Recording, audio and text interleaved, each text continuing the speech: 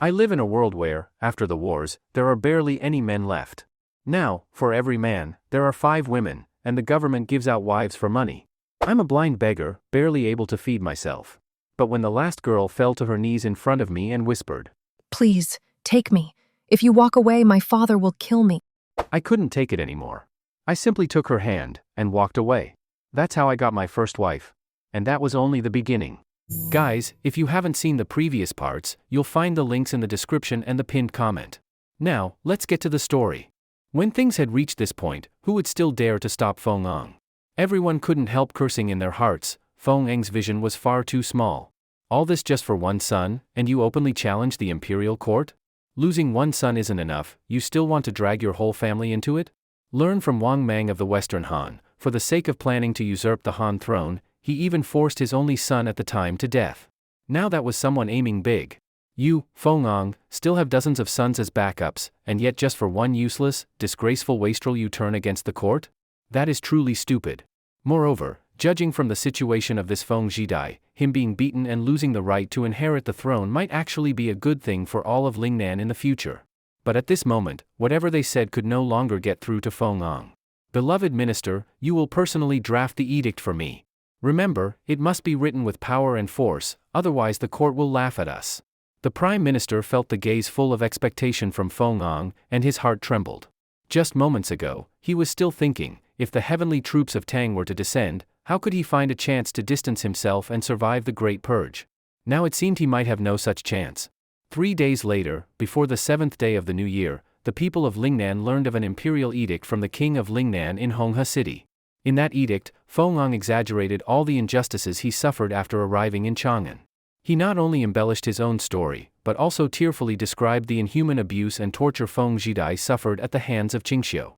In short, he portrayed Qingxiu as a monstrous villain who brought disaster to the country, someone whose death 1,000,000 times would still not be enough.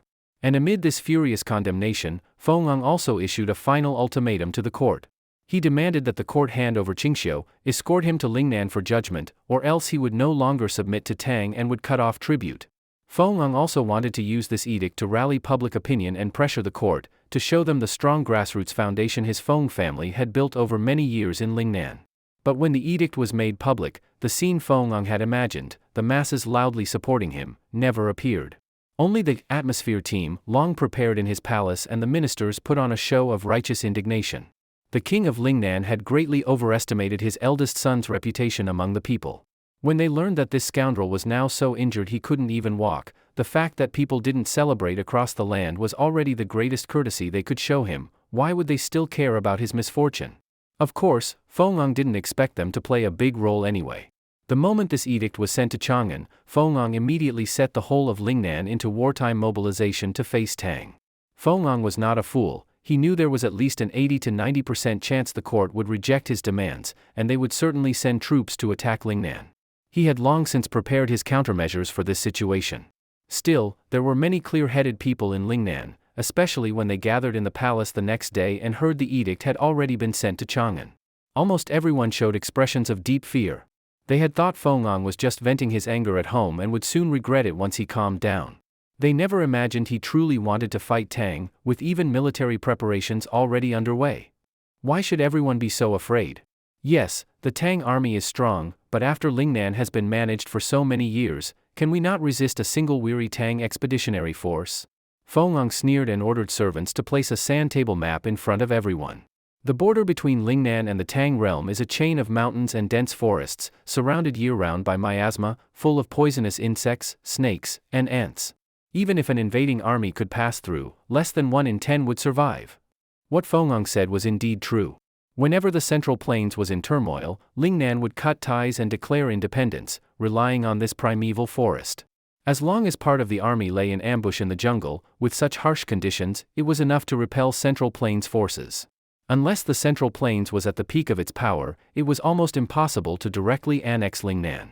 Even if a mighty dynasty managed to bite off Lingnan, once it fell into turmoil again, Lingnan would inevitably be lost once more. Relying on our geographical advantage, we have no fear of destruction. And an expeditionary army cannot stay in Lingnan long, they will withdraw after a short time. When the Tang army withdraws, we can send troops to harass and seize Tang territory. When they retaliate, we withdraw again, repeating this until Tang is exhausted. Then will be the time for this king to negotiate terms. And indeed, Fong plan, at least on the surface, sounded feasible. Tang was not dealing only with Lingnan. If they invested too much here, nearby barbarian tribes would likely grow restless. Perhaps they might really accept Fong's terms to secure peace in the south. The ministers looked at Fong with suspicion. They felt this plan could not have been conceived in just 2 or 3 days. Prime Minister Nong Zhigao thought for a moment and immediately understood. Fong had likely been making these preparations long ago, even secretly working on them all this time. Losing a son, though painful, would not drive him mad enough to gamble his throne. He was using this opportunity to make his plan justified. To confirm his guess, Nong Zhigao probed. Your Highness, what demands do you intend to make of Tang in order to reconcile? The Crown Prince of Lingnan was harmed to this extent. Handing over Qingxiu and punishing the culprit is only the first step. Unless they cede the 2 Guang regions, it cannot make up for my son's loss. Nong Zhigao instantly understood. He was still eyeing the 2 Guangs. From the time of Fong's father, Fong Ba, they had coveted the 2 Guangs, and now in his generation, he finally couldn't resist taking them. Since things have come to this point, why should we doubt the king's judgment? Don't forget, the Central Plains has failed many times in its past expeditions against Lingnan. Nong Zhigao steeled himself, openly supporting Fong to boost morale. Well said. When this king seizes back the 2 Guangs from Tang, I will host a grand celebration banquet in Foshan with all of you. Already swelling with pride and somewhat delirious, Fong burst into loud laughter. He could almost see the land of the 2 Guangs already merged into his fief. In the X-year of Zhenguan, the first day of the new year. At this time, the court still had no idea of the events in Lingnan, and the king of Lingnan had not yet returned to his fief for several more days.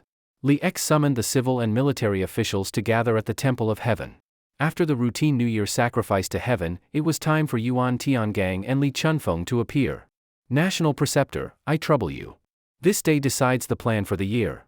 If we can know early the good and bad events of this year, we can prepare in advance for the benefit of the country and the people. Li gave a signal, and Yuan Tiangang and his disciple naturally understood. They immediately made a show of readiness, set up the divination tools, and the two sat facing each other to begin their calculations. Just as they were calculating, a thick, dark cloud suddenly drifted over the sky, blocking out the sun. Just a moment ago the sky had been clear, but now it was so overcast that not a single ray of light could pass through. At that moment, Li's mood became inexplicably heavy. Coupled with the upcoming divination, he began to feel a trace of ominous foreboding in his heart. Nice weather. Qingxiu yawned lazily and said, rainy, cloudy days are the best for sleeping, so comfortable. This winter had not been cold. Hearing Qingxiu say this made everyone's hearts tighten. Could it be that it would rain soon? At that moment, the compass in front of Yuan Tiangang suddenly stopped, pointing toward one of its directions. Li Chuanfeng's calculations also came to an end at this time. The two's gazes fell on the compass. They looked at each other knowingly. Finished? Seeing Yuan Tiangang slowly stand up, Li immediately stepped forward to ask. Yuan Tiangang looked a little troubled but still gave a slight nod. Your Majesty, the result of the calculation is not very good, so you must be prepared. Li was not surprised. He just laughed heartily and said, the national preceptor underestimates me. Tang has had no shortage of disasters over the years. When have we not resolved them smoothly? Even so, Li pricked up his ears, waiting for Yuan Tiangang's next words. The hexagram shows that in the second year of Zhenguan, great disasters will fill the heavens. The smile on Li's face froze instantly. Those 4 words almost made him faint on the spot. Your Majesty. Yuan Tiangang instinctively reached out to support Li, but the latter waved his hand to show he was fine. This movement between the two was clearly seen by Qingxiu. There was no doubt, something troublesome must have appeared in that hexagram. National Preceptor, you truly underestimate me. It's just this matter. Li straightened his robes and smiled calmly. What disaster exactly? The nature of the disaster is unclear, the location is unclear, and there may be more than one round of disaster. Your Majesty must be prepared in advance. As he spoke, Yuan Tiangang's gaze faintly drifted toward Qingxiu not far away, and he gave Li a meaningful look. I understand. Li nodded knowingly, and then announced the end of the divination ceremony. When they returned to the court, the ministers were all waiting for Li to announce the good news from Yuan Tiangang's divination. In their eyes, divination was too mysterious. Most of the time, the diviner just said some auspicious words casually. Before they could even stand still, Li suddenly said, great disasters will fill the heavens, startling many so much they almost fell over. He really dared to say that? And he really dared to say it aloud, bringing bad news to His Majesty on the first day of the year. Exactly, and is this prediction even accurate? This year has already been full of troubles. If a few more come next year? Lingan coughed a few times, and the hall fell silent. Duke Qing, what do you think of this matter? Lingan cast a glance at Qingxiu, who was still lost in thought. Me? I actually think the national preceptor's divination is not false. Lingan's heart sank further. He had thought Qingxiu would use his previous reasoning to reassure him. But how could he know that Qingxiu's mind truly held all the events of the future? His history was the future for these people. At the end of the year, Qingxiu had calculated from the course of history and already knew there would inevitably be a massive locust plague this year. And in winter, the signs had already begun to appear, it could not be avoided. Duke Qing, so you can also calculate some of it? Can you explain in detail? Fong Xianling was a clever man. He could tell there was more to Qingxiu's words. Everyone should know that this winter has not been cold, and even before the first day of the new year it has already rained. I fear that before the start of spring the weather will warm. The civil and military officials did not understand why Qingxiu was talking about the weather now. Qingxiu already knew they could not understand. If winter is not cold enough, the locust eggs buried in the soil will not be killed in large numbers by the frost. And if spring heats up early, they can hatch earlier from the soil. This means the number of locusts this year will far exceed that of past years. If it reaches a critical level, it will inevitably form a locust plague. 9 times out of 10 this is the natural disaster Yuan Tiangang foresaw. Hearing the words locust plague, Lingan's face instantly turned pale. For the Tang, an agricultural empire, a locust plague was the most destructive disaster of all. Especially coming from Qingxiu's mouth, it sounded almost like a curse. Duke Qing, you must not say such things. Do you know what a locust plague means? Groundless. Many times in past years there have been warm winters without a locust plague. Duke Qing, you must speak cautiously. How can you curse the Tang's foundation like this? A locust plague is always preceded by drought, but last year was a year of good weather. How could there be a locust plague? Almost all the ministers spoke against Qingxiu, nearly pointing at his nose to accuse him of spreading dangerous words. It was not just that they found it hard to believe, the consequences of a locust plague were so terrifying they dared not believe it. Qingxiu shrugged. Believe it or not, this will not change the fact. Lingan asked reluctantly, Duke Qing, is your judgment certain? Your Majesty, do you think that if you ask me a few more times and I deny it, the locust plague will not happen? That's not it. Lingan's smile was somewhat awkward. I think this is pure nonsense. Everyone shouldn't worry too much, and His Majesty especially shouldn't dwell on it. Wei Zhang, the one with the sharpest tongue, stepped out to give his opinion. But being reassured by this person could not lift Lingan's mood at all. Dr. Wei, that may not be appropriate. Qingxiu frowned. Since we know a disaster is about to come, taking early measures is better. At least it could save many people who would otherwise die in the disaster, sparing them from hunger. Duke Qing, that's easy to say, but preparing for a natural disaster in advance is complicated and troublesome. If in the end it turns out there's no disaster, won't the entire court have wasted great effort? Wei Zhang was stubborn, the type who wouldn't give up until he hit the Yellow River. Qingxiu sneered. So, Dr. Wei, you want to gamble with the lives of countless Tang people? If it's 90% certain, that's not a gamble. But Duke Qing, do you dare to bet with me on this matter? Bet? Hearing this word, Qingxiu couldn't help but laugh. In this regard, his record so far had been a complete win. How did Wei Zhang dare to speak? No problem, and I won't just bet with you. If the entire court of civil and military officials all dismiss my words as nonsense, you can all bet. As soon as these words came out, almost everyone's interest was instantly aroused. Who among you here thinks my words are correct? Please step forward. Qingxiu glanced over the gathered ministers, but not a single person responded. He was not surprised. Good. Why don't we set up a wager here, bet on whether there will be a locust plague this year? I'll be the banker. If you bet against me, as long as there is no locust plague this year, I will pay out 30 times the wager. That number made people draw in a sharp breath. Just think, put in 1 or 2 taels of silver, and if you win, you can take back 3,000 taels. That sum could buy half the land of a village. And this was not just paying one person. Among the full court of ministers, anyone who could spare 1 or 2 taels to bet would at least start with that amount. If he really had to pay out, the total sum would be enough to make one shudder just thinking about it. Many ministers who had been eager moments ago suddenly felt a strange hesitation. With such a high payout, could Duke Qing really be 90% sure? 1 or 2 taels of silver was no small amount. Didn't you all just have full confidence? Why hesitate at the last step? I offer 1 to 30 without blinking, don't let me down, Qingxiu said meaningfully. Wei Zhang was a little surprised. It seems Duke Qing's recent ventures have been earning a fortune, you even dare to bet this? Has Dr. Wei ever seen me lose a bet? Fine. Since you put it that way, I won't waste words. I'll stake 50 taels of silver. The number Wei Zhang offered didn't quite match the boldness he displayed. Ahem.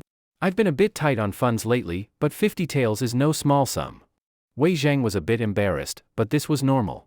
Most of the posts he held were clean offices, and he himself was a stubborn old man, unwilling to amass money by shady means or to do business. His income was basically only his salary. But Wei Zhang's start made others eager to follow. 3 guan. Xiao Yu followed immediately, naming a number that made hearts race. Hee, Duke Qing, no offense. No problem, if the Prime Minister can make a profit, I should congratulate you.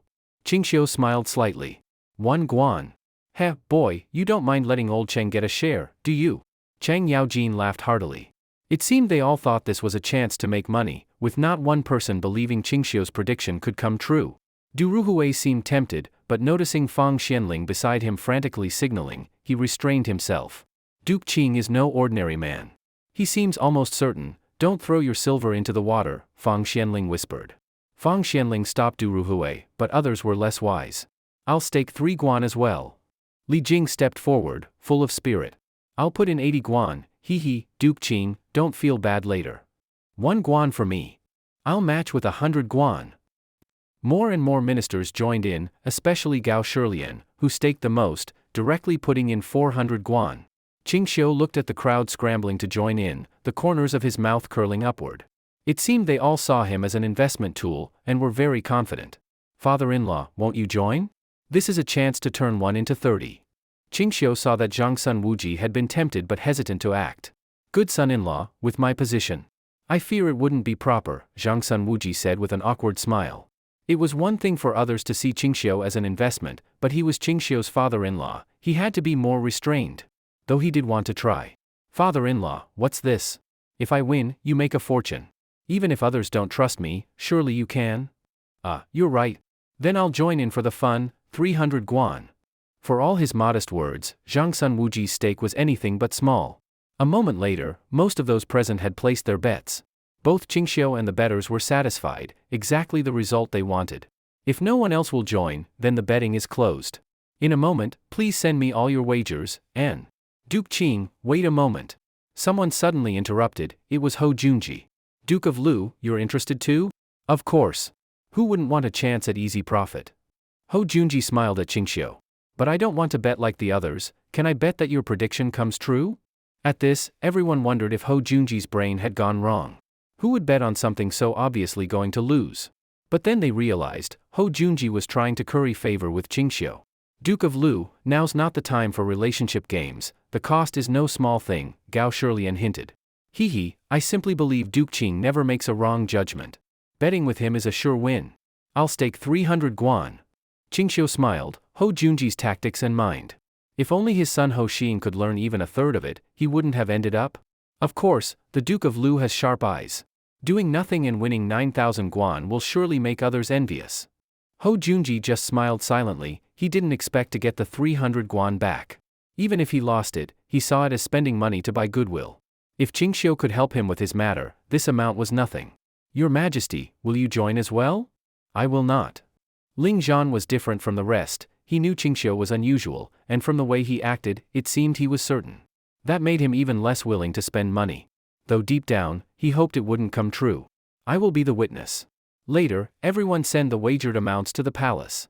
Ling Zhan's mind was no longer on this bet, all he could think about was how to respond to the possible locust plague ahead. Seeing Li err like this, Qingxiu pondered for a moment, then suddenly said. Everyone, I can raise the payout rate for this wager to 1 to 40. What do you think? Of course, no problem. If Duke Qing wants to raise it, we absolutely don't mind. As long as Duke Qing feels confident, even if it's 1 to 100, we don't care.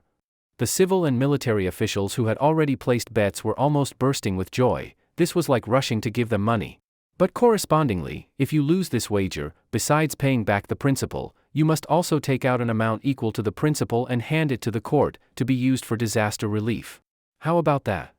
The civil and military officials looked at each other, and after a round of not-so-heated discussion and deliberation, they readily agreed. After all, they felt they couldn't lose, and this condition Qingxiu proposed was probably just to show off in front of His Majesty. He had already spent such a large sum, they might as well see it as helping him gain credit before His Majesty. It was nothing much. Qingxiu was very satisfied. Very good. Li Er found this both amusing and exasperating. He hadn't expected Qingxiu to be so good at doing business. If this really happens, I'll thank Duke Qing in advance on behalf of those common people who might suffer disaster. It's nothing, and it's also thanks to the generosity of you ministers. Qingxiu looked at the ministers with a half-smile. They, too, seemed to think they had reason to be pleased. Who was truly being generous was still uncertain. When the court dispersed, before the ministers had even left the palace, the long overcast sky suddenly began to drizzle. The light rain kept falling, and it made the civil and military officials feel refreshed. Before the start of spring there was already plenty of rain. This year would surely be a year of good harvests. Where would a locust plague come from? But they didn't know that the signs of an early warm spring only made Qingxiu even more certain of his prediction. He immediately rushed to the Taiji Hall to directly inform Li Er that preparations for a natural disaster must be made in advance.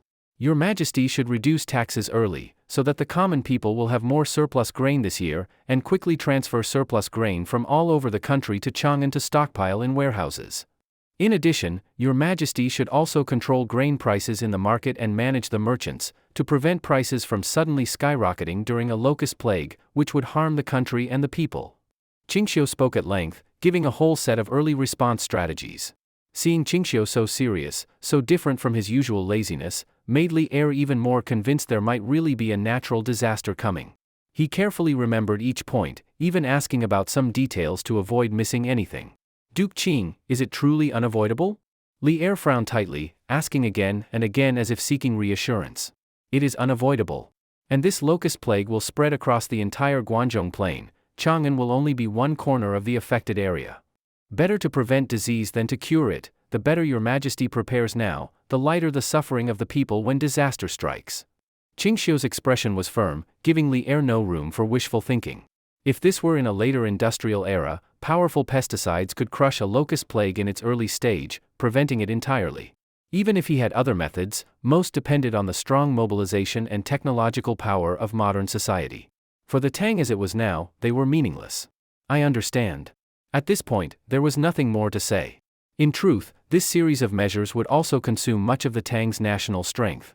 If not for Qingxiu's suggestion, he would never have gone to such trouble based only on a vague prophecy. From the first day of the new year onward, discussions about the wager never stopped among the Tang's nobles and royals. Many who heard about it later pounded their chests and slapped their thighs, regretting they had missed such a chance to make a fortune. Especially those cautious officials who had placed only small bets. The more they thought about it afterward, the more regret they felt. Why hadn't they had the courage to wager more? But all their discussion came to an abrupt halt with the arrival of a memorial from faraway Lingnan. No one had paid it much attention at first. Even Li Er thought it was just Lingnan's routine annual report, tossing it aside for days before remembering it. But when he finally read the contents, Li Er immediately felt as if he might still be dreaming. Was the king of Lingnan mad, or was he himself mad? There was no time to think. He immediately ordered Cheng Qing, Xiao Yu, Zhang Sun Wuji, and others to enter the palace to discuss it together. Fong is daydreaming. Does he really think that being king in Lingnan for so long lets him ignore the court? Before even finishing the memorial, Xiao Yu cursed angrily. Even the usually composed Fong Xianling couldn't help but chuckle. Fong really is far inferior to his father, Fong Ba. Li Er noticed Qingxiu drifting off to the side, so he deliberately asked, Duke Qing, what do you think? I have no opinion. If Your Majesty thinks it's troublesome, just send me over to apologize to Fong, then everything will be fine. Qingxiu's reply was as abstract as ever, making Li Er break into a sweat.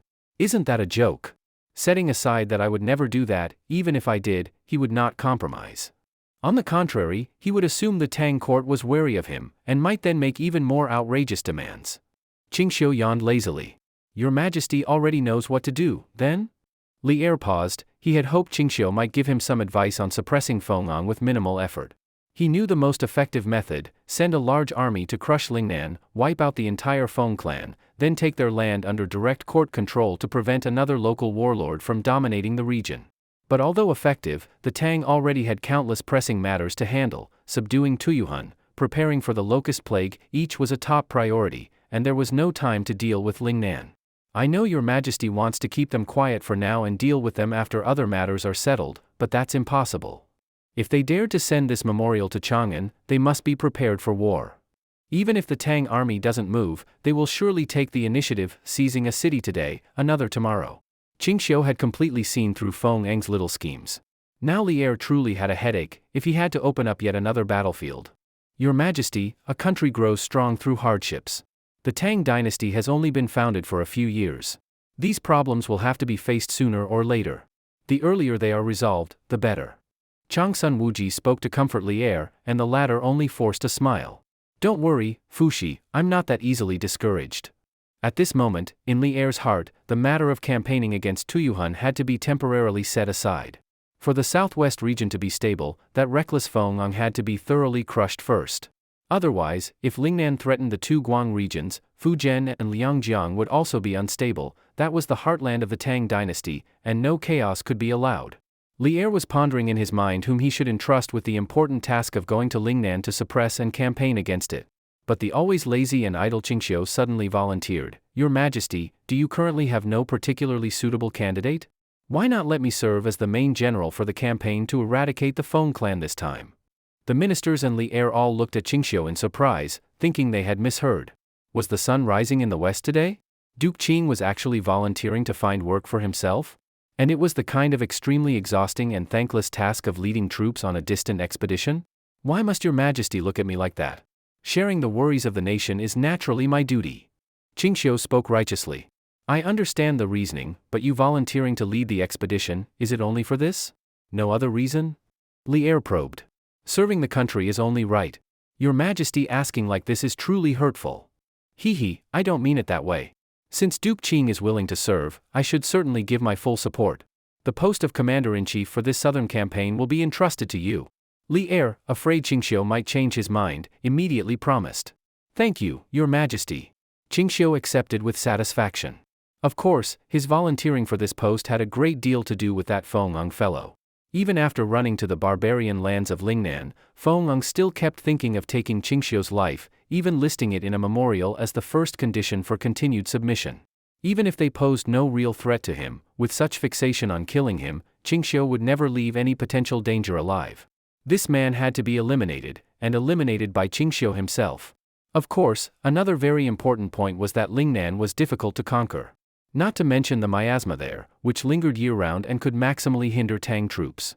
Even if the Tang army managed to take it by force, the court had no experience in governing Lingnan, and over time would likely have to rely on local chieftains for control. In the long run, this would just produce another Fong clan-style Lingnan king.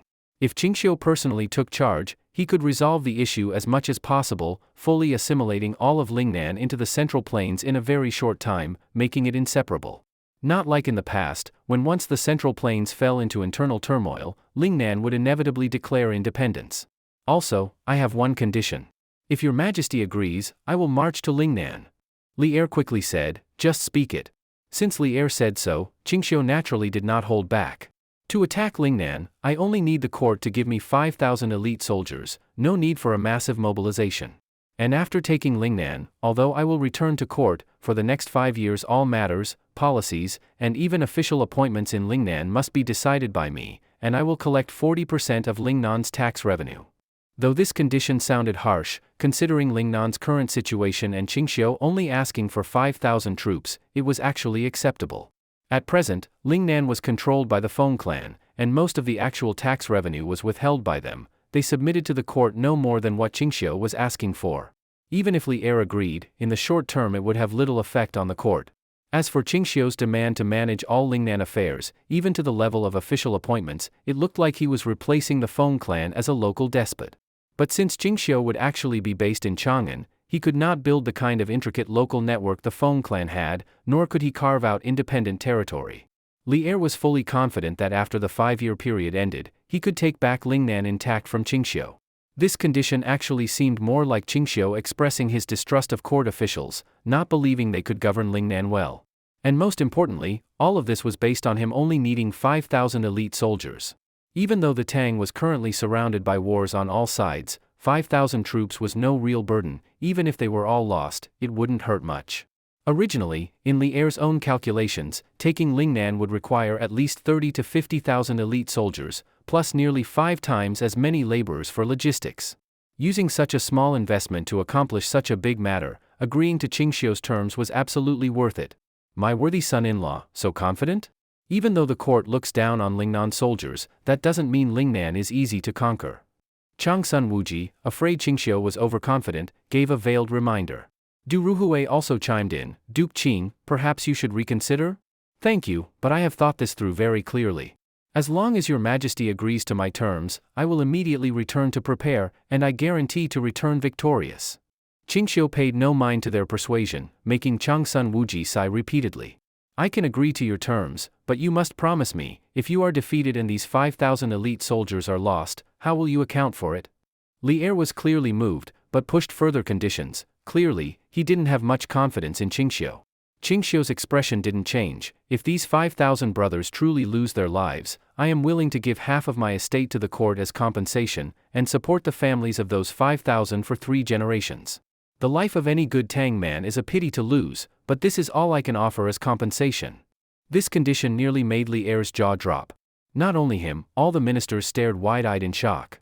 The wealth of Duke Qing was almost beyond imagination. Half of it could probably support 50,000 elite soldiers with ease. Good. Since Duke Qing is so confident, I will believe you this time. Li Er agreed without hesitation. Please, Duke Qing, sign a military pledge. This fellow, claiming to trust Qingxiu, yet still wanting him to sign a pledge to guard against regret? Qingxiu did not refuse, immediately picking up the brush and writing out the pledge before the ministers, personally stamping it. Your Majesty, please look it over. Li Er eagerly took the pledge, carefully inspecting it word by word. He was genuinely afraid Qingxiu had hidden some wordplay in it. After all, the conditions he had offered were simply too incredible. Rest assured, Your Majesty, this matter concerns the lives of 5,000 elite soldiers. I will not exploit loopholes. Seeing Li Er so extremely serious, as if he wished a magnifying glass could be invented a few hundred years earlier, Qingxiu couldn't help but find it amusing. Had he ever done such a low-level thing as refusing to honor a commitment? Duke Qing, you misunderstand. I just want to confirm, nothing else. Li Er smilingly put away the military pledge and signaled the eunuch to store it properly.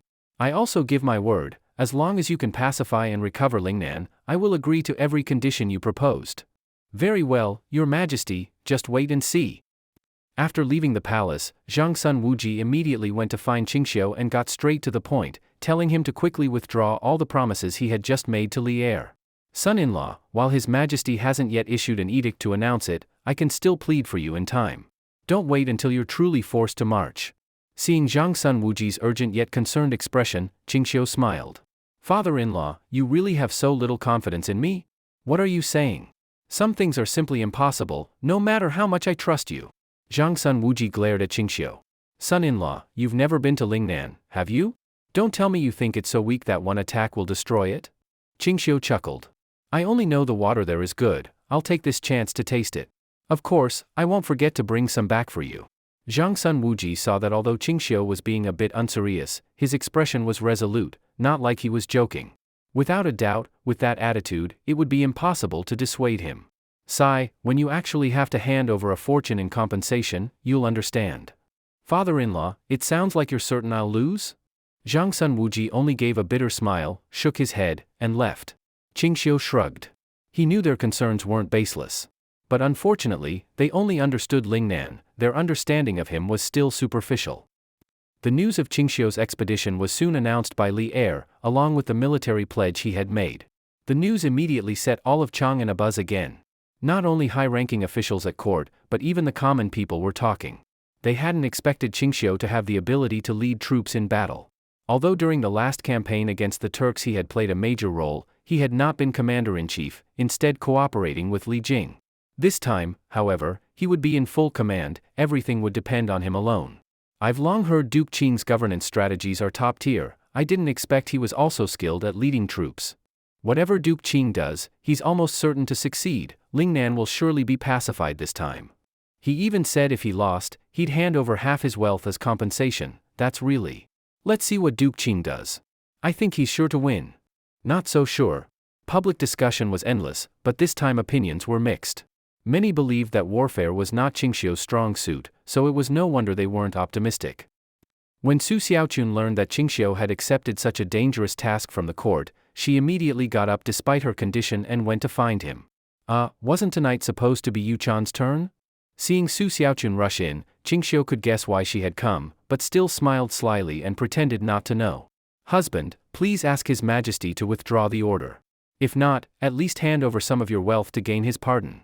This is a military expedition. Su Xiaochun stepped forward and gently held Qingxiu's arm, her eyes already brimming with tears.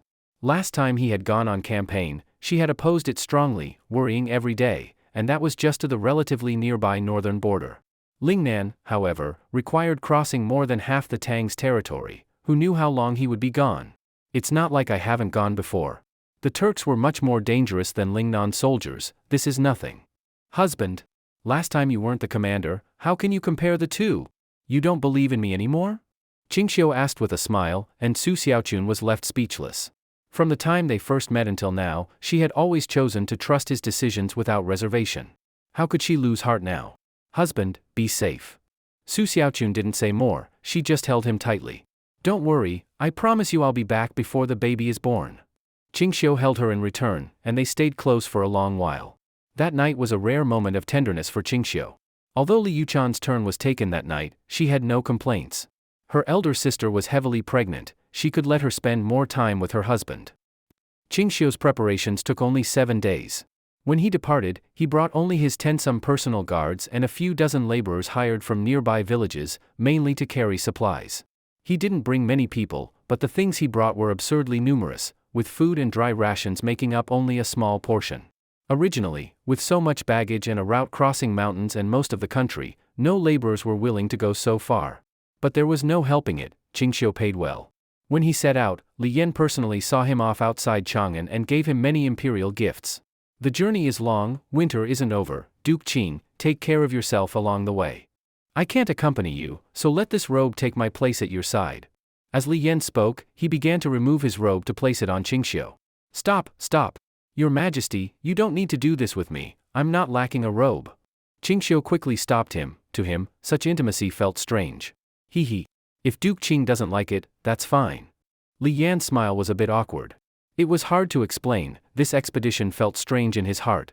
If Qingxiu won, it would be great for the court, if he lost, it somehow didn't seem entirely bad either. Boss, there's too much stuff. We really can't carry it all. Can't you ask His Majesty not to send it? It's all gold and silver vessels, useless. While Qingxiu was talking with Li Yan, a tall, thin young man led a horse over to complain. It was Shuiren Gue. His Majesty is here, don't be rude. Qingxiu frowned and scolded, startling the young man, who then realized the man beside Qingxiu was Li Yan. Forgive me, Your Majesty. I didn't mean it, I truly didn't realize it was you. Shuiren Gue was completely stunned, he hadn't expected Li Yan to have no trace of imperial aloofness at all. Li Yan said with a smile, it's fine. What you just said is true, bringing these things on a campaign is useless. I'll have them sent directly to the Duke of Qing's residence later. But, that young fellow looks only 17 or 18, right? At such a young age, you're taking him with you on campaign. Before Qingxiu could answer, Shuiren Gue confidently said, so what?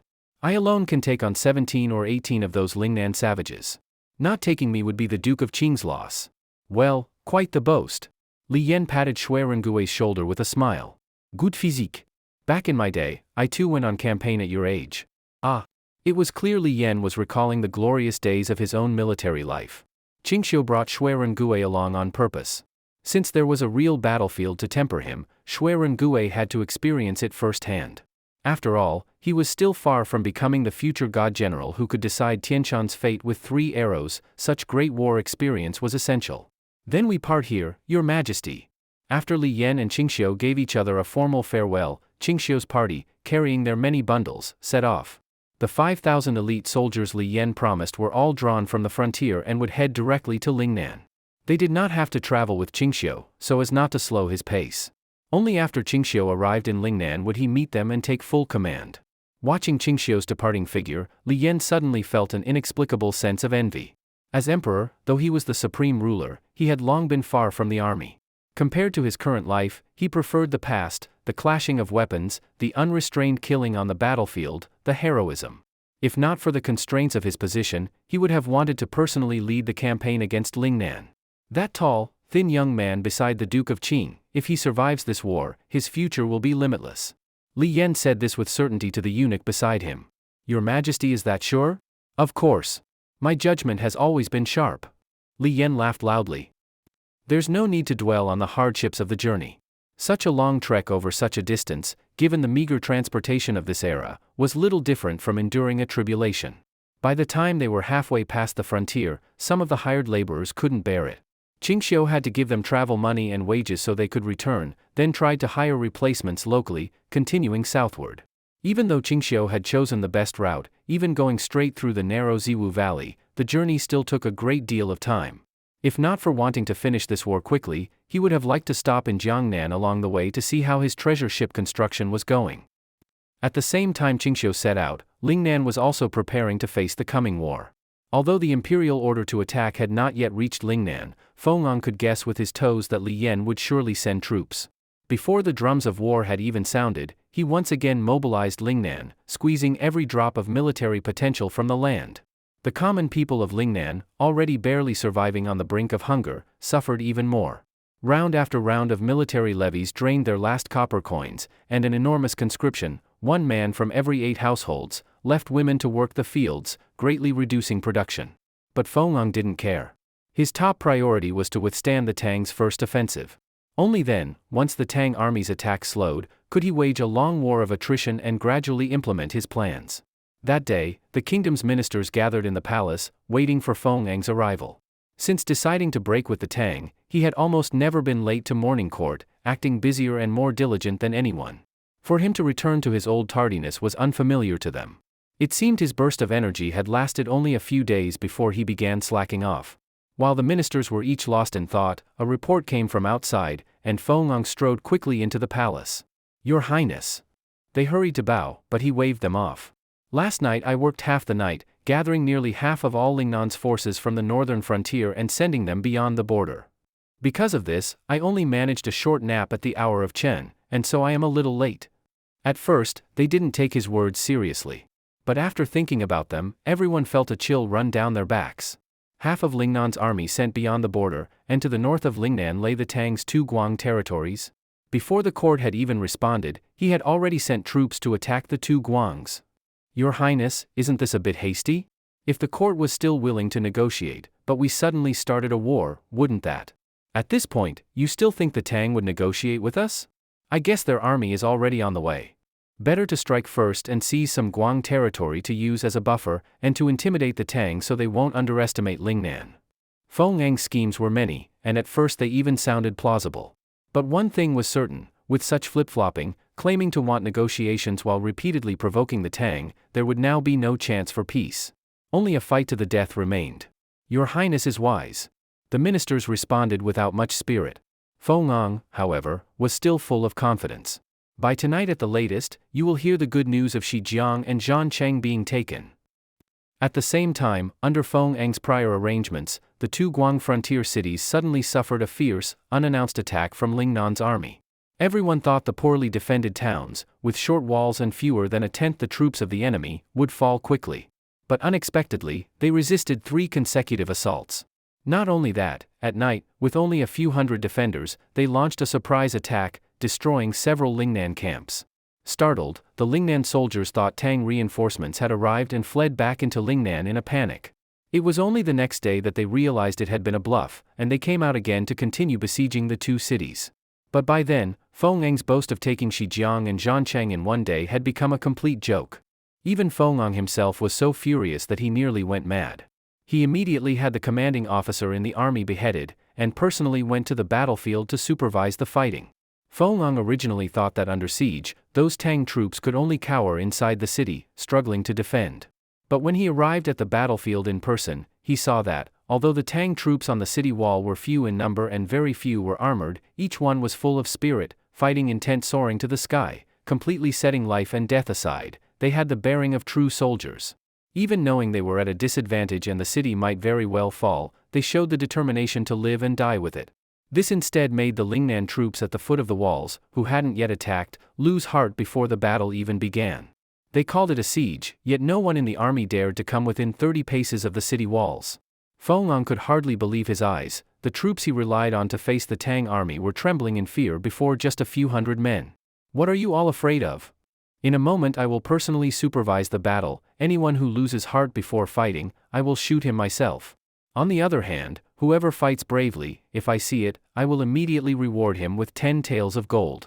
The first to scale the wall will be rewarded 1,000 strings of cash. At these words, the somewhat low morale of the Lingnan army was finally raised a little. Victory! Victory! Clearly, at the mention of money, these soldiers' spirits rose quickly.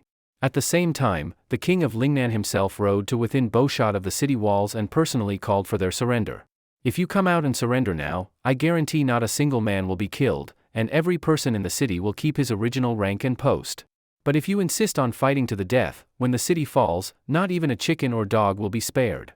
He had hoped to frighten them with these words, but instead he was met with loud laughter from atop the walls. You dog! You are nothing but a local king under our great Tang. The Holy Emperor's mercy is what allowed you to remain here and continue your line. Now you dare to raise troops in rebellion. You are a dog without father or lord. On the wall, a soldier in rattan armor pointed at Fong's nose and cursed loudly. Fong's face instantly changed, and he shouted angrily, "Who are you?" "I, your father, never change my name or alter my surname, Wang Jui, currently the garrison captain of Shijiang." "Good, I will remember you. When the city is taken, you had better not fall into my hands." "Bullshit. Do you think you can catch me? Even if you really broke into the city, before you could act, I would kill myself from shame.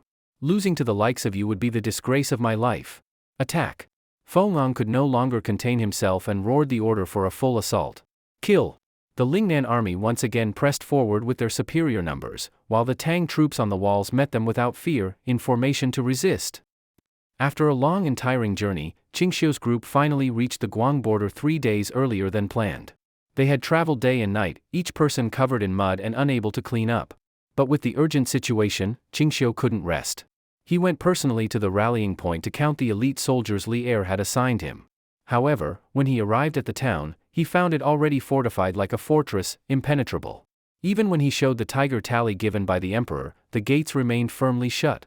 The soldiers and militia all stayed inside, cautious, not daring to open the gate for anyone. "You won't even recognize the tiger tally given personally by the emperor?" Qingxiu was displeased. "Most of you are soldiers from the northern frontiers, you've never even heard my name, Qingxiu? In times of urgent border war, we must be cautious in all things.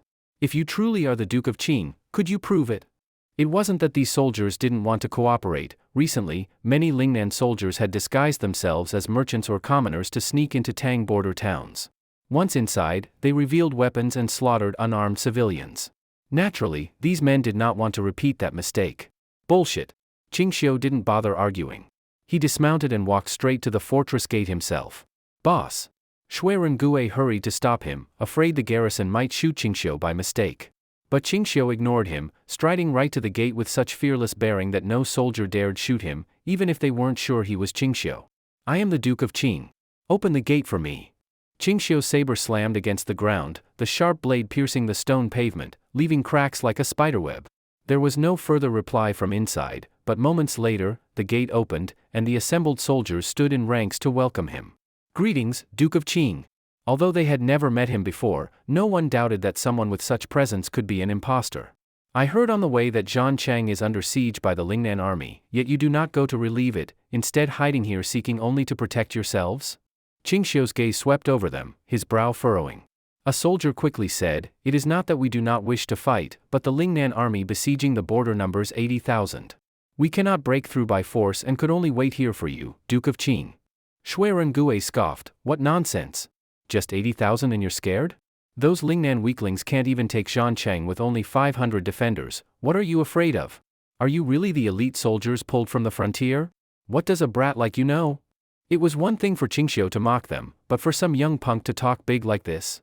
Already seething, the soldiers glared angrily at Shui Rengue. He wasn't afraid in the least. He snapped his horsewhip and faced them down.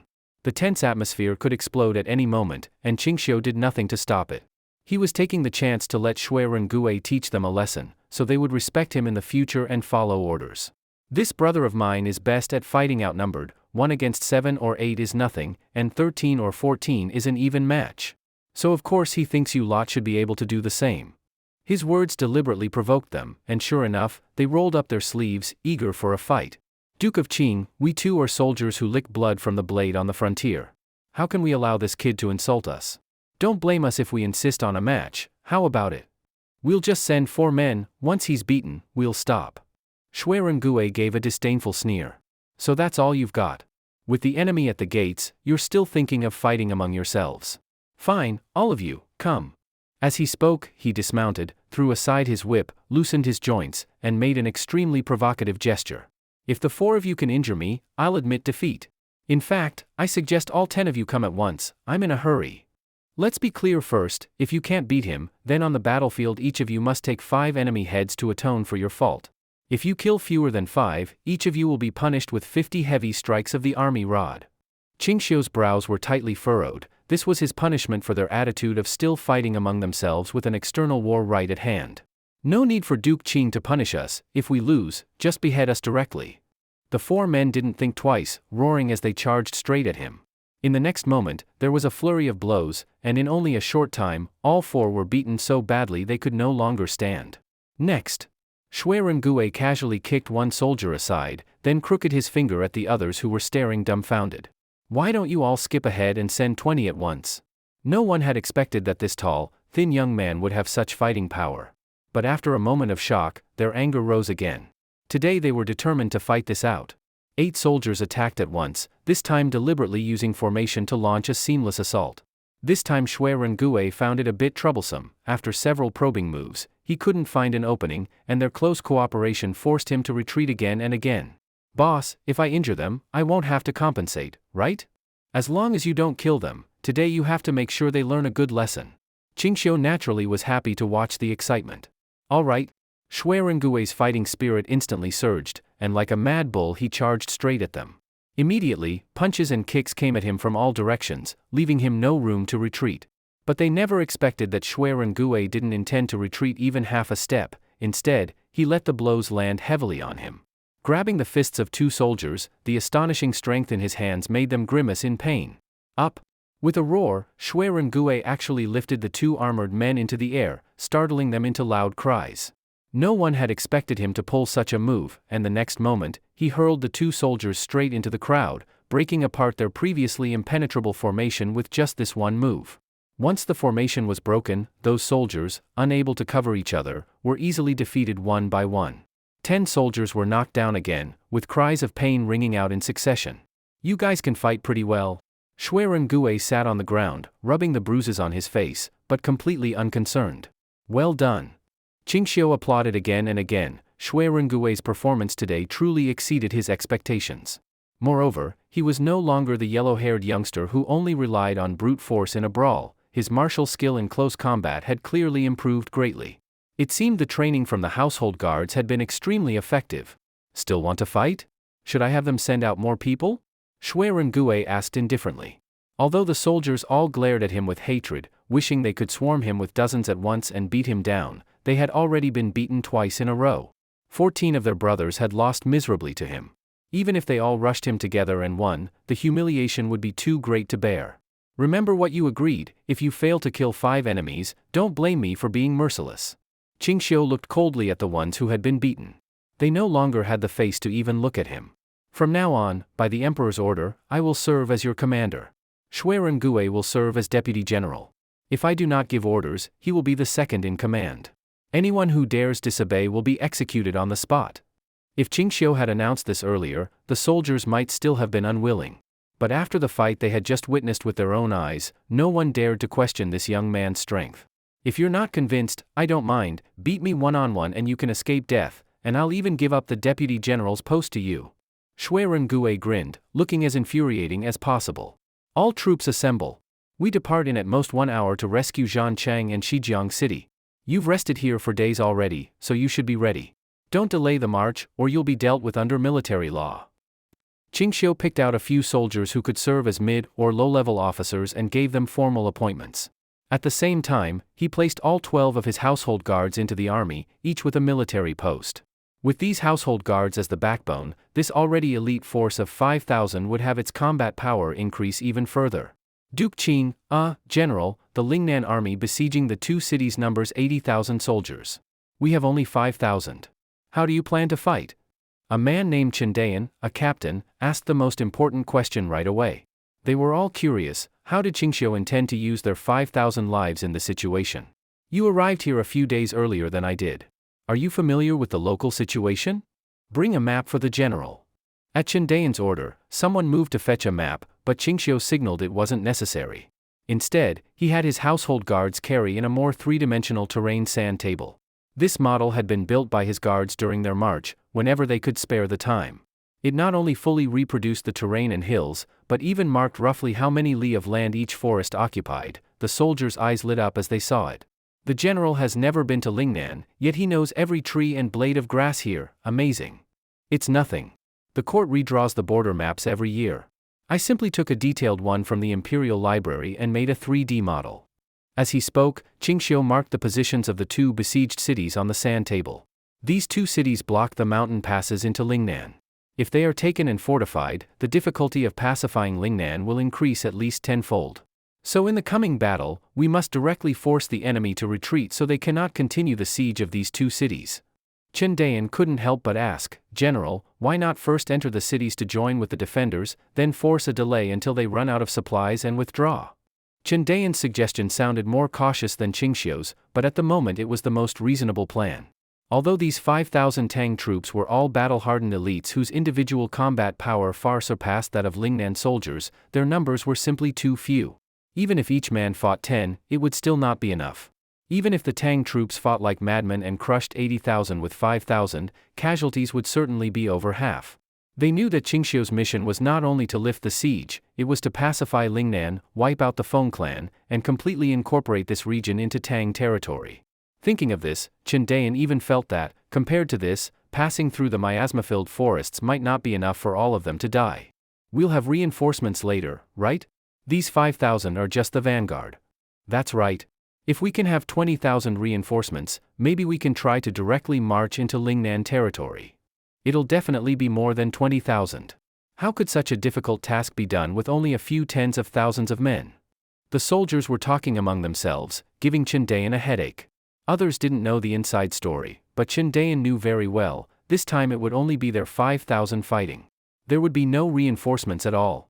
Just as he was thinking about how to tactfully tell everyone this, Qingxiu spoke first. Soldiers, don't think about reinforcements.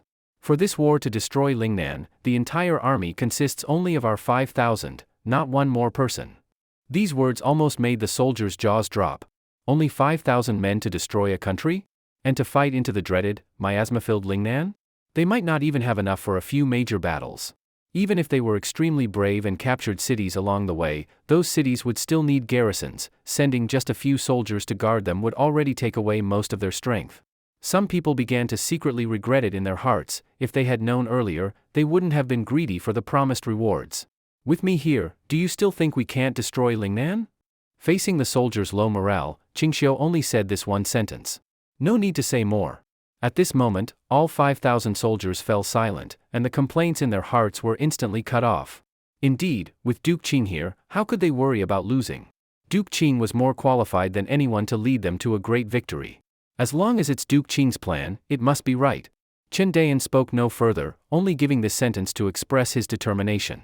Those unwilling to follow me on the campaign can stay here, I will not punish you. Those who trust me, just march with me. I will make sure each of you returns laden with military merits. From this moment on, no one had the slightest doubt about Qingxiu. His endless string of strange feats in the past also made it hard for anyone to question him. You personally take one route, directly breaking out from the front line. I don't need you to relieve the siege, and I don't care about killing many of the enemy. You have only one task, capture Fong, who is leading in person. If you fail to capture him, it's a failure. Shui Rengue immediately nodded. Boss, how many men will I have? 2,000. All right. Hearing this number, Shui Rengue showed no change in expression, as if he had always expected to take so few men to tear apart the 70,000 enemy formation. Chindayan, I'm giving you 2,000 men to ambush here. Qingxiu pointed to a location on the map. This place was easy to hide in the mountains, located deep in the rear of the Lingnan army, on the only route they could take out of Lingnan. You want me to raid their supply lines? Chen Dayan asked eagerly. Nonsense. Raiding their supplies is meaningless. With your 2,000, you'd probably be surrounded by heavy troops after one attack, dying as miserably as possible. I want you to stay there to block their retreat. When the Lingnan army is badly defeated and retreats, then you strike and wipe out their remnants. Chen Dayan was stunned. Badly defeated? Who was going to beat them so badly? They had so few men, yet were already planning to cut down the enemy's remnants? Yes, sir. Chen Dayan only hesitated for a few seconds before answering. He vaguely felt that Qingxiu's plan could not be wrong. He was Duke Qing, after all. The remaining 1,000 will come with me. When we set out, bring the supplies I brought along. Thank you for your efforts. Qingxiu slowly raised his head. Even though the soldiers knew he could not see, they were still stirred by his momentum at this moment. I don't want to waste words. By tomorrow morning at the latest, all Lingnan soldiers who entered Tang territory must be driven out. If any remain, they can only be prisoners or corpses. Then I will personally reward you all. After a brief silence, the soldiers answered in unison. We will follow the general's orders. This battle will be won. No more words were needed. Qingxiu gave the order to march. The soldiers, already prepared, immediately mounted and armed themselves, busy with final preparations. Before departure, Qingxiu again called Shui Ren-Gui to him. Though I ordered you to go straight for Fong, it's not for you to throw your life away. Especially since you'll have over 2,000 soldiers with you, they are all living men. In battle, always watch the situation. Don't risk your life for some vague objective. I don't want you dying at the hands of those weak Lingnan trash, understand? Shui Ren-Gui nodded thoughtfully. Don't worry, boss, I won't fail you. Seeing his look, it was hard to tell how much he really took to heart. During the siege, Fong never stopped paying attention to Tang troop movements in all directions. Even the smallest movement of militia, he would never overlook. Just now, when he learned that Tang troops were marching here, his face immediately tensed, and he quickly asked how many there were. Only 5,000? Fong's eyes widened. For a moment he thought he had misheard. It's true. These 5,000 are coming in 3 separate columns, and their commander is Qingxiu. Qingxiu? That Duke Qing? After receiving a confirming look from his strategist, Fong burst into wild laughter. The man he dreamed of killing with his own hands, he thought it would take layers of maneuvering and bargaining to force the Tang to hand him over. Now he had come straight to him. This brat must be blinded by ambition, splitting only 5,000 men into 3 routes. Even if they were 5,000 Qingxius, they'd all die here. Fong's gaze turned sharp. Remember this, if you encounter Qingxiu, you must capture him alive. Absolutely do not kill him. Whoever captures Qingxiu alive will be promoted 5 ranks and given 100 taels of gold. Fong's order spread through the army, and soldiers who had been listlessly attacking the city instantly lit up. This was a golden opportunity to rise in rank. As they scrambled to pass around Qingxiu's portrait, Shui Ren-Gui had already arrived at the front lines with 2,000 elite cavalry. The moment the Tang banners appeared, the soldiers inside the city, struggling to hold the walls, instantly brightened and their spirits rose. Reinforcements are here. Look, it's really our reinforcements. Heavens!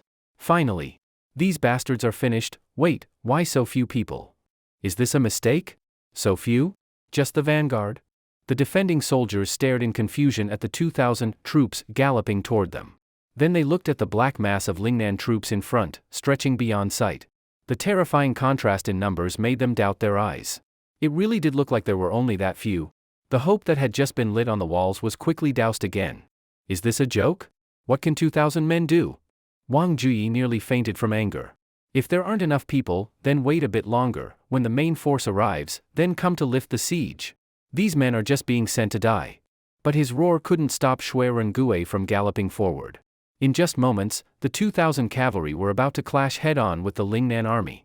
Upon hearing the news that Tang troops had arrived, Fong hurried out of his command tent and looked toward the Tang army's direction.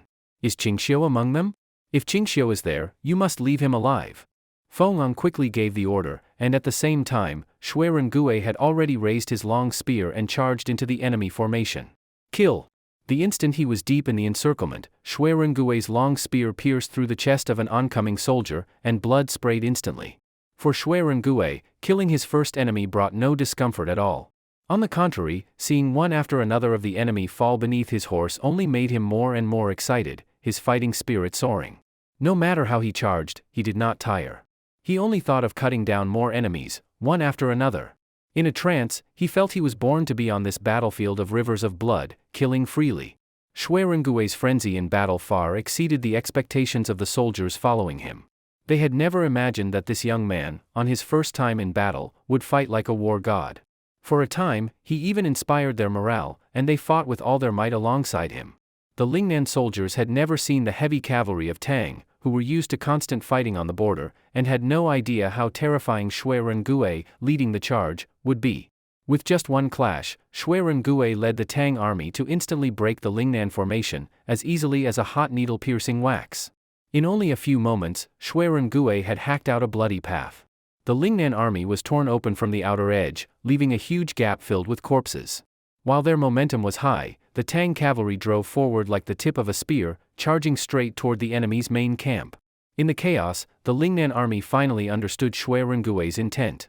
They quickly closed in from all sides to stop him from advancing, afraid he would actually reach the Lingnan king. "Stop them for me. One more step forward, and every officer from soldier upward to commander will be removed from their posts." In panic, Fong couldn't even stay in the command area. He scrambled onto his carriage, ready to flee at the first sign of danger. But as they pushed deeper into the central formation, the defenses became tighter, and the Lingnan soldiers were even forced to use their bodies as shields to block the way.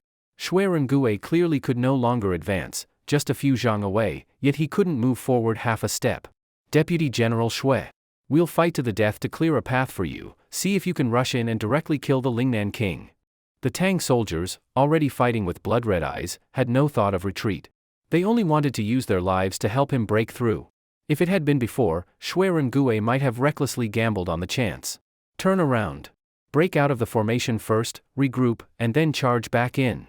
Unexpectedly, Shui Rengui turned his horse's head and fought his way back toward the outer edge. He decided to preserve as much of his force as possible and look for another opportunity to break through, rather than waste everyone's lives here. After all, in the current situation, even if they all died here, they would likely still fail to kill the Lingnan king.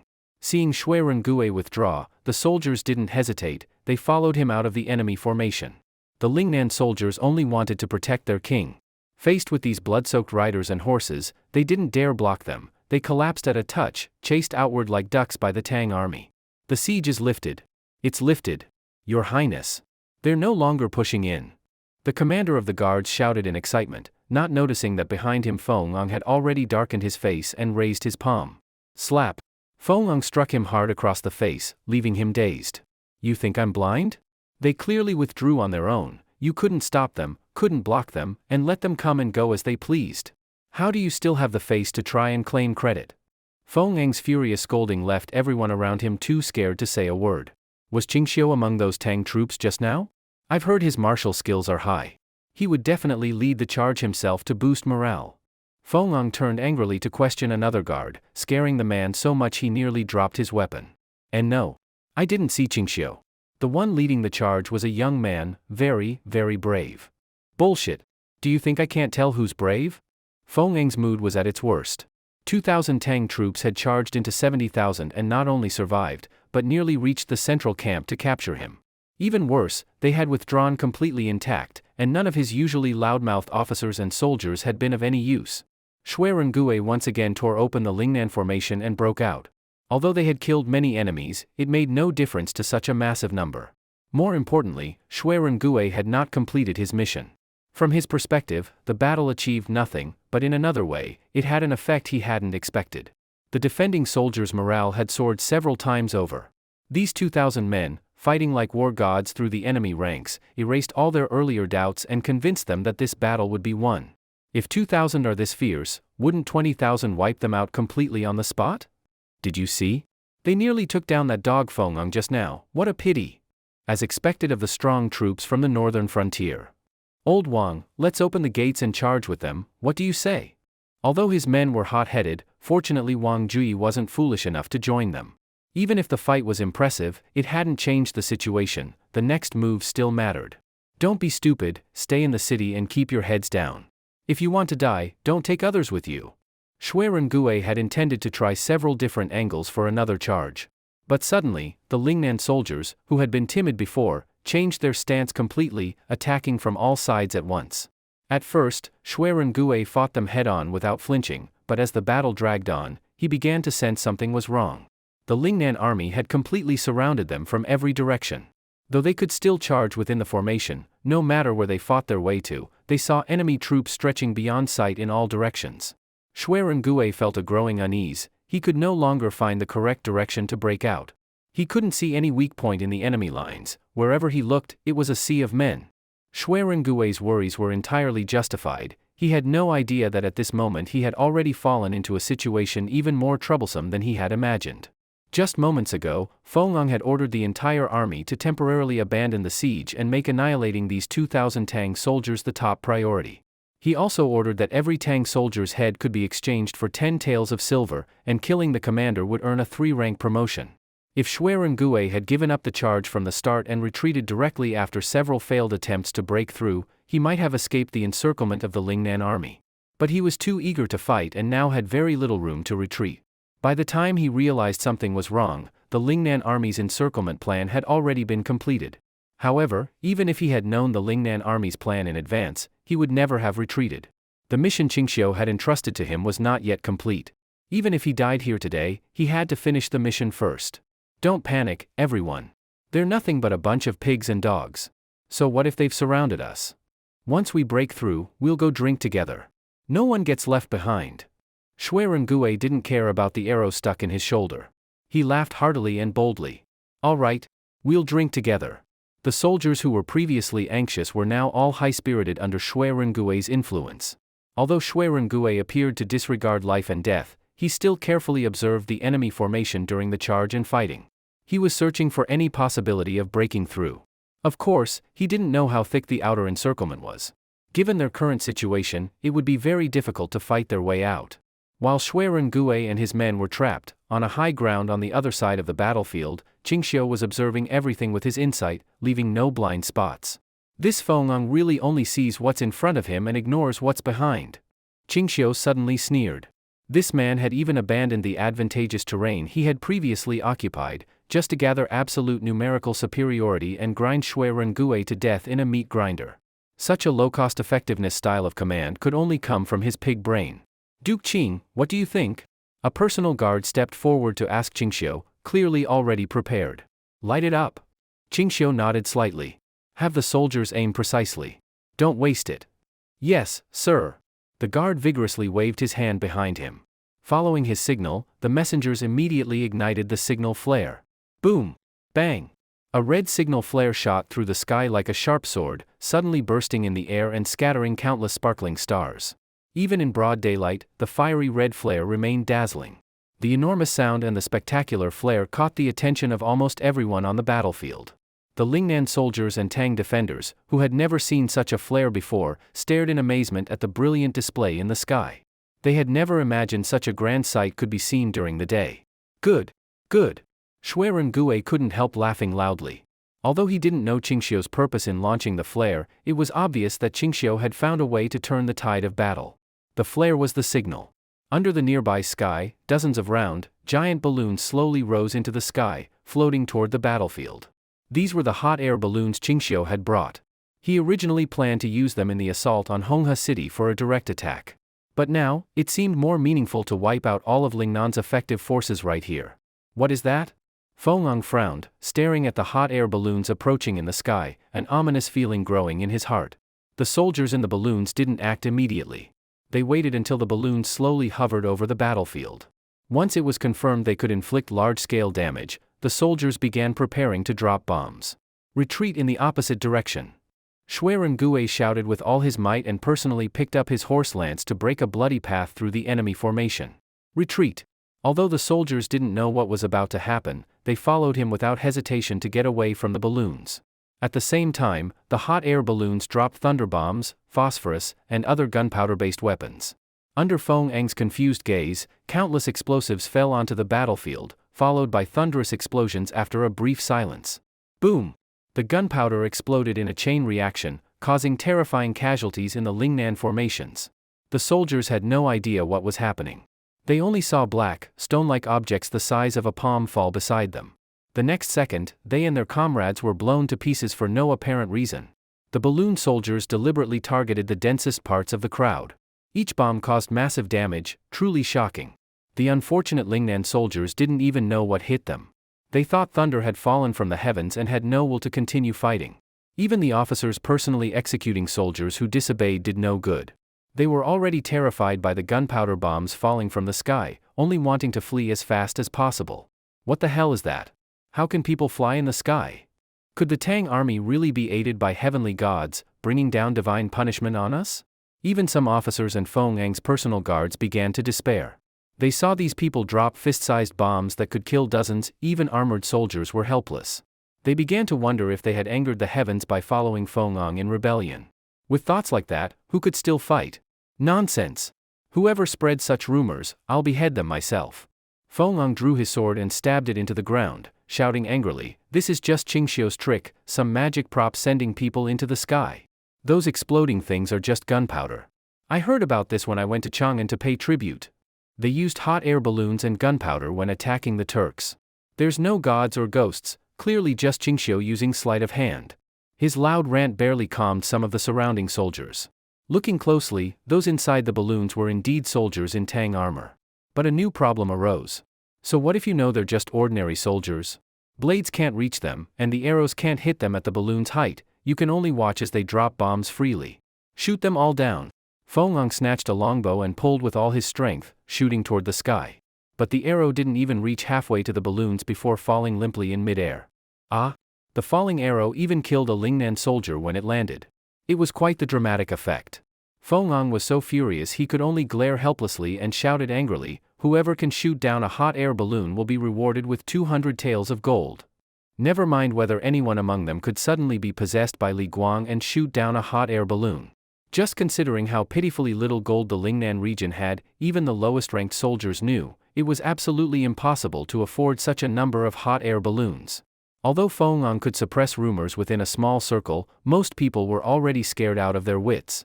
What was worse was that they had no countermeasures. At this point, all they could do was run for their lives.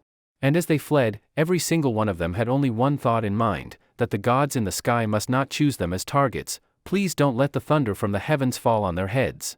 What was moments ago a meat grinder of a battlefield had now turned into a chaotic race to escape. Soldiers even threw away their armor and weapons to run faster. More died from trampling each other than from the heavenly thunder. Those defenders on the city wall watching the battlefield had been shocked since the first blast of heavenly thunder. Although they had heard of hot air balloons and grenades from the northern battlefield, seeing them with their own eyes was still overwhelming.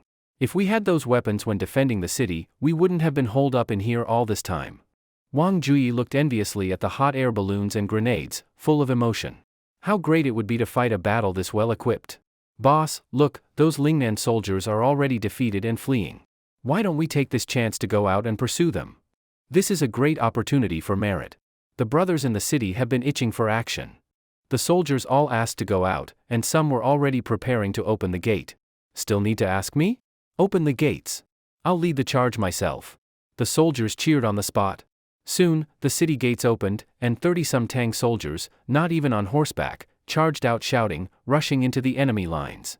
This pitifully small number of Tang soldiers attacking the Lingnan army didn't even meet any proper resistance. Everyone was scrambling to flee. Who cared about these few enemies? But Xueren Gue wasn't just chopping heads in the chaos. He actually abandoned his previous reckless charging and carefully observed and analyzed the battlefield. Although the Lingnan army was in chaos, their central camp was still relatively intact. Clearly, the king of Lingnan was still holding position there, hoping to use it to turn the tide. But clearly, the defenses of the central camp were no longer as strong as before.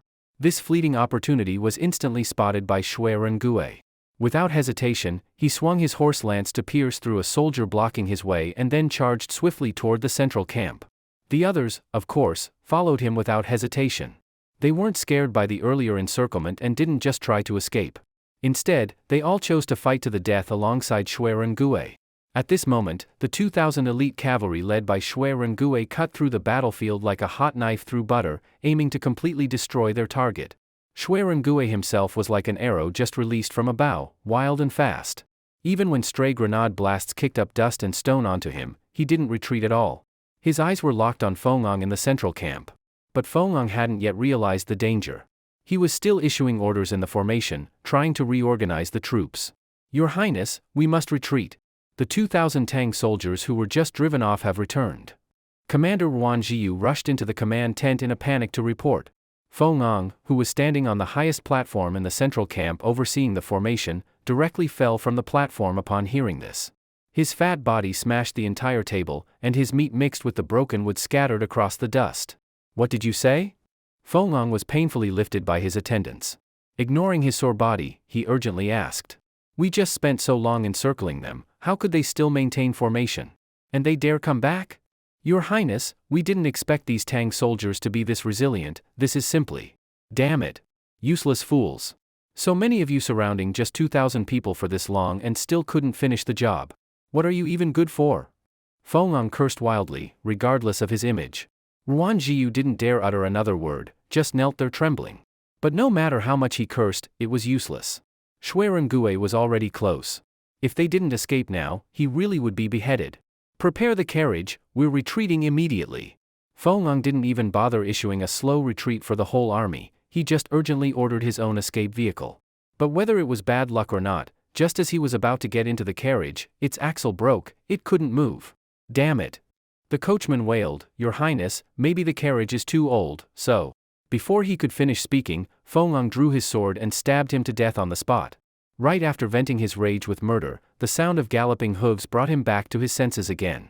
Capture Fong. Dead or alive? Capture Fong. Dead or alive? Shuirengue's hoarse roar pierced through the battlefield. Even though there was still some distance, Fong heard it and felt his soul tremble. He could no longer care about appearances. He jumped onto a horse, his fat body making the horse stagger. Hiya! Fong whipped the horse hard, and the poor animal unwillingly started running. But clearly, at this speed, he had no hope of escaping Shuirengue behind him. He was doomed if he kept fleeing like this. You stay, wear this robe. Without my order, you're not allowed to leave. Fong tore off his ornate royal robe, symbolizing the king of Lingan, and sternly ordered Ruan Jiyu. The latter was stunned, he understood exactly what this meant. Fong was leaving him here as a decoy to draw Shuirengue's fire and cover his escape. Don't worry. As long as you can hold off Shuirengue for a moment, I'll be back with the army to support you, half an hour at most. Fong patted his chest, making a solemn promise. Why yes, sir. Ruan Jiyu finally relaxed a bit, thinking to himself that half an hour might not be too hard. He didn't believe his veteran guards couldn't hold off just 2,000 Tang troops for half an hour. At the same time, Shuirengue broke through the last few soldiers still daring to resist. With his horse lance dripping blood, he saw the central tent within reach and was greatly excited. Not just him, all the Tang soldiers were fired up, roaring loudly. To storm the central tent and capture the king of Lingnan amidst a chaotic army, what a glorious feat. Fong, get your ass out here. Shuirengue shouted angrily, but over 1,000 guards with sorrowful and indignant expressions immediately charged out from beside the central tent. These men were wearing armor so heavy it was even hard to move, it was clear they wanted to form a wall to block him. At the same time, the curtain of the central tent was deliberately lifted, and Ruan Jiming, disguised as Fong, pointed at Shuirengue with an affected tone, shouting, You're seeking death. Shuirengue paid no attention to the elite guards blocking him like an iron wall. He simply raised his horse lance and fiercely stabbed forward. No tricks, no finesse, he relied solely on brute strength to forcibly break through the wall. The guards were waiting for Shuirengue to do exactly that. Several shields were raised in unison, tightly sealed in front of him. But with Shuirengue's divine strength, his thrust pierced directly through the thick iron shields and even through the chests of the soldiers holding them. Even the Tang soldiers charging behind him were stunned. They hadn't expected Shuirengue's strength to be this terrifying. Once a hole was broken in the wall, Shuirengue immediately charged on horseback, turning the breach into collapse. The defense line fell like dominoes. They had no strength left to resist the incoming Tang soldiers and were slaughtered like livestock one after another. The expression on Ruan Jiming's face instantly froze, then turned to utter terror. He had thought he could hold out for half an hour, but it crumbled instantly. Seeing Shuirengue's lance about to stab him in the face, Ruan Jiming panicked and tried to flee, but Shuirengue hurled his horse lance with force from dozens of paces away. Thud! The long lance shot through the air like a rainbow and precisely pierced through Ruan Jiming's arm, pinning him firmly to a wooden post behind him. Ah! Ruan Jiming screamed in pain. He tried desperately to pull out the lance, but it was too heavy, he couldn't move it at all. Caught him! Xuerengue was overjoyed. He jumped down from his horse to inspect the prize, but his expression immediately changed. He clearly remembered Qingxiu telling him that Fong was a huge fat man who could barely walk, but the man before him clearly wasn't. We've been tricked. Xuerengue instantly realized he had been distracted by a decoy, wasting so much time. Where did Fong run off to? Bastard! Speak! Speak now! Damn it, we fought so long and it's a fake! The Tang soldiers following closely were furious, almost going berserk. Some even started punching and kicking the now weak Ruan Jiming. If Xuerengue hadn't stopped them in time, Ruan Jiming would have been beaten to death.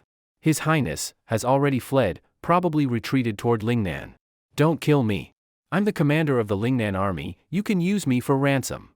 Seeing the Tang soldier's eyes almost spitting fire, Ruan Jiming hurriedly revealed his identity. He was truly afraid they would lose control and kill him on the spot. Leave a dozen brothers to guard him, the rest follow me to continue the pursuit. Xuerengue said this, but deep down he knew, it was unlikely they'd catch Fong now. In the chaos of retreat, he didn't even know where Fong had gone, how could he capture him? As Xuerengue walked out of the command tent, he happened to run into several dozen Tang cavalry rushing from the other direction. They were the troops accompanying Qingxiu. Xuerengue, General Qing has orders. They presented the military order, and Xuerengue immediately knelt down, awaiting instructions. The general orders you not to continue pursuing the Lingnan king. Have your men rest here. No matter what captives were caught, the mission is considered complete. But I haven't captured the Lingnan king. This is General Qing's order. If you have any objections, speak with the general yourself. The soldiers didn't plan to listen to more and immediately turned their horses back. Xuerengue looked dejected. Although they had caught a big fish, compared to the Lingnan king, it was nothing. What he didn't know was, far off on the high ground, Qingxiu had seen Fong fleeing in panic and even clearly saw the direction of escape. But Qingxiu didn't order a pursuit and didn't help Xuerengue with directions either. He chose to let Fong go. The reason wasn't complicated. If Fong died here, Lingnan would be leaderless and fall into chaos. Military garrisons everywhere would likely become independent, and Lingnan would no longer be a unified force. If Qingxiu had tens of thousands of troops, this chaos would work to his advantage, letting him conquer piece by piece. But he was waging a swift, small-scale blitzkrieg. He needed Lingnan to surrender quickly and as a complete system. So Fong had to live. Not only that, Qingxiu had to round up the entire Fong clan in Lingnan to prevent any from escaping and becoming a future threat. Also, there was another reason, only Fong had the ability to gather the remnants of this army. He needed Fong to regroup Lingnan's remaining forces, so they could all walk into the next trap. At the time, Xuerengue couldn't understand Qingxiu's strategic thinking. He just felt that Qingxiu was disappointed in him, and perhaps would never entrust him with important tasks again. The more he thought, the more troubled he felt. Just then, a messenger rushing from the occupied city brought a message from Wang Jui, inviting Xuerengue's group to rest temporarily in the capital. Brothers, you saved our city from siege today, you saved every soldier here. Please, come into the city for a simple meal and a little wine. No need. The battle's not over. Fong escaped. We need to plan long-term. Xuerengue didn't seem happy at all. If you hadn't seen the battle, you'd think he'd lost. The messenger was confused. General, you're wrong. You faced 70,000 troops with just 2,000. That was all thanks to Duke Qing? Forget it. Please tell your general, we're not coming. When we capture Fong, then we'll celebrate. With that, Xuerengue gave the order, and the soldiers brought along the half-dead Ruan Jiming, mounted their horses, and set off to meet Qingxiu. The messenger watched their backs in a daze, speechless for a long time. This was clearly an earth-shattering victory, so why did they look more miserable than if they had lost? If this doesn't count as a victory, then what about us? We guarded the city for so long and lost so many brothers. The messenger suddenly felt deeply ashamed. They thought holding the city was hard enough. Compared to Xuerengue, they were nothing. A moment later, Xuerengue personally arrived at the high ground where Qingxiu had stationed his forces. At that moment, Qingxiu was simply using a telescope to gaze into the distance at the retreating Lingnan army. As Qingxiu had expected, after verifying his own safety in flight, Fong immediately began gathering the remnants of his army, trying to regroup as many of the fleeing forces as possible. This revealed that Fong was not as foolish and incompetent as he looked, he had some ability. General, I failed to complete the mission. Please punish me. Xuerengue appeared to have lost all the arrogance he had before the expedition. He looked dejected, as if he had been thoroughly defeated. You did capture Wang Jiming. I hear he is also a significant catch. So your effort is not in vain. Qingxiu put away the telescope and replied calmly, besides, your performance exceeded my expectations. But General tasked me with capturing the Lingnan king. I almost did it. If only I had acted a bit faster just now, this battle would have ended. Shui Rengue was still disgruntled. That's where you're wrong. If Fong had died at your hands just now, this battle might have dragged on even further in the short term. Qingxiu succinctly explained his reasoning for sparing Fong's life and shared his plans going forward. Only then did Shui Rengue suddenly understand. Qingxiu's strategic thinking had gone far beyond his own. If the aim was simply to kill Fong, he could have been taken out by dropping a few grenades from a hot air balloon. But I had you charge the formation relentlessly to force their troops to gather, so that we could use gunpowder for maximum destructive effect. Shui Rengue immediately grasped Qingxiu's point. The crucial goal was to eliminate the live enemy troops. If all their soldiers are killed, the cities become nothing more than depots for supplies and weapons. Exactly. Qingxiu offered a slight smile. Shui Rengue had truly learned quickly. Next, we'll watch Chendayan's performance. You may enter the city to rest. No way, boss. Let me lead my troops forward. If Chendayan needs support, I can help. Qingxiu could not help but frown. You're the only one who's pushing yourself so hard. Your brothers have been fighting all day, they deserve some rest. Even iron bodies can wear out. Shui Rengue suddenly realized. He noticed that his Tang soldiers were all wounded. And they'd suffered losses, at least 20 of them died in that fight. If untreated, their injuries could become fatal. I understand now. Shui Rengue fell silent and simply ordered his soldiers to follow him into the city to rest. Fong, fleeing desperately all the way, not to mention nearly exhausting a horse, finally staggered safely into the mountain paths of Lingnan after confirming no pursuers followed. This battle had shattered everyone's nerves, not just him, but nearly every soldier. Aside from Shui Rengue's astounding feat of charging 2,000 soldiers against 70,000, those falling grenades and soaring hot air balloons had completely transformed their understanding of warfare. So war could be fought like this. Night fell. After ensuring the pursuers were gone and with the army utterly exhausted, Fong finally allowed them a brief rest. Don't take off your armor. Don't sleep. Rest for only half an hour, then move out. The earlier we return, the safer. Even at this moment, Fong remained fully vigilant, ordering the troops to be ready to fight at any time. The soldiers, utterly spent and starving, collapsed to the ground. They'd almost lost all their supplies in the flight and even lacked basic rations. Even Fong was hauling himself on hunger. How many of the regrouped troops do we have? As soon as Fong sat down, he eagerly asked his deputy, who answered with a troubled face. About 30,000. Although Fong had mentally prepared for losses, he nearly swore upon hearing that figure. In only the afternoon, he had lost half of his Lingnan army. How could those Tang grenades be so powerful? They killed half our men? The deputy's face went pale as he replied, Your Highness. Many died trampled while fleeing, so more died from trampling than from being blown up by the Tang. Fong went speechless, painfully scratching his head. His mind raced with the perfect plan he had envisioned before the battle, and his imagined triumph when taking over Liang and Guang. In comparison, he felt like a clown. But unknown to him, in the darkness of the night, Chendayan, lying in ambush on a forested high ground, had been observing them for some time. Duke Qing truly is a genius. Not only did he predict where they'd flee to regroup, he also thought out how to use the terrain to his advantage. Chendayan gazed at the boundless forest before him, itching to move. He now understood why Qingxiu had chosen this spot for an ambush. Brothers, get to work. With Chendayan's command, his soldiers removed their camouflage disguises and each took out a black cotton bundle about the size of a watermelon. Release them. Be careful not to burn our own men. At the order, the soldiers lit the fuses attached to the bundles and desperately flung them toward the Lingnan formation above. If any Lingnan soldier had looked skyward, they would have seen mysterious flashing red dots appearing, truly a spectacular sight. But they were too exhausted to even watch. They missed that moment. Thud! One after another, the burning cotton bundles fell into their lines, and even struck some soldiers' heads. But these bundles weren't grenades, impact caused no harm. What is this? Several soldiers stared at the cotton bundles rolling on the ground, noticing the fuses burning down. None had seen anything like it. Rather than avoid, they curiously moved forward to inspect the fuses. Run! Run! This smells like grenade powder. Someone shouted in panic, but it was too late. When the fuses burned out, the cotton bundles didn't explode like grenades. Instead, they burned inward to outward, exploding into roaring flames. The fire stripped away the cotton wrapping, and as the bundles flattened, the flames spread even more rapidly.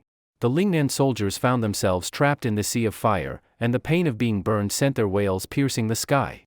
Worse, once the flames touched flesh, they spread rapidly. No beating nor scant water could extinguish them. All they could do was roll on the ground to try, but it was utterly useless. What a weapon that can take on 10,000! Anything made by Duke Qing is truly extraordinary. Chen Dayan watched the Lingnan soldiers wailing in the sea of fire below, and his admiration for Qingxiu grew even more. These black cotton bundles were exactly the incendiary bombs developed by Qingxiu. They were made from gunpowder, cotton cloth, kerosene, phosphorus, and other materials. Their effectiveness now spoke for itself. Moreover, Qingxiu had given them a very striking name, 10,000 Killer. In a way, the Lingnan soldiers were lucky. Even the more powerful Turks hadn't had the chance to see the 10,000 Killer, yet the Lingnan troops were honored to be the first to experience it. The firelight lit up the night like day, and even the stars in the sky disappeared from view. Wherever one looked, there was only a sea of fire in the forest. Wherever the Lingnan soldiers fled, the fire followed. They were horrified to discover that in the forest, the fire spread faster than they could run. Many of the soldiers who had barely survived the main battle were now burned to death by the 10,000 Killer and the resulting wildfire. Fong was fleeing under the cover laid down by his troops, who used their own corpses to hold back the flames and barely allowed him to escape. By the time the king of Lingnan burst out of the fiery cage, only 13 attendants remained with him. As for ceremonial items, palanquins, and carriages, all had been reduced to ashes in the flames. Even the king of Lingnan himself was barely clothed. It's the Tang army again. It must be the Tang army behind this trick? How does Qingxiu keep inventing these demonic ways to use gunpowder? Fong cursed bitterly. This time, he hadn't even seen the face of the Tang soldiers, and yet his remaining 30,000 troops were completely wiped out. Your Highness, let's head north. There's a river there. Everyone needs to refill water. A subordinate rasped out his suggestion. If they didn't replenish food and water soon, they wouldn't even make it to Honghe City alive. All right, keep an eye on the rear in case any Tang soldiers follow.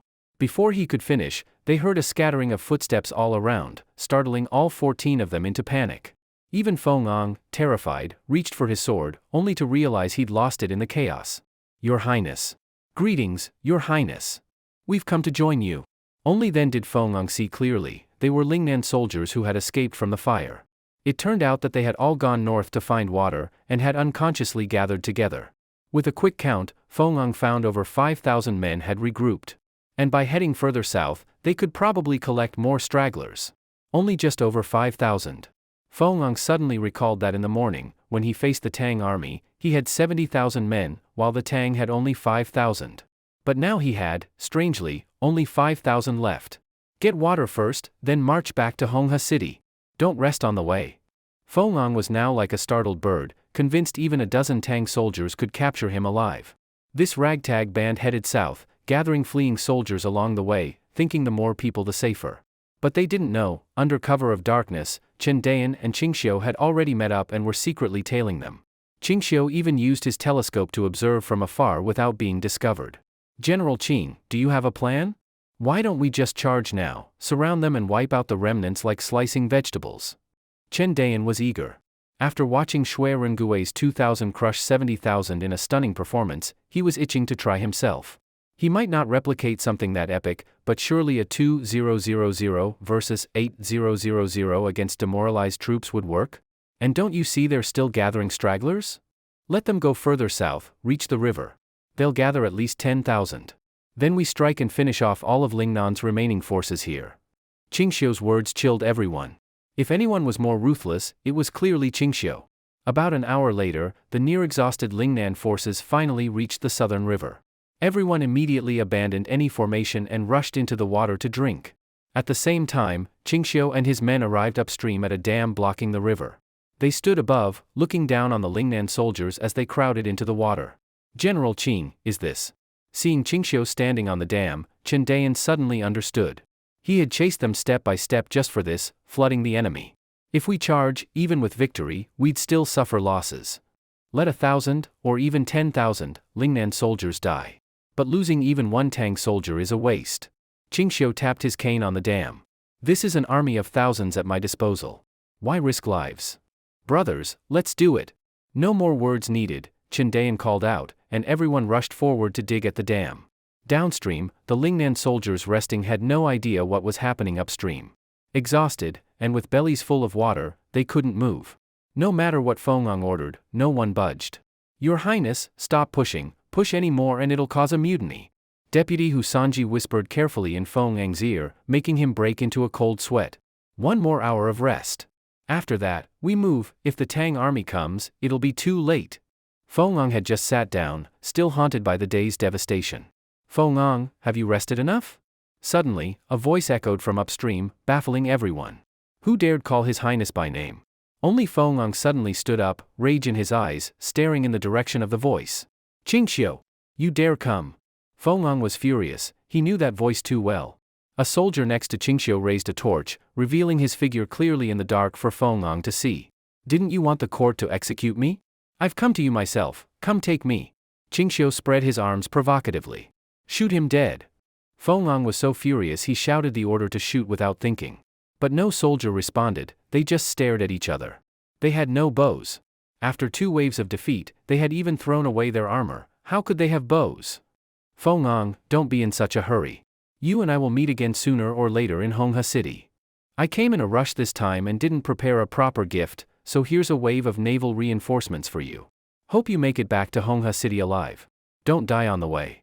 Qingxiu let out a loud laugh, then turned around and walked away calmly. Stop him. Whoever captures him alive will be rewarded with 100 taels of gold and promoted to chief commander in the army. Fong screamed like a madman, but no one dared step forward. That was Qingxiu, who had just slaughtered tens of thousands of their army. Who knew if his sudden unguarded appearance wasn't just another trap? Wait, why is the water current speeding up? Get out now, be careful or you'll be drowned. Back away, brothers. This water's not right. The Lingnan soldiers cried out in panic. They noticed the water had become turbulent and was starting to spread rapidly toward both banks. It was even moving faster than they could retreat. What now, you're even afraid of water? What a bunch of useless trash. If any of you had even half of Qingxiu's ability, would I be suffering like this? Before he finished, Fong's eyes widened, and everyone stared in horror toward the upper stream. At that moment, all were silent, except for the roaring, rising flood that echoed through the night. Run! The upper river dam has been breached, gurg. Someone managed a final scream before being drowned out by the sound of rushing water. The flood burst from the riverbanks with overwhelming force, crashing toward the shore. It moved so fast that even the fleeing soldiers looked like they were in slow motion. The torrent swept over, instantly swallowing countless soldiers. No screams, no cries, only the thunderous roar of the flood surging forward. From the moment the river began to rise, Fong was being carried away by his guards in desperate flight. They even lifted his fat body and ran for their lives. If not for their strength, they would have all ended up fish food along with him. The Tang soldiers watching from upstream laughed and chatted like they were watching a movie. Fighting under Duke Qing was like going on a vacation, they barely had to lift a finger to win. Brothers, even if we do nothing now and just go home, the military merits we've earned are overwhelming. All thanks to Duke Qing, victory has never been this easy. If Duke Qing ever leads a campaign again, count us in. Even if it means death, we'll go willingly. The soldiers joked and laughed, while Qingxiu kept watching Fong's retreat through the telescope. He had purposely let that guy get far enough before breaching the dam. He really didn't want him to die halfway. Only when Fong had completely escaped the flood zone did Qingxiu finally put the telescope away, satisfied. All right, boys, pack it up, we're going home. On the way, if you see anything the enemy dropped, pick it up if you can. If not, burn or destroy it, don't let them take it back. The soldiers cheered and followed Qingxiu back to the occupied city. No one questioned why they didn't chase Fong. At this point, their admiration for Qingxiu had reached its peak. Whatever Duke Qing said must be right. The city had already prepared a victory banquet for Qingxiu and his men, though it was quite meager. The city had very few supplies left, barely enough to feed their 300 men for half a month. Even with all remaining provisions, each man only received a small portion of dry rations as a celebration. But Qingxiu wasn't worried about logistics. Before he left, Li'er had already arranged for supply lines. Now that the siege crisis was over, the supplies would arrive in no more than 3 days. That would be enough time for him to make another round of preparations. Duke Qing, what are your plans next? Wang Juyi respectfully brought a cup of wine to Qingxiu and asked curiously. Capture all of Lingnan within 15 days. Qingxiu spoke without hesitation. His words shocked Wang Jui, leaving him speechless. 15 days? It would take at least 6 days just to reach Honghe City. Not to mention the time needed to capture all the military strongholds guarding it. Even taking one per day, it'd still take 2 to 3 months. And splitting forces to occupy cities along the way would weaken the main army. 15 days sounded like a fantasy. Believe it or not, just wait here for my message. Qingxiu tapped his wine cup and smiled. If I take longer than 15 days, I might miss my wife's childbirth back in Chongan. Wang Jui said nothing, but he believed Qingxiu must have his reasons, and would surely win. After some thought, he cautiously asked, Duke Qing, do you have enough men for this campaign? I'm not very capable, but I've fought a few hard battles on the frontier. Could I come along? Wang Jui knew this was a great opportunity. But he wasn't just seeking military merit, he wanted to follow Qingxiu out of this cursed place, Lingnan. To one day fight in bigger wars and become a renowned general. Only by following Qingxiu could he seize that chance. He didn't want to miss it. You? Qingxiu immediately understood his intentions. This man had led 300 men to hold a lone city against 70,000 enemies for 8 days, he clearly had some skill. At least, he had the resolve to fight to the death. And he had potential. If given a chance, who knows, maybe he'd grow into something great. Even if he didn't become another Shuiren Gue, he could still be a strong personal guard. I'll give you a chance. 3 days from now, when supplies arrive, we march. If you impress me along the way, I'll take you with me. But let me be clear, I have high standards. You might not meet them. Qingxiu looked at Wang Jui meaningfully. Wang Jui gripped his wine cup, downed it in one gulp, and immediately bowed deeply to Qingxiu. Thank you, Duke Qing, for the opportunity. I will not fail you. If there's any difficult siege along the way, leave it to me, I'll fight to the death if I must. Qingxiu said nothing, just smiled. He didn't care what Wang Jui said, only what he could do. Shuiren Gue. From now on, he's one of your soldiers. For fighting in battle, he's under your command. Qingxiu casually ordered. Shuiren Gue, already half drunk, widened his eyes and looked Wang Jui up and down. This guy, wasn't he a captain? Qingxiu laughed. From today on, he's not a captain anymore. He's just an ordinary soldier. Wang Jui had no complaints, a mere captain's position was nothing to him. If there's any tough siege or hard battle, General, don't hesitate to assign me to charge at the front. I will be the first to scale the city walls. Wang Jui said confidently. Good. Shuiren Gue's eyes lit up. He didn't expect to find such a fearless warrior like himself here. Qingxiu, meanwhile, only smiled without saying a word. Fighting by seizing cities one by one was, in his eyes, a foolish strategy. From the start, he never planned to take Lingnan inch by inch. At the same time, after desperately fleeing, Fong finally made it back into Lingnan territory.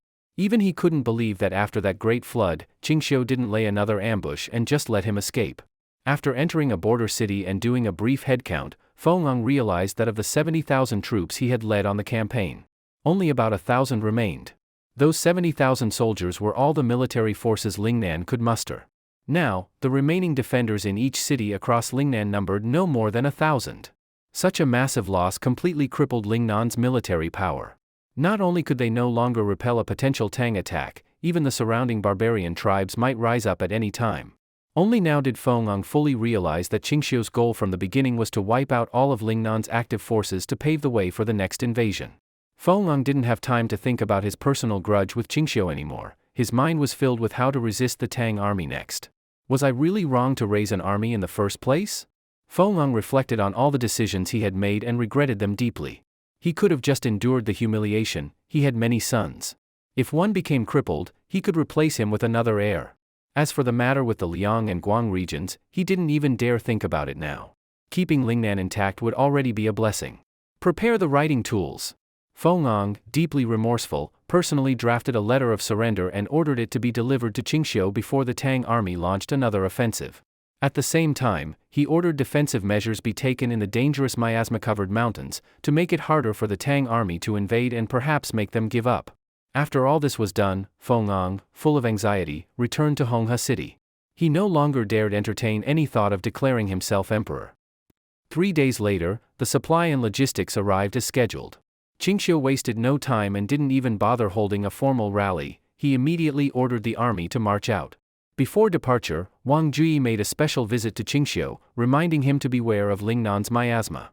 Back when we escorted envoys through the Lingnan miasma region, we had locals guide us to avoid the worst areas, but even then we suffered greatly. Many brothers fell ill afterward. If we try to cross the miasma mountains head-on, we'll lose at least half our men, and the rest might not be fit to fight. Qingxiu gave a slight nod. I'm well aware. Seeing Qingxiu so confident, Wang Juyi became even more curious about how he would handle the problem. Just as Qingxiu led the troops across the Lingnan border, a Lingnan messenger suddenly rode toward them at full gallop from the other side of the border. Shui Rengue instinctively raised his bow to shoot, but the man quickly waved a white flag and pleaded, "General, spare me. I'm just a messenger." "A messenger? I bring a personal letter from His Highness." Upon hearing this, Shui Rengue hesitated and looked at Qingxiu. Once he saw Qingxiu nod, he lowered his bow. The messenger didn't dare get too close. He dismounted from a distance and hurried over, breathless, and respectfully presented the letter before Qingxiu's horse. "Please, Duke Qing, have a look." Qingxiu took the letter. It contained nothing unexpected. He had already guessed 80% of its contents. It was simple. Fong had completely backed down and expressed his willingness to return to being a vassal and pay annual tribute, voiding all his previous demands. At the end of the letter, he also mentioned the miasma-filled mountains of Lingnan, vaguely warning Qingxiu of the danger, implying that invading directly would result in heavy losses. "That's all your lord wanted to say?" Qingxiu casually put the letter away. He would hand it over to Li Er later. The messenger carefully stepped closer and whispered, "His Highness means, isn't your purpose in coming to suppress the rebellion? Now that Lingnan has submitted again, returning to Chongan with this achievement is already a great merit. Why risk entering Lingnan further and face unnecessary danger?" Qingxiu smiled. "Go back and tell your master, I've made a military oath. I must fully incorporate Lingnan into the Tang Empire. If he wants to save his life, he should surrender now and follow me to Chongan." The messenger stared at Qingxiu in utter shock. He hadn't expected such firm resolve. "Get out of here!" Chen Dayan cursed and waved his horsewhip, scaring the messenger into mounting up and fleeing back to Lingnan. "Move out!" With Qingxiu's order, the soldiers continued south without hesitation. The deeper they went into Lingnan's jungles, the more they sensed the air becoming strange and eerie. Especially after crossing a valley and facing a vast, shadowy forest, they finally saw how terrifying Lingnan's miasma really was. Before their eyes, the dense forest was shrouded in thick, bluish mist. Even without touching it, they could clearly smell the foul, dizzying stench that made them uncomfortable. The once high-spirited soldiers all inexplicably froze at this point. Not because they feared death, but because something in them instinctively knew that stepping into this miasma meant certain death. The fear was engraved in their bones. They subconsciously realized the danger. Everyone looked toward Qingxiu. If he gave the order to charge into the miasma, they would not hesitate to die for him. "Bring out the gear." Qingxiu didn't waste time. His personal guards opened their packs and took out a large number of silk face coverings, handing them out one by one to the soldiers. "Everyone, when passing through the miasma, you must wear this. It effectively filters the air and prevents inhaling the poison." These face coverings were crafted with great care. They even had leather loops to hook behind the ears, so they wouldn't fall off. "This thing, just call it a mask. And this, everyone gets one. You must light it when passing through the miasma." Qingxiu also ordered them to light his specially made insect-repellent incense. This incense had taken Qingxiu great effort to create. Its formula was unmatched in this era. He was the only one who had it. Wang Juyi looked at the black insect-repelling incense with its sharp smell, unable to hide the puzzlement on his face. "General Qing, don't blame me for asking too much. What does this insect-repelling incense have to do with the miasma? I don't like soldiers who talk too much. If you think you're unreliable, you can go back. I won't force you to sacrifice yourself." Qingxiu's expression was calm, and Wang Juyi immediately broke into a cold sweat and stepped aside, saying no further. It wasn't that he distrusted Qingxiu. He had personally seen how terrible the miasma was when he passed through it years ago, and the psychological shadow it left was profound. Without more words, Qingxiu lit the insect-repelling incense, put on his mask, and walked straight into the miasma. Seeing Qingxiu do this, no one hesitated anymore. They all followed eagerly. If Duke Qing was leading the way, what did they have to fear? At first, they all held their breath, afraid of inhaling even a bit of miasma. But once they entered, they were astonished. The bluish miasma seemed to actively avoid them. Especially when their insect-repelling incense's pungent smell reached it, it immediately drove the miasma away, leaving not a trace. Even the silk masks on their faces blocked every last bit of the harmful air. They could breathe deeply without any harm. What bullshit! These Lingnan people always bragged about how deadly the miasma is, but it's hardly anything now. You're right, it's still Duke Qing who knows what he's doing. He rendered the miasma useless. Indeed, following Duke Qing is always the right call. Now the brothers can feel safe, right? Wang Juyi, do you see how awesome Duke Qing is now? The soldiers chatted and laughed, and Wang Juyi's face glowed with joy. Earlier, he'd seen soldiers collapse within just a mile of accidentally entering the miasma. Now, their final obstacle in attacking Lingnan was gone. Qingxiu heard the chatter behind him and smiled without a word. That so-called miasma was nothing but poisonous gas produced by hundreds or even thousands of years' worth of decaying organic matter in the primal forest. Moreover, because the forest was undeveloped, swarms of invisible insects thrived in the miasma. Inhaling any of them was worse than poison, and ordinary people couldn't withstand that. Qingxiu had specially formulated the insect-repelling incense to first chase away insects, then neutralize the gas. With the mask filtering the remaining gas, the miasma barrier was effectively a facade. Fong could never have imagined. He believed the poisonous miasma could stop armies, but Qingxiu had unearthed the easiest way to defeat it. Freed from that worry, the soldiers marched faster, and Qingxiu ordered them. They must pass through the miasma before the incense burned out. At the far end of the miasma-covered mountain range, hundreds of Lingnan soldiers were stationed at various crossroads to observe the Tang army's movements. Though under orders to stand guard, they were visibly relaxed. Some even found the armor burdensome, took it off and sat down drinking and chatting. They assumed that even if some Tang soldiers had managed to survive through the miasma, they'd be completely powerless, and easily dispatched. By the way, have you all noticed the miasma feels thinner today? One soldier, clutching a wine jug, looked at the mountains groggily. Thinner? Over the years it's only gotten worse. When did it ever get better? Did you clear it yourself? Don't joke.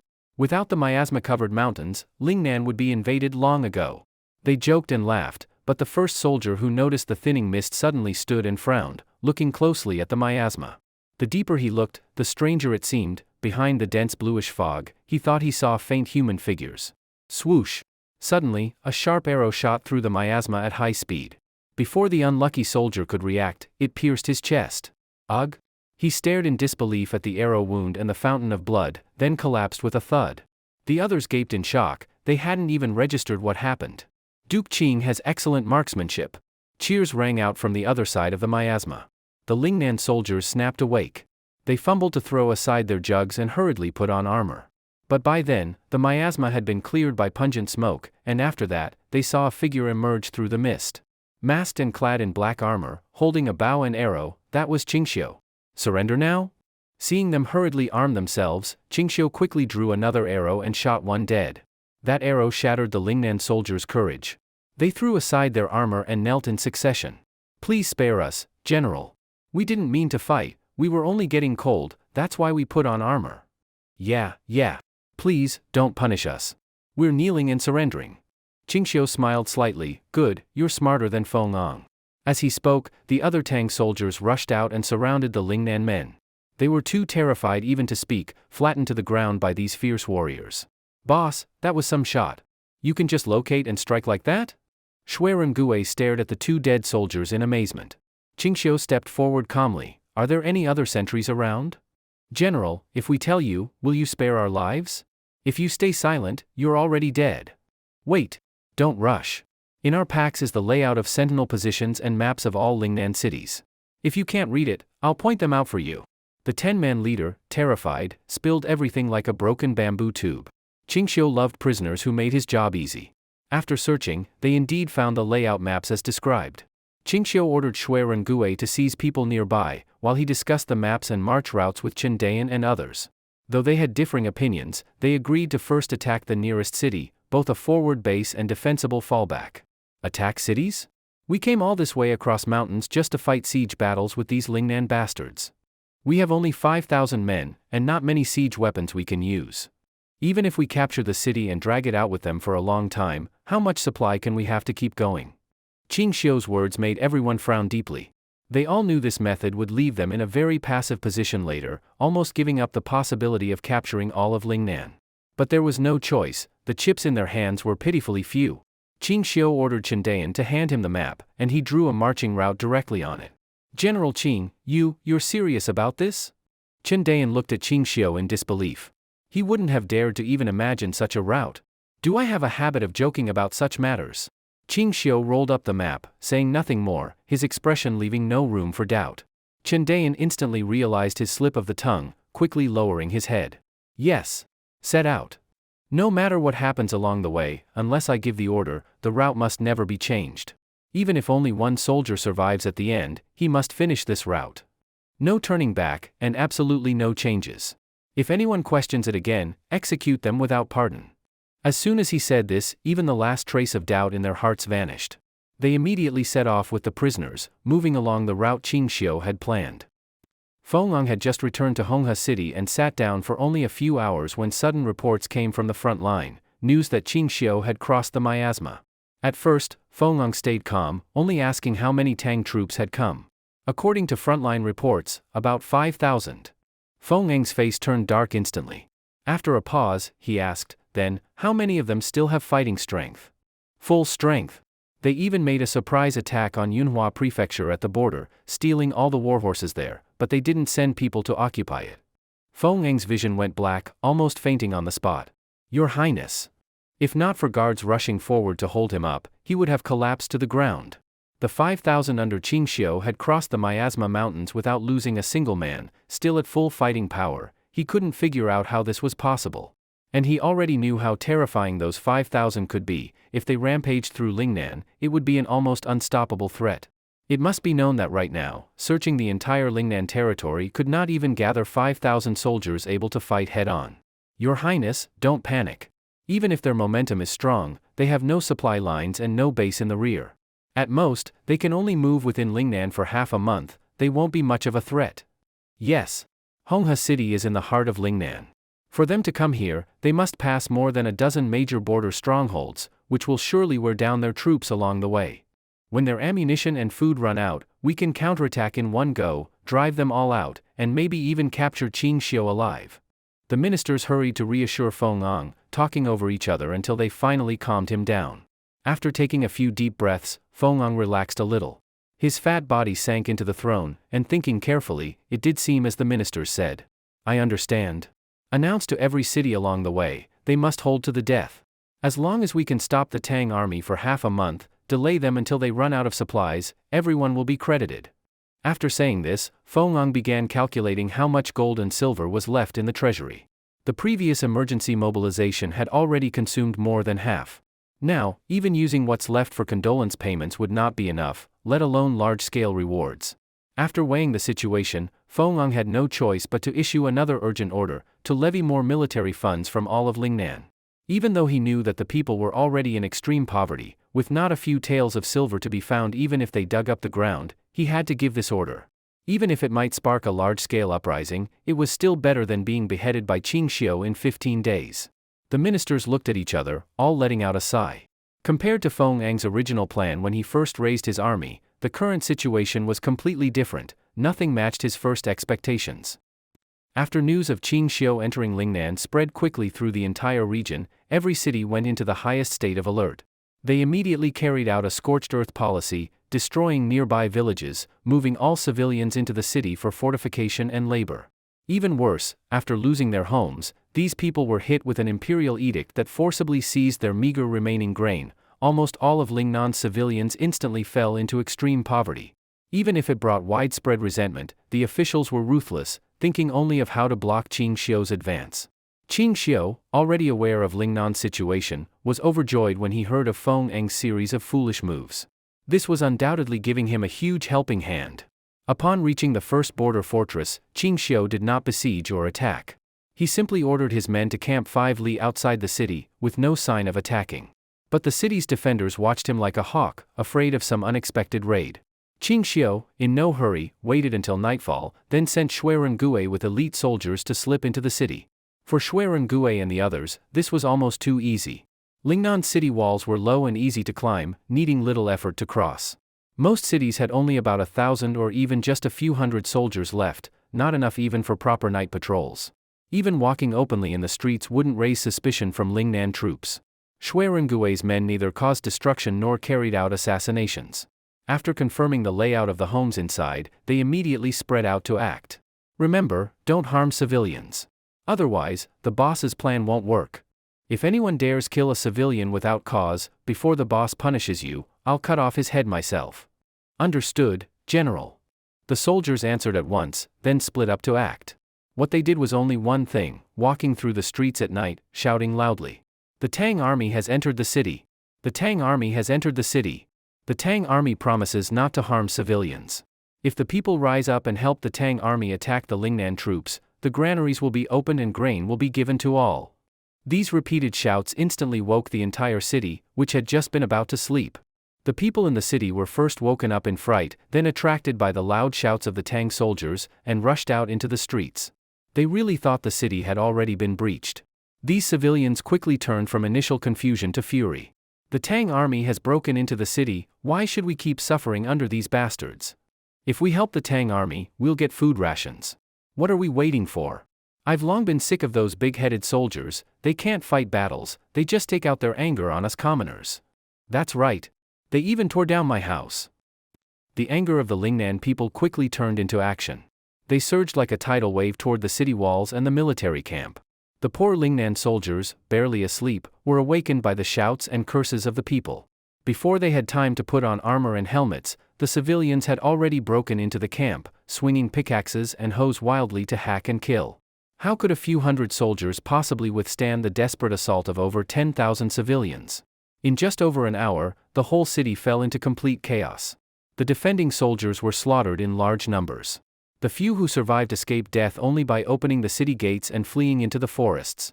It was only at this moment that the civilians realized there had never been any Tang army assault. From beginning to end, it had all been their own outburst of anger chasing down the garrison. Once they realized this, the courage and fury they had just built up vanished completely. Everyone stood frozen, not knowing what to do, especially when they thought about how the royal court would punish them for killing the garrison. Some even squatted down on the ground, crying in fear. At that very moment, Qing Xiu personally rode into the city with the Tang army, and only then did the people suddenly realize the Tang army had truly come. Normally, all the stories they had heard about the Tang army were monstrous, tales of slaughtering every man and beast wherever they went were all too familiar. Now, faced with these Tang soldiers said to be more brutal than demons, the people instinctively backed away, afraid they might suddenly start killing them. Although the first news of the Tang army entering the city was just a rumor, my promise to you still stands. As long as you help the Tang army take the city, my army will not kill a single person, and we will open the granaries to give relief to you people who have suffered so much under Fong Ang's tyranny. Qing Xiu waved his hand. Open the city granaries and distribute the grain to all the people. The long-suffering civilians could hardly believe his words, thinking it might just be talk to calm them down. But when they truly saw the granary doors open, and each person receiving a large amount of grain, they finally believed Qing Xiu was a benevolent commander. General Qing really came to save us. If Duke Qing had come earlier, we wouldn't have had to endure the torment of those bastards until now. Duke Qing is truly our savior. The crowd held their relief grain and wept before Qing Xiu, realizing they were finally being treated as human beings. Qing Xiu was very satisfied with the scene, the effect he wanted had been achieved, and perfectly so. Your Lingnan king Fong Ang is unbearably cruel, extorting and taxing the people until they can no longer live, stubbornly resisting the heavenly court of the Central Plains, and sacrificing 70,000 of Lingnan's men to die in battle. His crimes deserve death. Our great Tang heavenly army has come this time precisely to sweep away the tyrant and rescue the people. Of course we will take good care of you. With these words and his recent actions, no one doubted what he said. Even without his words, just looking at his deeds, he was indeed a first-class savior. Moved by Qing Xiu's example, the people even cleaned their homes and invited the Tang army to stay. They volunteered to transport supplies for the Tang army's rear, asking for no payment at all. But Qing Xiu did not accept their warm invitation. After resting for the night, he ordered the army to continue marching the next morning. Before departure, Shui Rengue still felt uneasy. Boss, should we leave some men to garrison the city? After all, these civilians are still Lingnan people, it might be unsafe to leave the rear entirely in their hands. No need. Abandon the city completely, not a single soldier stays. Have you forgotten the marching route I planned? Shui Rengue said no more and immediately prepared as ordered. In the route Qing Xiu had given them earlier, except for this city guarding the pass, which had to be taken, he completely bypassed all other cities along the way, attacking none of them. The ultimate goal was to cut straight through to Honghe City. In the royal palace of Honghe City, Fong had been unable to eat or sleep for several days in a row, his temper growing more irritable and anxious. For 4 or 5 days, he had heard no news from the front about the Tang army, no sieges, no battles, not even information on their location. It was as if the Tang army had vanished into thin air. The more this happened, the more anxious Fong became, especially knowing Qin Xiu's unpredictable way of using troops. He felt even less at ease. "Your Highness! Your Highness!" Suddenly, a messenger ran in from outside the palace, flustered. "Urgent military report for Your Highness." "Give it here." Before the messenger could finish, Fong snatched the report from his hands. But the contents of this report shocked him greatly. In just a few days, Qin Xiu's 5,000 men had already crossed more than half the territory and were heading straight for Honghe City. Along the way, they had not attacked a single city, and no one had even managed to catch their trail. If not for a farmer yesterday who happened to see Tang troops marching quickly through the forest while chopping wood, they might have reached the gates of Honghe City before being discovered. This is impossible. Fong racked his brains but could not understand how the Tang army had done it. Prime Minister Nong Zhigao stared fixedly at the map beside him, then let out a sorrowful sigh. "Your Highness, Qin Xiu is truly a military genius. He never considered sieges or drawn-out battles, nor did he care about gaining or losing any single city. From the start, he intended to push straight for Honghe City." "Impossible. Even if his army reaches Honghe City, if they can't take it within 2 days, the relief army will trap them here." Fong's hysterical shout suddenly stopped. The 70,000 troops were all dead in the field. Where could he find an army to come to the rescue? Rely on the barely adequate garrisons and militias in each city? Only now did he fully understand why Qin Xiu had pressed forward step by step, wiping out all of his remaining fighting forces. This carefully linked plan was meant to strike straight at the heart of Lingnan and take him in one move. "You're right?" Fong collapsed weakly into his seat, silent for a long time. "Your Highness, judging by the Tang army speed, they could arrive at Honghe City as early as tomorrow evening." The meaning in Nong Zhigao's words was already obvious. If they didn't run now, it would be too late. Fong could not accept such a huge and sudden reversal. He had never imagined that when he confidently raised troops to declare himself king, it would end with him unable to keep either his throne or his life. Now he regretted it so much his guts turned green, knowing full well the Tang Empire was not to be provoked, yet still overestimating himself and rebelling. "Prime Minister, please first draft an imperial edict for me to calm the people." The more Fong spoke, the less confidence he had.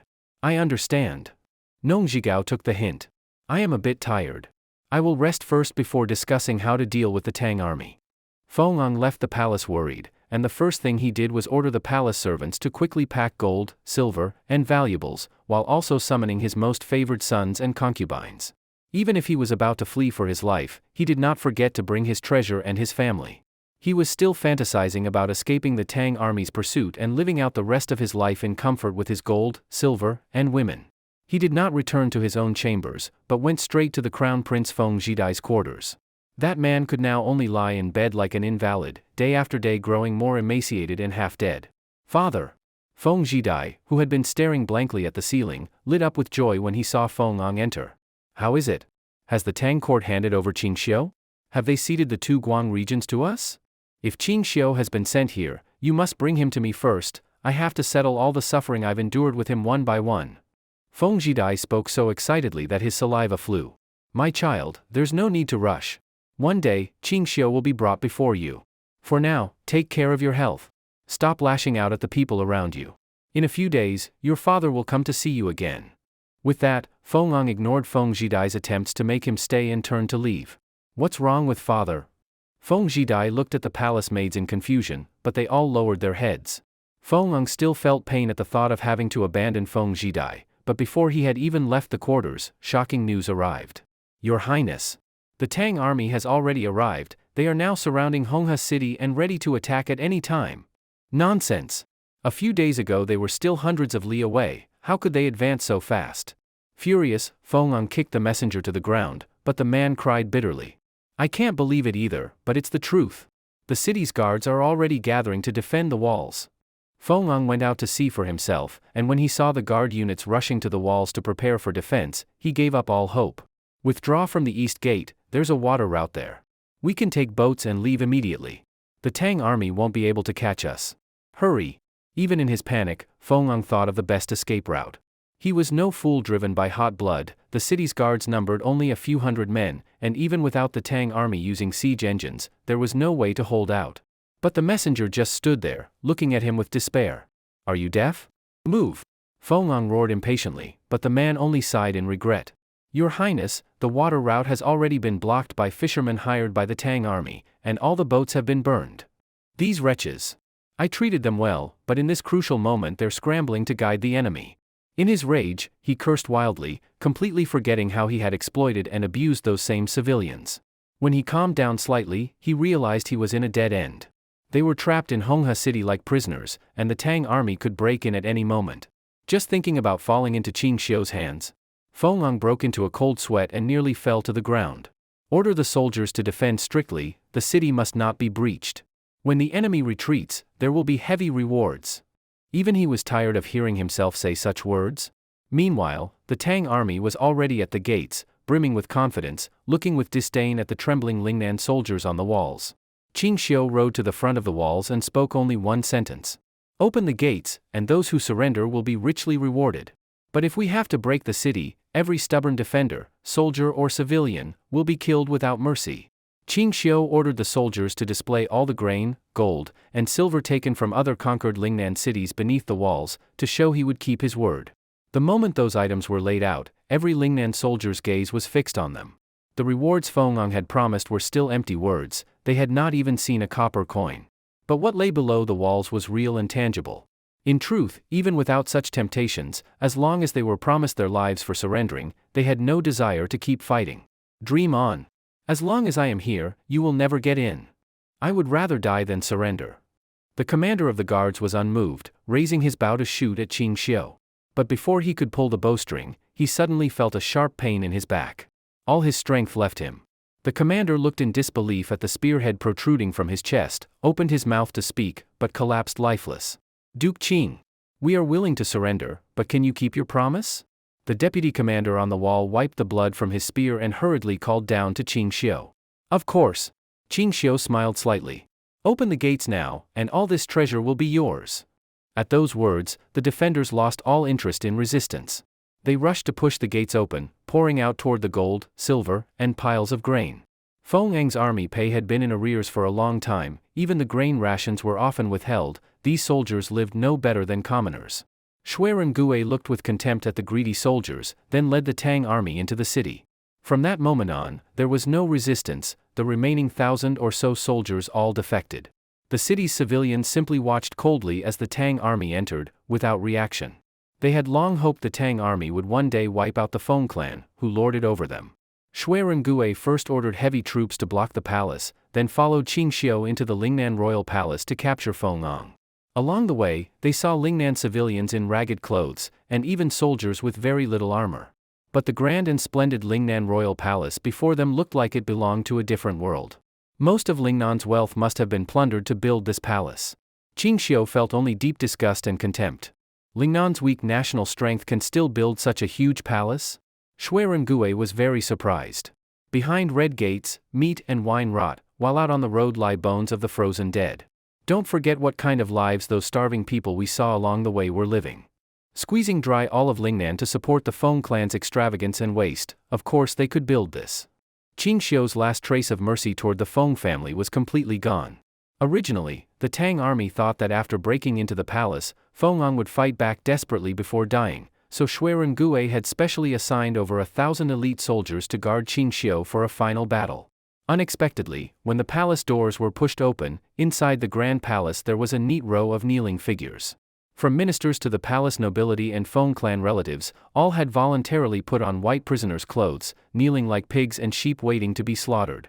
In the middle of them was Fong, lying on the ground and trembling, not daring to look at the Tang army that had entered. At first, Gue and the others were a bit surprised, but soon they laughed with open disdain. Boss, don't these people look like a bunch of white pigs to you? Now you know to surrender. What were you doing earlier? Exactly. Back when you raised troops in rebellion, didn't you even threaten the court to hand over General Qing? Why aren't you arrogant now? Under the soldiers' mocking, the Lingnan nobles became even more uneasy, afraid they would be executed on the spot. Fong, lying on the ground, cried and begged for mercy. It was I, the little king, who had no eyes to see, and foolishly offended Duke Qing. I beg you, be magnanimous and overlook my faults. If you think killing me is the only way to relieve your anger, I am willing to lie in a coffin myself and end it." He pointed bitterly at a thin coffin beside him, and the ministers and nobles next to him all joined in loudly crying to act out the scene. "Your Highness, you must not. Duke Qing is magnanimous and will surely forgive us. Please spare His Highness, Duke Qing. No matter if it is ceding land or paying indemnities, we will accept." Their wailing was so annoying that Qing Xiu said impatiently, "I can spare Fong, as long as one of you is willing to die in his place. You all seem very loyal, why not pick the one crying the loudest to exchange his life for Fong's?"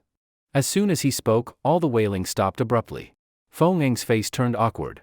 He looked at those nobles who had been wailing just moments ago, but none of them looked back at him. Qing Xiu strode forward. Fong dared not meet his eyes, and heard Qing Xiu say slowly, "Stop putting on such an act. If you were truly sincere, why didn't you kill yourself from the start and lie in the coffin waiting for me?"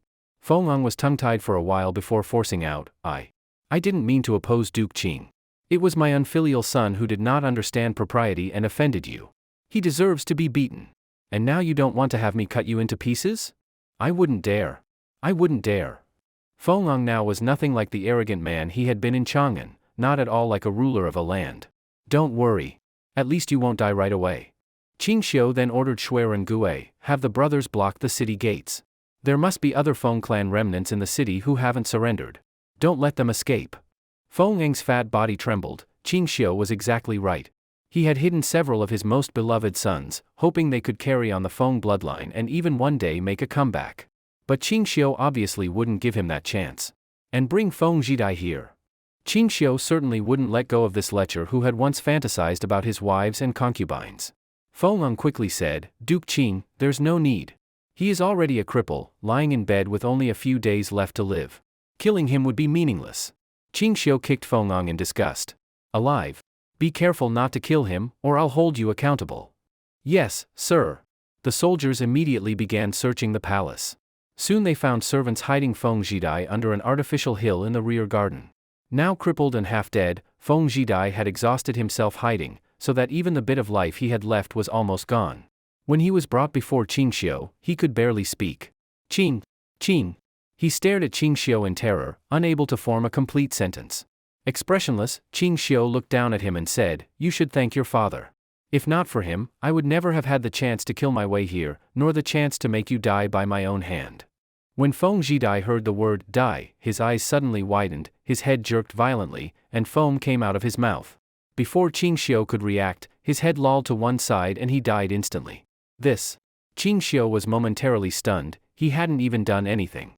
Shui Gui stepped forward to check. There's green bile in what he spat up. He was scared to death. Qing Xiu was speechless. These Fong family scoundrels were the ultimate bullies of the weak and cowards before the strong. He hadn't even acted yet, just a few harsh words and Fong Jidai died of fright. Forget it. Take all the officials out. Keep the Fong clan in the palace for now, and I'll deal with them later. Qing Xiu lost all interest and turned to leave. Please spare our lives. No matter what Duke Qing demands, we will agree. Even if we can only live as ordinary people in Lingnan, that's fine. Fong quickly begged before Qing Xiu left, but Qing Xiu didn't even look at him. When the palace gates shut with a heavy thud, Qing Xiu glanced coldly at Shui Gui. Shui Gui was slightly startled, then smiled knowingly. Boss, you've been traveling hard for so long, go rest. Keep an eye on this place. Don't let anything unexpected happen. Qing Xiu put extra weight on the last two words. With me here, it will be done exactly as you want. I didn't tell you what to do. Understood. Understood. Nothing to do with you. Shui Gui chuckled. Fong, hearing no movement outside for a long time, finally relaxed a little. Qing Xiu probably won't kill us. But if we're sent to the capital, I don't know how the Tang Emperor will deal with us. He worried. As a king who had raised troops in rebellion, by law his entire family should be executed, but the Tang had previously captured other kings and tribal chieftains without killing them. Instead, they kept them in the palace as mascots, especially Jieli Khan, who had become the designated dancer. Of course, with Fong's layers of fat, if he danced, probably no one would want to watch. At least he didn't have to consider dancing as a career path. But thinking about it, being able to stay in Chongan and live idly for the rest of his life wouldn't be too bad. Suddenly, Fong sniffled uncomfortably. Why did the air suddenly carry a strange burnt smell? The smell grew stronger, and along with it came strange wisps of greenish smoke from all around. Fire! Fire! One of Fong Ang's sons suddenly screamed in terror, pointing at the palace's wooden beams. They then realized that at some point, multiple spots in the palace had caught raging flames, which were now fueled by the palace's fine building materials and burning fiercely. The nobles and royals all stood up in panic to avoid the fire, but the flames spread with alarming speed, quickly forcing them toward the palace gates with nowhere left to retreat. Open the door! Open the door! The palace is on fire, we're going to burn to death. Please, soldiers, open the door. We're about to die. Help! Ah! The fire's on me, ah! Everyone cried and screamed, trying to escape the flames, but could not escape the rapidly spreading sea of fire. One after another, they were swallowed by the blaze, rolling helplessly in it until they had no strength left. The growing fire rolled up thick green smoke, sealing the entire palace. They couldn't see even half a meter beyond themselves. The smoke stung their eyes so badly they could barely open them. Most didn't even die from the flames, but directly from suffocating in the smoke, unconscious and close to death. Fong stared blankly at the thick smoke around him, deaf to the cries and pleas in his ears. Looking at the tightly shut, immovable palace gates, he completely understood. No one would leave this place alive. In the final moment before fainting, Fong felt only deep regret. Why had he raised troops in the first place? About an hour later, after the entire palace had been swallowed by fire and almost completely burned down, Shui Rengui's fire report finally reached Qing Xiu. We don't know why, but while those people were sitting inside, a fire suddenly broke out. When the brothers tried to go in and put it out, the gates were shut tight, and no one could get in. By the time the brothers forced the doors open, it was already too late. There wasn't a single survivor, every one of them burned to a crisp. Sigh! Shui Rengui reported with grief and indignation, and Qing Xiu couldn't help but find it amusing. Qing Xiu personally went to the palace ruins to check. Once he confirmed that all the bodies on the ground were members of the Fong clan, including Fong himself, he immediately flew into a rage at his subordinates. I told you to be extremely careful, yet somehow there was a fire. How am I supposed to punish you? Look at this fire, clearly, they didn't dare face trial in Chongan and chose to kill themselves here. Now I can't even explain it to His Majesty.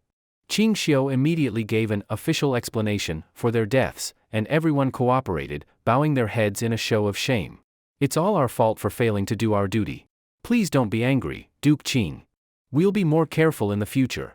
These people died so pitifully, should we see if there are any other Fong clan members still alive? Qing Xiu frowned. You must search thoroughly, leave none out. If you find one, tell me immediately, I will personally ensure their safety. Yes, sir. The news that the Fong clan, along with the king of Lingnan, had all burned to death spread quickly through Honghe City. Whether soldiers or civilians, everyone reacted the same way, they celebrated in the streets. The man who had sat on their necks, squeezing them until the whole land was impoverished, was finally dead. At that moment, Qing Xiu was no longer seen as an invader at all, he was a savior, a god sent down to rescue the suffering. Some were even so roused that they gathered together and went to the Tang army camp, angrily demanding that Qing Xiu hand over Fong Ang's body. When he was alive, no one could touch him. Now that he was dead, they couldn't wait to hack his corpse apart in revenge. In the end, Chen Dayan and others had to repeatedly persuade them before the crowd finally dispersed, calming the public's anger. With Fong dead, the Tang army now fully controlled Honghe City. Qing Xiu immediately sent messengers to announce the Tang victory throughout all of Lingnan. Upon hearing the news, all the defending generals and the people surrendered without hesitation, sending letters declaring their willingness to submit to the Tang army. Thus, the whole of Lingnan was subdued and pacified by Qing Xiu. Once everything was settled, Qing Xiu looked at the pile of letters and reports from all over Lingnan, feeling a headache coming on. Some were requests to set up laws, others were pleas for food aid during famine, not a single one was good news. That Fong scraped Lingnan bare to deal with us. Even if we hadn't attacked, in half a year the whole region would have been in chaos. This king of Lingnan would have had trouble holding power for even a few more days. Qing Xiu tossed aside a famine letter, frowning. Chen Dayan and the others exchanged confused looks. They had no idea what Qing Xiu was talking about. They were men used to fighting on the battlefield, never to governing a land. Chen Dayan, Wang Jui, I'll leave all the soldiers here with you too. Stay in Lingnan and keep order in the whole region. When I return, I'll ask His Majesty to send officials here to govern. Chen Dayan scratched his head, but could only agree. Fine, but what about the famine? Then open the Honghe City granaries and send out all the food to the local areas to relieve it. As long as you can keep things stable for 2 months without major trouble, it will be a great merit.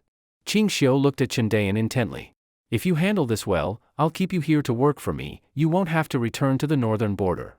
Hearing this promise, Chendayan's eyes lit up. Is that true? Nonsense. Would I lie to you? Then just wait and see. Chendayan agreed without hesitation, determined to get it done no matter what. If he could follow Duke Qing on future campaigns north and south, there would be endless opportunities for merit and glory. The more Chendayan thought about it, the more excited he became. Qing Xiu looked at Chendayan's face full of expectation and couldn't help but smile. Now he could finally start the journey back to Chongan, and it seemed he would make it in time to see his child's first face before Su Xiaochun gave birth. Qing Xiu called together his 13 personal guards to prepare for departure, but before their horses even reached the city gate, along the road there were already large numbers of Lingnan civilians who had come voluntarily to see them off. Although Qing Xiu had entered Lingnan as an outsider with arms, everything he had done had been seen firsthand by the Lingnan common people. At least in Qing Xiu's view, he had treated these civilians as human beings, far more than the king of Lingnan ever had. Fellow countrymen, go back now. The mountains are high and the road is far, sending us this far is enough. Qing Xiu waved his whip toward the north, smiling at the people seeing him off. Duke Qing, before you leave, please take these things with you. We are too poor to offer anything else, keep them for the road to eat. And also these. You must beware of mosquitoes, snakes, and ants along the way. Duke Qing, you must take care. Seeing that Qing Xiu was about to leave, everyone, though reluctant, brought him many local products, until his men could hardly carry them all. Qing Xiu's smile became slightly forced, these common people were simply too enthusiastic. At this moment, the people pushed forward an old man to stand before Qing Xiu. The old man was about to kneel, but Qing Xiu stopped him immediately. No need for this. I have never liked anyone kneeling to me. If you have something to say, just speak. The old man only wishes to say. Duke Qing, can you not leave? Can you stay here to continue governing Lingnan? The old man looked at Qing Xiu with eyes full of hope. After all, from now on Lingnan will certainly be part of the Tang territory. We all hope you can stay to govern it, and only you can govern Lingnan well. This is the wish of all our people. We sincerely ask you to remain. Qing Xiu smiled. Although I am leaving Lingnan now, His Majesty has allowed me to handle all Lingnan affairs from Chongan, even the appointment of officials can be decided by me. So there is no need for you to worry. Is that really true? The people, who had just been frowning in worry, brightened with joy at these words. If Lingnan's affairs could be managed by Qing Xiu, they would never again fear the hellish life they had lived before. Since Duke Qing must leave, we will not insist on stopping you. Please go with our blessing. Qing Xiu and his party set out northward again, while the Lingnan civilians stood outside the city gates, staring at his departing figure for a long time. Only when they could no longer see him did they return to the city with deep regret. In any case, everything in Lingnan was now settled. Li Er's mood had been unsettled recently. It was just after the new year, and news from across the country was mostly bad. In Jiangnan, there had already been large-scale flooding since early in the year, and in some areas the floods were followed by ongoing epidemics.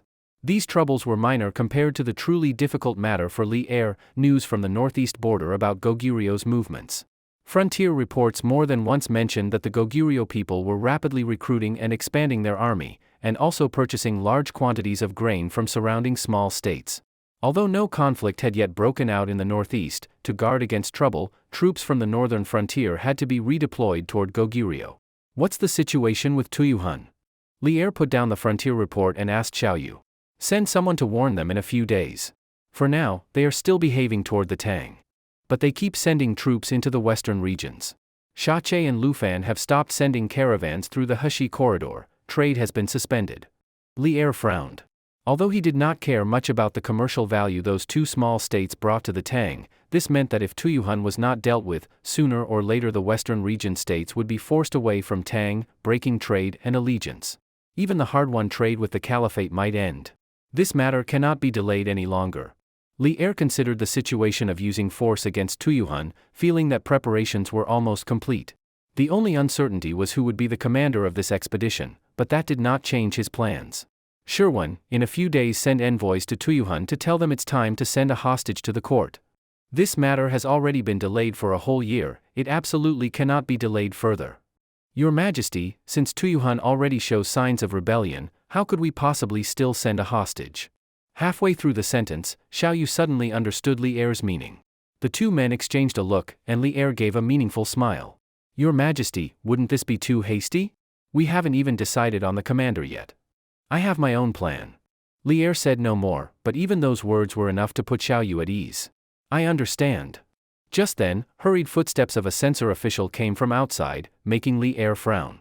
These days, the sound of approaching footsteps annoyed him. Most of what they brought was bad news. Your Majesty, urgent report from the direction of Lingnan. This surprised Li Er greatly. Since Qing Xiu's expedition, there had been no news about Lingnan. In fact, in his busyness, he had nearly forgotten about Qing Xiu's campaign there. A message about Duke Qing, surely it can't be bad news. Li Er motioned for the censor to read it aloud. In Lingnan, the campaign is complete. Lingnan's 70,000 troops have been wiped out, Honghe City has been taken, King of Lingnan Fong burned himself to death out of fear of punishment, and not one member of the Fong clan survived. Li Er looked at the censor in disbelief, even suspecting he had misheard. What did you say? Li Er stood up on the spot. Lingnan has already been conquered by Duke Qing? With only those 5,000 men? He clearly remembered that less than a month had passed since Qing Xiu's departure. Subtracting travel time, there had been hardly any extra days at all. This feat completely surpassed even the campaign with Li Jing to pacify the Turks. In under 30 days, with only 5,000 men, he had settled a problem that might have taken 50,000 troops a year to resolve, a record never before seen and never to be repeated. Give it here. Li Er ordered the censor to hand him the report to read personally. After reading it over and over, confirming it was absolutely true, Li Er burst into loud laughter. Good. Good. This Duke Qing truly is my lucky star. No wonder people say he is Tang's bearer of fortune. Nothing connected to him ever turns out to be bad news. The censor added, Your Majesty, Duke Qing is now on his way back, saying he will reach Chongan within half a month. Good, prepare in advance. When Duke Qing returns, we must hold a grand welcome. Li Er immediately gave the order. Li Er was excited not only because Qing Xiu had won a great victory. More importantly, as a top strategist and advisor, Qing Xiu's opinions were extremely important to Li Er in governing the court. In recent days, many of the matters that Li Er had been too busy to handle were also because of certain troublesome issues for which he could not get Qing Xiu's advice. And not only Li Er, the Duke's mansion also quickly received the news of Qing Xiu's imminent return. The entire residence soon became busy preparing, and several of the ladies could not wait to see Qing Xiu return at once. Not wanting the welcome to be too plain after his long and dusty journey, Liu Yuchan even closed Baiwei Ju for a whole day to prepare for this event. The regular patrons of Baiwei Lu were scratching their heads in frustration. Only Su Xiaochun, with her due date near, although eager to join them in welcoming him, could not get out of bed these past few days. At most only 5 days left before I give birth, will my husband make it back just in time to see the child's first moment? Su Xiaochun stroked her big belly and asked the midwife with some concern. The midwife smiled. Madam, I cannot say for sure, and besides, I don't know how long it will still take Duke Qing on the road. Then is there any way to delay the birth by a day or two? Su Xiaochun began to daydream. The midwife turned pale with fright. Madam, such words must not be spoken. Even if I knew, I wouldn't dare do such a thing. Su Xiaochun smiled playfully. Of course I was only joking. She caressed her belly, and the baby inside seemed to respond to her, moving slightly, as if acting spoiled. Su Xiaochun's face was full of affection as she murmured, Good child, wait just a few more days, so your father can see you the moment you are born. Ever since leaving Ziwu Valley, Qing Xiu had been eager to return home. Apart from necessary rests, they had been traveling at top speed the whole way. Even the horses could not stand the constant jolting along the road, their mounts had been changed again and again. Everyone knew Qing Xiu was hurrying home to be with his wife for the birth, so no matter how exhausted they were on the road, they had no complaints and accompanied him in traveling day and night. The journey originally planned to take 7 days was shortened to 4 by their forced march. On the morning of the 5th day, as the first rays of sunlight shone on the walls of Chongan, Qing Xiu happened to see the scene. We're finally home. Shuiren Gue, seeing the familiar city, laughed aloud. That Lingnan land is so damp, if I stayed a few more days I'd be covered in sores. It's still better here inside the pass. Home. Without another word, Qing Xiu spurred his horse and galloped straight toward the city gate. The soldiers on the wall, drowsy as they waited for the shift change, were suddenly wide awake when they saw a group of riders charging toward the city. Stop! It's not gate opening time now. Any trespassers will be severely punished. The soldiers suddenly felt the leading rider looked familiar. When his horse came closer, they finally saw clearly that the rider was none other than Qing Xiu. Heavens, it's Duke Qing. Wasn't it said he'd need 2 more days to reach Chongan? Put down the bows and arrows, do you want to die? Why are you all still standing there? Open the gate at once. Skip all the formalities when Duke Qing returns. The captain of the guard quickly ordered the gates opened, and Qing Xiu rode straight in without slowing his horse in the slightest. Brothers, you've worked hard. Duke Qing, will you go to the palace first? His Majesty ordered that if you returned early, you should go there first. Before the captain could finish, Qing Xiu's horse had already disappeared from sight. Quickly report Duke Qing's return to His Majesty, don't waste any time. The captain might let Qing Xiu ignore Li Er's orders, but they themselves dared not delay. It had to be said, Qing Xiu's early arrival without prior notice had thrown Li Er's welcome plans into disarray. The ceremonial arrangements were not yet ready. Just as the sky was growing light, Su Xiaochun, waiting to give birth, suddenly felt movement in her belly, followed by sharp pain. She realized the child was about to be born. This is really the worst timing. She smiled bitterly to herself. She remembered Qing Xiu still had 2 days left before returning, but the child couldn't even wait that long. Quickly prepare for Madame's delivery, gather all the attendants immediately, don't delay. The midwife on duty didn't dare waste a moment and hurried to summon help. Soon the news spread through the entire Duke's mansion, and almost everyone grew tense. The other ladies waited outside the room for news, hardly daring to breathe. Thinking that they too would one day go through this, they became even more nervous. Sister, you're hurting my hand. Cui Yuyan looked timidly at Chang Sun Pingting, who then realized she had been gripping Cui Yuyan's hand tightly. Sorry, little sister. Chang Sun Pingting quickly let go, and Li Yuchan laughed. It's not even your turn to give birth yet, and you're already this nervous? It will happen sooner or later, and I've heard childbirth is dangerous. Sister should be fine, right? Don't worry, with so many helping, the delivery should go smoothly. It's just a pity our husband can't make it in time. Yunyang comforted the ladies, though in truth she was extremely nervous inside. Just then, the main gate of the Duke's mansion was suddenly pounded on urgently, as if someone outside was desperate to get in. Who is it, banging the door so early? Do you know where you are? The gatekeeper was startled and annoyed. Right now there's an important matter in the mansion. No visitors. Go back where you came from. Open the gate. The voice outside was calm but firm, and it instantly made the inattentive gatekeeper jump. Duke Qing has returned? The servant hurried to open the gate, and saw Qing Xiu, still in armor, with his 13 guards standing before him. How is Madam? Has there been any sign of labor these past days? Qing Xiu's first question was this. The servant's face lit up. You've come just in time, this morning Madam just started. The midwife is helping her now. Shuiren Gui and the others were a bit surprised. Such timing? We really made it. Hearing this, Qing Xiu did not hesitate and headed straight for Su Xiaochun's chambers. Before he reached it, he saw the other ladies waiting outside the door, all extremely tense. They listened to the groans coming from inside, their eyes full of worry and fear. Is sister inside all right? Chang Sun Pingting was so tense that her fingertips had turned white from pressing them together. What are you afraid of? You'll go through this sooner or later. It's not that hard to get through. Suddenly, a hand gently rested on Chang Sun Pingting's shoulder, accompanied by a soft voice of comfort. Yes, yes. Chang Sun Pingting responded instinctively, but then realized something was off. She looked toward the voice and saw that familiar, handsome, and warm face. Husband. Overjoyed, Chang Sun Pingting threw herself into Qing Xiu's arms, burying her face in his chest. Not only her, the other wives, upon seeing Qing Xiu, also happily rushed into his embrace. Soon, he was surrounded by them, with no room to even step back. Husband, you're finally back. This journey must have been hard. You didn't get harmed by the miasma in Lingnan, did you? Is your health all right? Next time, don't go on such a far campaign. We've been worried sick this whole month. The wives spoke over one another, each face full of joy.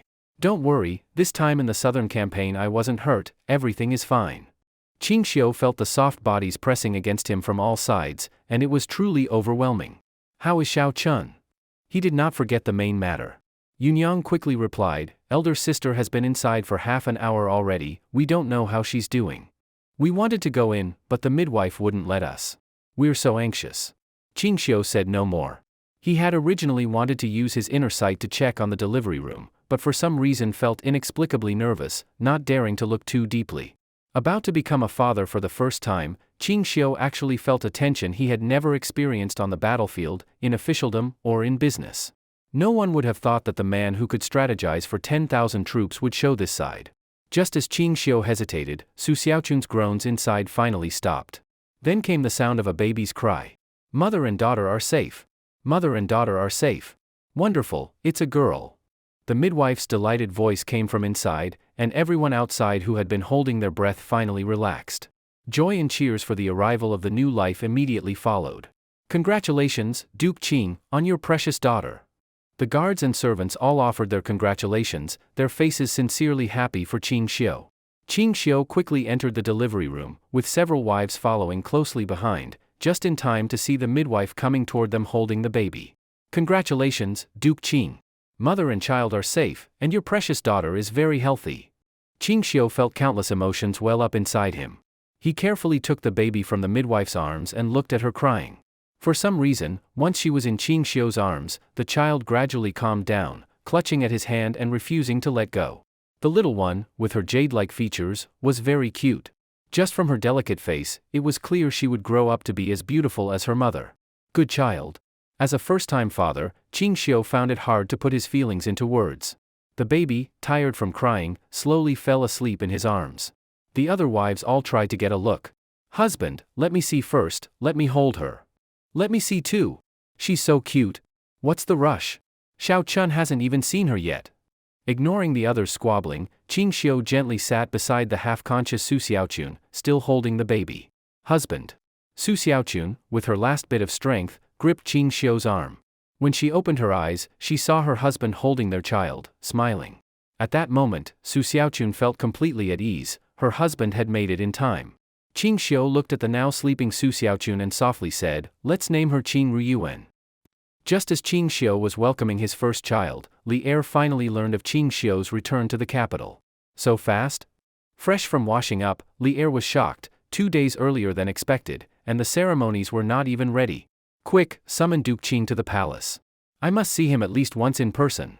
Your Majesty, someone already went to look for him at the Duke's residence, but it so happens that Duke Qing's wife is giving birth.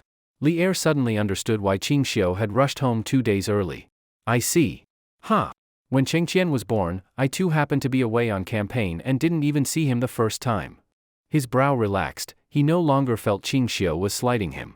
With such a matter, who wouldn't go home first? Especially given Qing Xiu's great service. If I remember correctly, this should be Duke Qing's first son? Your Majesty, it's a daughter. Hearing this, Li Er's eyes lit up. In that case, a marriage alliance between the royal family and Qing Xiu in the future would be much easier. All right, don't disturb them. Let Duke Qing stay at home with his wife and daughter. Send a gift on my behalf. Li Er gave the order with a smile. After truly becoming a father, Qing Xiu finally understood what it meant to be cautious, as if walking on thin ice. Holding the little princess in his arms, he didn't even dare to breathe too loudly, afraid any rough movement might wake her and make her cry. But putting her down felt even harder. Who wouldn't want to hold such a cute daughter all the time? Even with the fatigue of the long expedition still in his body, he was willing to just hold her and look at her sleeping face. Even this alone seemed to sweep away all his exhaustion, leaving no thought for anything else. Qing Xiu even ordered Li Yuchan to close Baiwei Ju for 3 days, summon all the head chefs back to the Duke's residence, and hold a feast for 3 days in celebration. The news spread quickly through Chongan, from the palace nobles to the common folk, everyone knew. In surprise, many nobles and officials immediately sent gifts to the Duke's residence.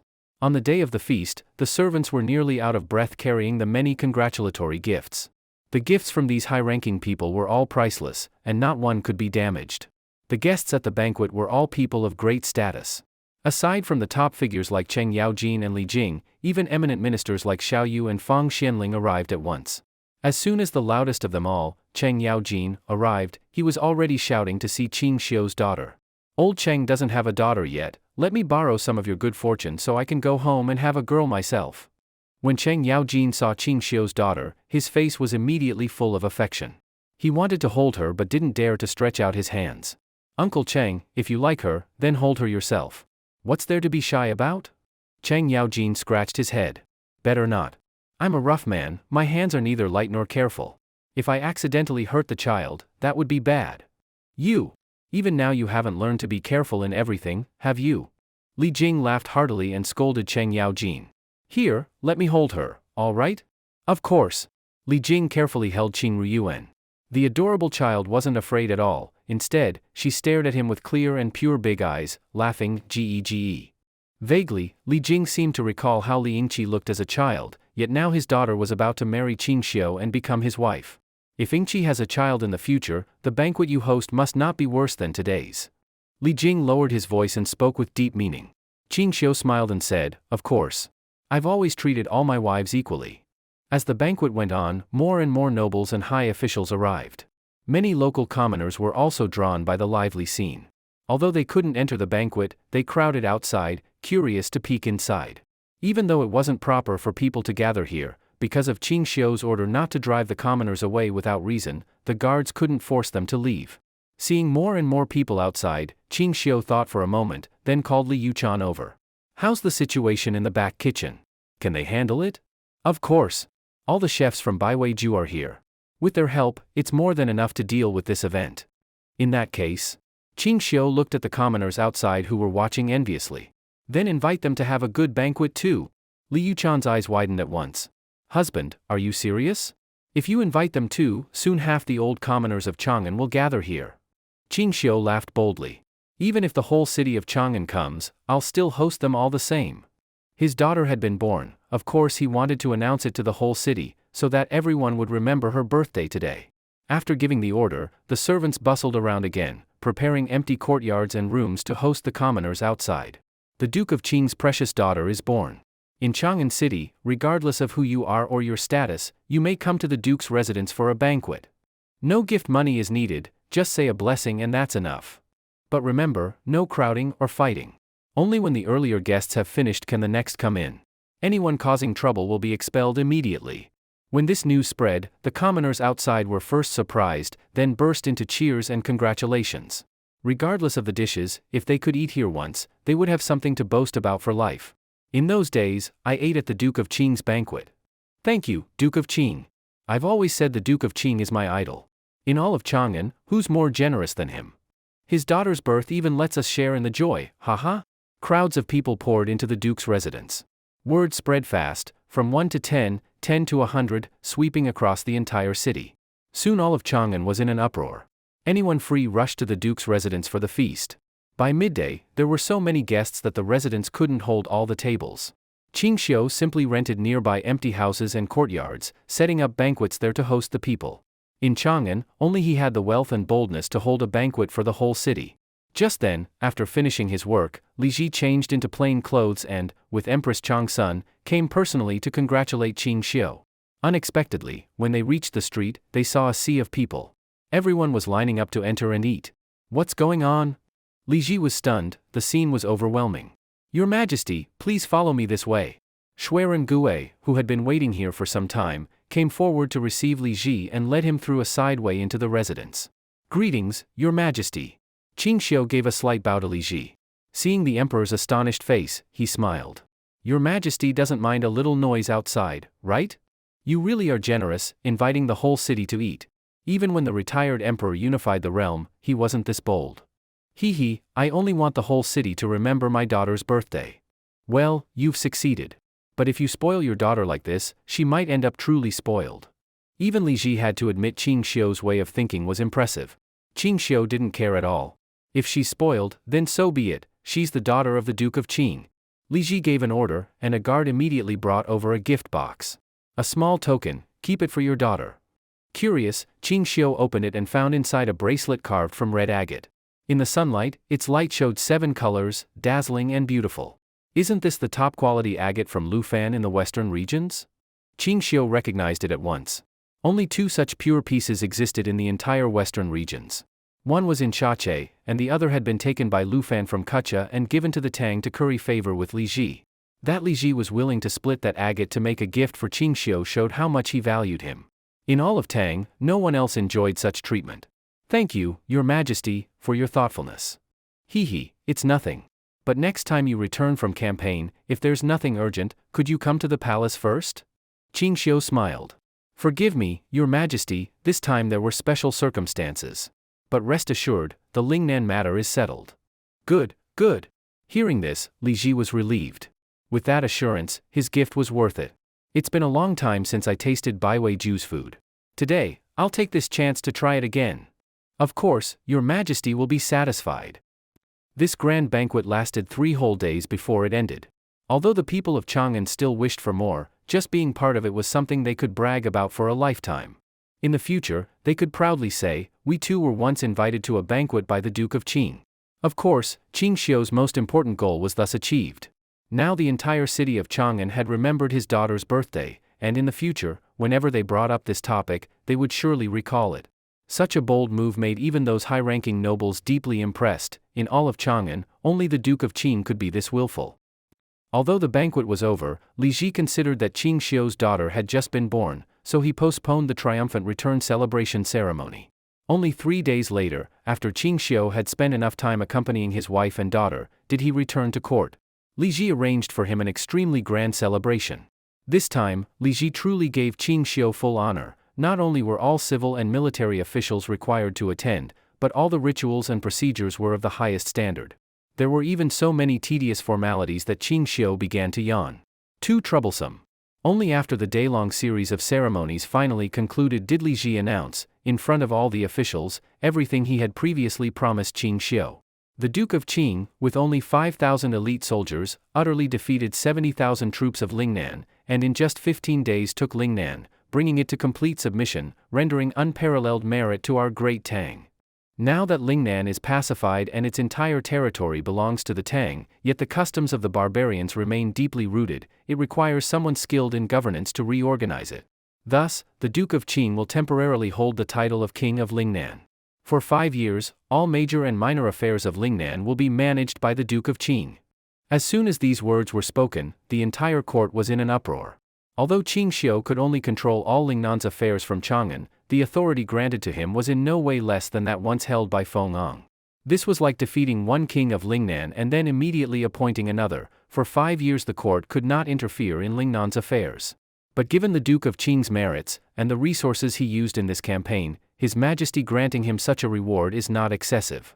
I've also heard that for the next 5 years at least 40% of Lingnan's tax revenue will go into the Duke of Qing's hands. That's no small amount. The reward is indeed generous, but the Duke of Qing has brought His Majesty great advantage. The officials whispered among themselves, and of course there were many who were envious and jealous. Naturally, there were also those who sincerely felt happy for Qing Xiu, especially Old Cheng, Changsun Wuji, and others. Changsun Wuji cursed himself inwardly for being so short-sighted. Before the expedition he had thought Qing Xiu was bound to lose. Now it was a complete slap in the face. How about it, Old Qing, wasn't Old Cheng's judgment right? The younger generation is truly formidable, we old fellows can't compare anymore. Cheng Yaojin said to Qin Qiong with deep feeling. Indeed. Even if we weren't old, we couldn't possibly achieve what Qing Xiu has done. The already frail Qin Qiong felt a pang of sadness at these words. Since the Xuanwu Gate incident, Qin Qiong's health had declined rapidly. Leading troops into battle was long out of the question, now even riding in armor had become a heavy burden. Seeing Qing Xiu enjoying such success, he couldn't help but miss the years when he had fought campaigns all over. Of course, Gao Shilian, who had never gotten along with Qing Xiu, watched with a gloomy face. Several times he wanted to speak, but forced himself to hold back. Now was not the time to confront Qing Xiu, who was at the height of his prestige. Then Li Ji read out a long list of gold and silver rewards for Qing Xiu, but Qing Xiu completely ignored them. He simply had too much money. At this point, hearing such numbers made him numb. Your Majesty, this expedition was not my work alone.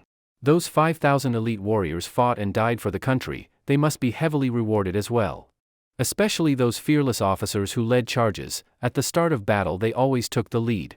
Without their help, I could not have taken Lingnan so easily. Qing Xiu then timely presented a register. The names written inside were the officers and commanders he had valued during this campaign. I ask your Majesty to promote them. Li Ji was overjoyed at this. He knew Qing Xiu's eye for talent was exceptional, anyone recognized by him was sure to be a capable general in the future. Glancing at the list in his hand, Li Ji immediately decided to reward every one of them well. Among them were low-ranking officers and nameless soldiers. Qing Xiu had observed each one during every battle and march after reaching Lingnan. When drafting the list, even Qing Xiu himself was surprised. There were so many capable people in the Tang army. Seeing Qing Xiu receive such a heavy reward, everyone understood how much weight it carried, and most offered respectful congratulations. At least they knew that in their place, they wouldn't even dare boast about such a feat. let alone actually conquer a country with only 5,000 soldiers. Yet in this rising atmosphere in court, someone still jumped out to be the target. Your Majesty, I believe that although the Duke of Qing has rendered service to the state, his merits do not deserve such rewards. It is far too much. The single-minded Wei Zheng actually chose this moment to stand out and stubbornly voice his opinion. As soon as he spoke, the court immediately fell silent. Everyone looked in surprise at Wei Zheng, who had made himself the target. This old fellow really didn't care about timing when tearing someone down. They all knew that by speaking now, he wasn't just criticizing Qing Xiu, he was also indirectly rebuking Li Ji. Li Ji, unwilling to waste words with this obstinate man, only coughed lightly. Beloved subject, you have never been on the battlefield, you don't know how hard this war was. The Duke of Qing's reward is not excessive. This was Li Ji's hint for Wei Zheng to stop, but that clearly did not match his headstrong nature. Wei Zheng stubbornly continued, the gold, silver, and fiefs granted to the Duke of Qing are naturally deserved. But giving him the temporary title of King of Lingnan for 5 years, and control over all of Lingnan's affairs, this is truly inappropriate. What is inappropriate? Li Ji frowned. Wei Zheng replied slowly, the court used so much manpower and resources to recover Lingnan precisely to incorporate it into our territory forever, preventing any further rebellion, and to make the people of Lingnan accept our teachings. Therefore, we should abolish the title of King of Lingnan altogether, destroying all unrealistic hopes the people of Lingnan may have for the Fong clan. At this point, Wei Zheng cast a subtle glance at Qing Xiu. Now, not only is the title retained, but for 5 years all appointments of officials and all political affairs in Lingnan are handed over to the Duke of Qing alone. How, then, can Lingnan gradually accept the court's royal authority and never rebel again? His words were extremely unpleasant, clearly implying that he did not trust Qing Xiu, fearing he might become like the former king of Lingnan. If he built up Lingnan into a separate power again, wouldn't all the court's efforts today be wasted? Before Qing Xiu could react, Linger's expression immediately darkened on the spot. Dr. Wei. To pacify Lingnan, Duke Qing led troops on a personal expedition through high mountains and long roads, with only a very small number of soldiers, using countless strategies before finally taking Lingnan. He even disregarded the fact that his beloved wife was about to give birth, showing such loyalty to the country. How can you slander him like this? In my eyes, nothing matters except the safety of the state and the people. Any potential threat must. Dr. Wei, why don't you write a memorial about this and submit it later? We can discuss it slowly then. Linger rudely cut off Wei Zheng's words, truly unwilling to hear another half-sentence of his nonsense. After speaking, Linger intended to announce that today's celebration for the triumphant return would end here. Your Majesty, please wait. Qing Xiu stepped in first to stop Linger, then looked at Wei Zheng with a half-smile. Linger, in order to maintain the reputation of harmony between ruler and minister, had never openly fallen out with Wei Zheng, but Qing Xiu had no need to consider such things. Wei Zheng had long been wantonly biting at people everywhere in court, and Qing Xiu had heard enough. It was time to teach this old man a lesson. What Dr. Wei says is quite interesting. Your skill with words far surpasses your actual ability to handle affairs. When it comes to expanding territory, you are nowhere to be seen, yet in court debates, you always have a share. Looking across all dynasties, you truly are one of a kind. These barbed words instantly made Wei Zheng's face turn ashen. Just as he was about to speak, Qing Xiu forcefully interrupted. I know you are not convinced, Dr. Wei, but in all your years in court, have you ever contributed any true achievements or key proposals? As long as you can name even one, I will immediately give up the commendation for pacifying Lingnan. This follow-up sentence left Wei Zheng speechless, his face flushing red and pale in turns. Indeed, that was the truth, though he felt he had made many contributions and given countless proposals to Linger. As for actual achievements directly tied to him, he really couldn't name one. Of course, it wasn't that none of his opinions had ever been adopted. When Linger first ascended the throne, he suffered from cold ailments and wanted to build a heated pavilion. Wei Zheng directly compared this idea to the excesses of Emperor Yang of Sui, forcing Linger to drop the plan. Thanks to that suggestion, Linger had been plagued by the cold ailment ever since. The ministers below struggled hard to hold back their laughter. Qing Xiu's words were basically saying to his face, "It makes no difference whether you exist in the court or not." They couldn't help but sigh in their hearts. Duke Qing truly had an offensive edge. Linger inwardly cheered with satisfaction. Finally, through Duke Qing's mouth, he could say what he had always wanted to say. Duke Qing, let's speak more gently. No need to harm the harmony between ministers. We're all working for the good of the court. Linger pretended to mediate. In truth, he wished Qing Xiu would attack even more fiercely. Qingxiu said calmly, Your Majesty, it is precisely because you have always been lenient with Dr. Wei that he still does not realize how useless he truly is, always thinking himself the pillar of the court. I have always served the court wholeheartedly, always putting the court's interests first. Wei Zhang immediately lost his composure, blushing and defending himself loudly. I think all Dr. Wei has left is that one piece of loyalty, serving for years without tangible achievements, yet pointing fingers at those who do. If it were me, I would have long stepped back to let the capable take the position. Wei Zhang was nearly driven mad, his head was full of indignation, but he could not utter a single rebuttal. After all, what was said was indeed the truth. Compared to Qingxiu, his actual merits were like a drop in the ocean. Qingxiu had the standing to rebuke him to his face, and Wei Zhang truly had no standing to talk back. Dr. Wei, why are you silent now? Qingxiu smiled at the flushed Wei Zhang. This last question was the perfect finishing blow. Your Majesty, this old minister misspoke. Duke Qing, sigh. At this moment, Wei Zhang retreated like a defeated rooster, his face full of dejection. Lear barely kept his laughter from spilling out, inwardly feeling delighted. It was just a pity he hadn't been the one to say those words. If he had, the satisfaction would have been overwhelming. Your Majesty, I just submitted the list of names I recommend for promotion. Next time we go to war, they should accompany the army and take the lead in battle. Qingxiu turned to Lear and proposed loudly, let everyone see with their own eyes what kind of talent they are. This way no slanderous courtiers can say I promote only my own people based on my achievements. Dr. Wei, what do you think? This was already undisguised, straightforwardly calling Wei Zhang a treacherous petty man. Wei Zhang replied in a muffled voice, this matter should be decided by your Majesty, I am not in a position to give an opinion. Then as Duke Qing suggests, send them to lead the vanguard in the next battle. I also want to see what talent they have. Lear smiled, by the way, I saw a name on your list, Xue Qigui. I heard that during the Lingnan campaign, he led 2,000 men to charge an army of 70,000 and nearly captured Fong. Qingxiu nodded slightly. That is true. Good. This man reminds me of my own spirit when I fought for the empire. Since he is a natural general, he should be given a fitting rank, let's appoint him.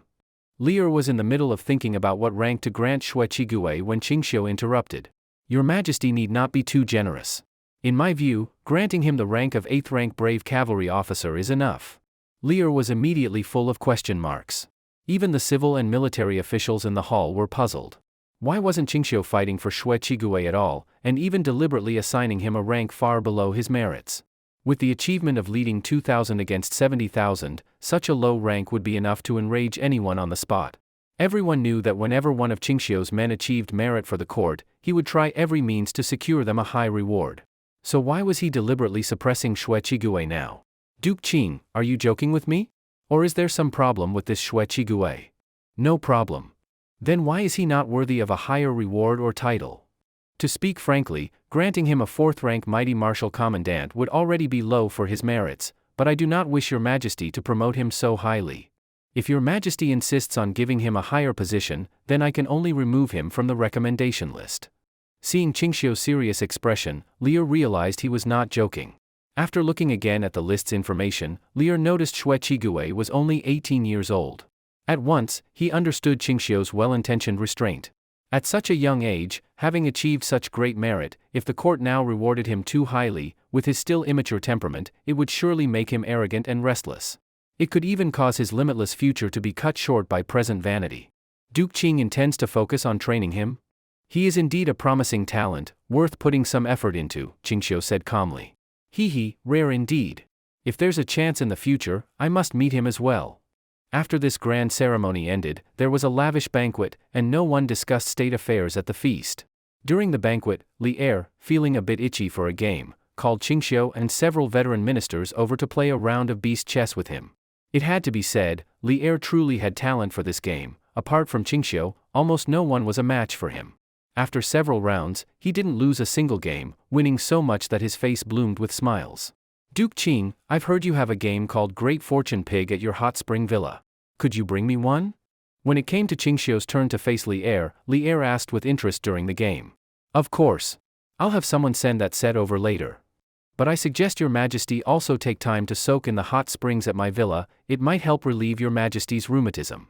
Qingxiu placed a piece on the board and spoke lightly. He had noticed that since the start of winter this year, Li often rubbed his knees with a furrowed brow, clearly his rheumatism had worsened. I truly would like to go, but there are too many trivial matters in the palace, I really have no time. Lia sighed. He suddenly realized he was about to lose to Qingxiu and hurriedly made his move. It's a pity there's no hot spring to dig up in Chongan. Otherwise, I would soak every night before sleeping. Wait, how did you win? Li suddenly saw that his last few moves had all fallen into traps Qingxiu had set earlier. By the time he realized, it was already a dead game. Your Majesty has improved compared to before. Qingxiu placed the decisive winning piece, smiling faintly. Li patted his forehead. He still hadn't recovered from his earlier streak of victories, and now he had been beaten so miserably in Qingxiu's hands. Haha, still can't beat you. I won't play with you anymore, it's impossible to win. Li quickly turned to play against Xiaoyu instead. That did it. Almost everyone avoided Qingxiu and chose other opponents, leaving him standing there, sword in hand and looking around in vain. No helping it, he was too unbeatable, and no one wanted to come over just to be crushed. Young Qing, come. Let me see what this is, teach me how to play. Reeking of wine, Cheng Yaojin came over, clearly quite interested in beast chess. All right. Qingxiu had been fretting over having no one to crush. Since old Cheng came over on his own, he couldn't be blamed for being merciless. But while playing against old Cheng, Qingxiu suddenly recalled something Li had mentioned earlier. If only there could be hot spring water in the palace. The speaker had no particular intention, but the listener took it to heart. Qingxiu couldn't help having an idea pop into his mind. If he could channel hot spring water into the palace, and even into certain high-ranking officials' homes, this would absolutely be a highly promising business. At once, another word popped into his head: running water. If this could be achieved, delivering water continuously to every household so they could draw it without leaving home. It would not only be a major project benefiting the country and the people, but also an extremely profitable venture. To be able to collect money from every drop of water, even if each amount was as tiny as a fly's leg, when multiplied by such a vast base, it would still be an astronomical sum. Make your move, what are you thinking about? Old Cheng's rough voice pulled Qingxiu from his thoughts. Oh, all right. Qingxiu answered casually, placed a piece, and said, you've lost again. What? Cheng Yaojin scratched his head. How is this possible? I've lost 7 games in a row. Not until near evening did the grand banquet finally disperse. When Qingxiu left the Forbidden City, Xue Qigui, who had been waiting for a long time, personally stepped forward to greet him. Boss, the carriage is ready, please. Qingxiu got in, and Xue Qigui himself drove the carriage back to the Duke Qing's residence, chatting animatedly along the way about sparring with the city guards earlier that day. Boss, I'm telling you, those city guards may all look big and strong, but in a real fight, I can take on at least 5 of them alone. And that so-called drill master from the military academy, he didn't last even 5 rounds against me before going down. Listening to him, Qingxiu suddenly said, today I submitted to His Majesty the reward list for the brothers who fought alongside me in Lingnan, and your name is on it. At this, Xue Qigui's arm gave a slight tremor. Then how did His Majesty reward me? Xue Qigui's voice was full of anticipation. His Majesty admires you very much, but your reward is only a 7th-rank brave cavalry officer. Upon hearing this, Xue Qigui's whole body stiffened. He thought he had misheard Qingxiu's words. Everyone knew that in the Tang dynasty, the martial spirit was strong. If the emperor saw an especially strong soldier in the army, he would often reward him on the spot. Let alone someone with military merit. And he had achieved such a stunning feat in Lingnan, yet the reward was only a minor 7th-rank military officer. Even with the lowest starting point, such a reward was enough to make people laugh their heads off. Was this still the Tang dynasty, where bravery was the first requirement for rewards? It should be known that before this, Xue Qigui had dreamed countless times about what rank he would be given after this battle, maybe even becoming a general. Such a stark contrast truly was. All right, stop letting your thoughts run wild. The reward His Majesty gave you was higher than this, I was the one who rejected it. This shocked Xue Qigui even more. Boss, why would you do that? Why? Because you are not yet worthy of such a high rank. If virtue does not match position, there will be disaster. Qingxiu gave a cold laugh. Let me ask you, if you were now to lead 10,000 troops on campaign, how would you command them? I would, of course. What route would you march? How would you arrange supply lines? How would you allocate cooks, doctors, and various weapons? Just the first question was enough to render Xue Qigui speechless.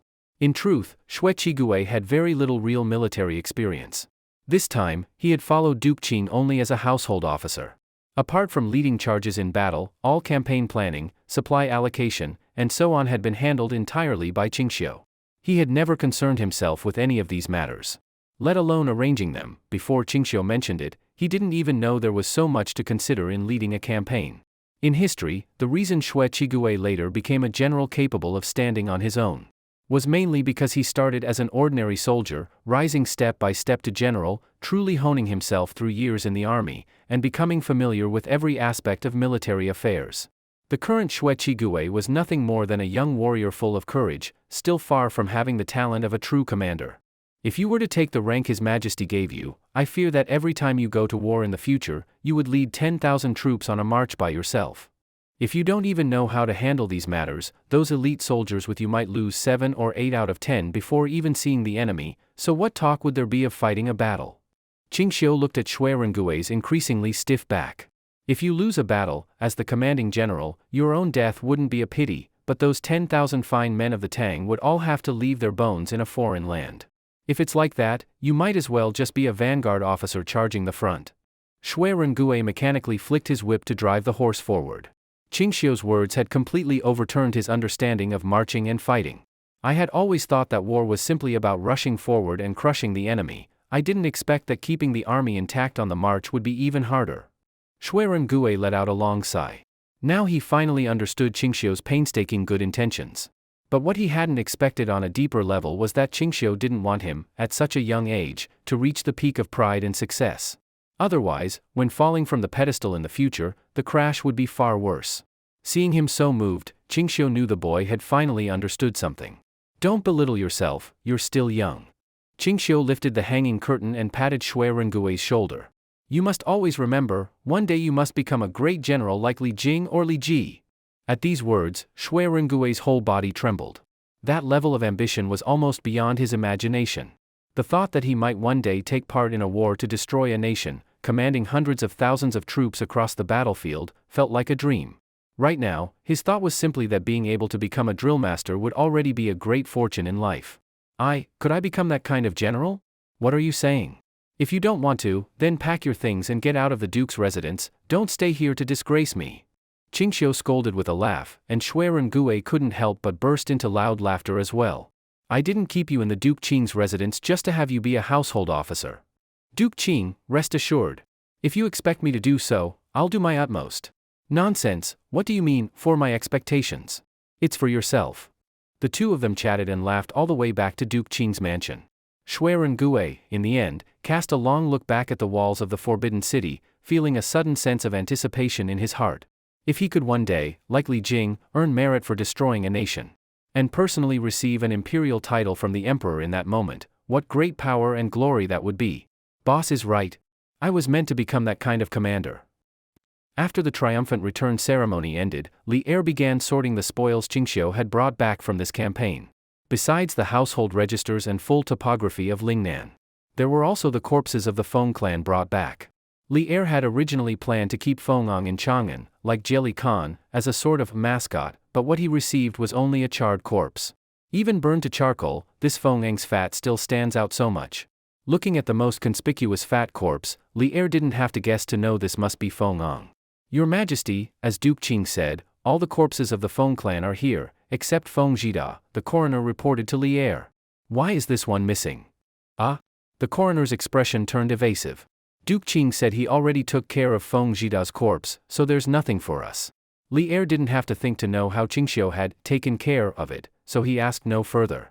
Speaking of it, these people had some backbone. Not willing to come to Chongan to surrender and be humiliated, they burned themselves instead. That Fong was a character. Your Majesty, I think not. When I was inspecting the corpses, I found that more or less they all had traces of kerosene and gunpowder.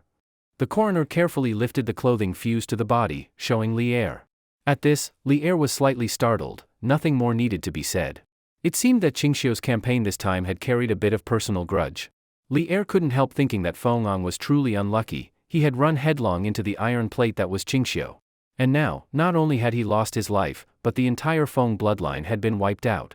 They accidentally ignited gunpowder and burned themselves, understand? Li Er gave the coroner a faint glance. This matter ends here. Don't tell anyone. I understand. The coroner instantly understood Li Er's meaning and ordered his men to put the corpses away. Meanwhile, the aftermath in Lingnan went far smoother than Qingxiu had expected. He had thought it would take much time to erase the resistance and resentment of this land, and had even prepared to request that Li Er send troops to station there for suppression. But unexpectedly, over the next month, Lingnan accepted Tang's reorganization and officials with extreme ease. There was no trouble at all. They even welcomed Tang's control, showing how badly they had been oppressed and exploited by Fong before. At the same time, Qingxiu personally selected a group of officials, drafted their list, and submitted it to Li Er, hoping they would govern Lingnan. Most of those he chose were obscure in officialdom yet extremely capable. Sending them to Lingnan would be a special training. Before they departed, Qingxiu held a feast for them and explained how to govern Lingnan. His time controlling Lingnan was limited, so he had to fully plan its governance in that short time to ensure it never rebelled again. By the time Qingxiu had completed his initial governance plan for Lingnan and sent the officials off, it was already early spring in March. This year, the rains had come early, and the temperature had risen quickly. By March the trees were already lush, as if summer had come overnight. In Chongan, peach blossoms bloomed everywhere, making for a unique sight. Qingxiu naturally didn't want to miss such a fine time. He asked Li Er for a long vacation and took his wives to travel the mountains and rivers. Especially Su Xiaochun, before giving birth, she had been so cautious she didn't even dare leave the mansion gates. Now, finally able to go out, she relaxed and enjoyed herself to the fullest. Qingxiu even delayed the end of their trip for a few days just for her. He also prepared special hot spring baths for her, accompanying her for 4 whole days until she was fully satisfied. Thus, Su Xiaochun finally made up for the regret of being unable to fully enjoy herself during pregnancy. Just as Qingxiu was returning to Chongan with his wives and concubines, he saw that many scholars and talented men from all over the Tang Empire had come to the city. As if inspired by something, more and more of them were gathering here, even filling up all the inns and taverns in Chongan. Later arrivals who could not find lodging could only stay temporarily in the surrounding villages. This isn't the time for the imperial examinations. Why are there so many scholars in Chongan? Changsun Pingting was quite surprised. She had never seen so many scholars in the city before. Qingxiu smiled. It's early spring in March. Do you know why there are so many scholars? The Furong Garden Poetry Gathering. Changsun Pingting suddenly understood. No wonder. This annual spring poetry gathering seemed on the surface to be just a private banquet for scholars to compose and match poems. But in fact, because in past years many talented men had stood out and amazed others at this event, even the imperial court had taken interest in it. Many high-ranking officials and noble families also took a liking to those who emerged from the poetry gathering. They even treated it as a son-in-law selection event. Those with outstanding talent would surely be recruited by prominent families. Even if they weren't taken as sons-in-law, it was still an opportunity to get closer to them or take them as protégés. When these talents later shone in officialdom, it would certainly be a great advantage. Husband, I really want to go see the poetry gathering. Cui Yuyan held Qingxiu's hand and spoke softly, acting spoiled. Born into a scholarly family, she naturally had great interest in such an event. All right, if you're interested, you can even take part. I've heard the Furong Garden Poetry Gathering doesn't forbid women. Really? Cui Yuyan's eyes lit up, but she still looked a bit uneasy. But as far as I know, from the very first gathering until now, there has never been a female poet attending. If it's not forbidden, then it's allowed. Even if they don't allow it, I'll make them allow it. Qingxiu spoke carelessly. Thank you, husband. Cui Yuyan said happily. In truth, Qingxiu himself was also quite interested in this poetry gathering. The Tang dynasty was famed for literature. Perhaps he might even meet many familiar faces here. And he had always been interested in poetry and literature, so he wanted to see what level these people could reach. Changsun Pingting seemed rather impatient. Then shall we go take a look now? What's the rush? The gathering is still 3 days away. If we go now, there's nothing to see. Although he said that, the streets of Chongan were already full of scholars composing poems, matching verses, and debating with one another. Qingxiu could often overhear them challenging each other with poetic questions, but their level was hardly worth praising. It seemed the real top-quality work would only appear once the actual gathering began, so Qingxiu was in no hurry. As the date of the gathering approached, discussions in Chongan grew more intense by the day. Even in the imperial court, during idle moments, ministers would talk about who would be the true highlight of this year's event. Some ministers even planned to participate themselves. Among them, Ho Junji was perhaps the most eager. He still had an unmarried daughter, Ho Haitang, who was of marriageable age but had no match. It wasn't that Ho Junji was unwilling to marry her off, rather, the young lady had loved poetry and literature from an early age, and her skill in it was very high. Her primary requirement for a future husband was that his poetry and literature must far surpass her own. Previously, no matter how distinguished the young men introduced to her were, every one of them had been defeated in the realm of poetry and literature. All were astonished that a girl of only 16 could have such outstanding skill in verse. For this reason, even though Ho Haitang was of age to marry, she still had no husband to this day. When Ho Junji returned home from court, the first thing he did was excitedly tell Ho Haitang about the Furong Garden poetry gathering. Don't you love poetry and literature the most? There are many outstanding young men there every year. If you see one you like, I can help match you. At that moment, Ho Haitang was fully focused on a poem she was writing. The young girl's graceful figure was upright as she wrote stroke by stroke, her beautiful eyes entirely fixed on the sheet before her. Ho Junji had no choice but to wait patiently until she finished the last stroke. It had to be said, Ho Junji truly doted on this youngest daughter. Finally done. Ho Haitang put down her brush, happily picked up the paper, and handed it to Ho Junji. Father, look, how is this ode to the heavenly stars I wrote? Good, very good. Now, what do you think about what I just mentioned? Ho Haitang pouted in dissatisfaction. Her delicate face was full of reluctance. Father, you didn't even look, how do you know it's good? I looked. I'll take it back and read it carefully later. Now, about the poetry gathering. I'm not going. Ho Haitang refused outright without even thinking. They're all useless. So-called talented scholars, they're all frauds. Her face showed complete disdain. Though her words were a bit extreme, she did have the right to say them. In the past, Ho Haitang had been very interested in the talented men of previous gatherings. But when she collected their poems and read them, she found they were far inferior to her own. This wasn't just self-satisfaction, almost everyone who compared agreed her poetry was superior. As a result, she lost interest in those so-called talents. Ho Junji felt a headache coming on. There's no one in all of Chongan you find acceptable, and you insist on waiting for someone better at poetry than you. When will that ever happen? If you never find one, will you stay unmarried forever? If I don't marry, I don't marry. I'll stay in the mansion with father forever. Ho Haitang said playfully. Enough. Just listen to me this once, go and see. Even if you don't find anyone, it won't hurt you. It's settled. Not giving her a chance to argue, Ho Junji got up, closed the door, and left. Ho Haitang was immediately displeased and muttered to herself. He says he's asking for my opinion, but in the end he decides everything himself. She thought with scorn that she would just go through the motions to please her father. As for finding someone she liked, she didn't even bother thinking about it. Under much anticipation, this year's spring poetry gathering in Furong Garden finally began. Unlike before, this year even the court got involved, sending Fong Xianling and Du Ruhui to serve as judges. This news made the expectant scholars all the more excited. There was no doubt that this showed the imperial court had also begun to value the Furong Garden poetry gathering. If one could perform well in this event, it would surely draw the court's attention, and might even directly pave the way for an official career in the future. Even Qingxiu now found his interest in this place growing. He truly wanted to see how the court planned to select from among these talented men. When Qingxiu arrived at Furong Garden with Cui Yuyan, the place was already crowded with talented men skilled in poetry and literature. Passing through winding paths, they saw that on the waters of Furong Garden there were many boats drifting slowly. Many scholars were composing poems while sitting by the flowing water, drinking and enjoying themselves. The atmosphere was lively. Of course, Ho Junji had also brought his extremely unwilling daughter Ho Haitang here, the father and daughter riding a small boat along the shore. Is there no one you think is especially good? I thought that young man earlier wrote quite well, won't you go take a look? Ho Junji hadn't been idle this whole trip. He was constantly looking around, sizing up people's skill, and recommending them to Ho Haitang. Just so. What about this one? The Thinking of the Bright Moon he wrote just now was truly good, why don't you go speak to him? His poetry is flowery but hollow, without substance, not worth looking at. At this moment, Ho Haitang just wanted to quickly finish this trip to Furong Garden. What talented men! They were all a bunch of pigs.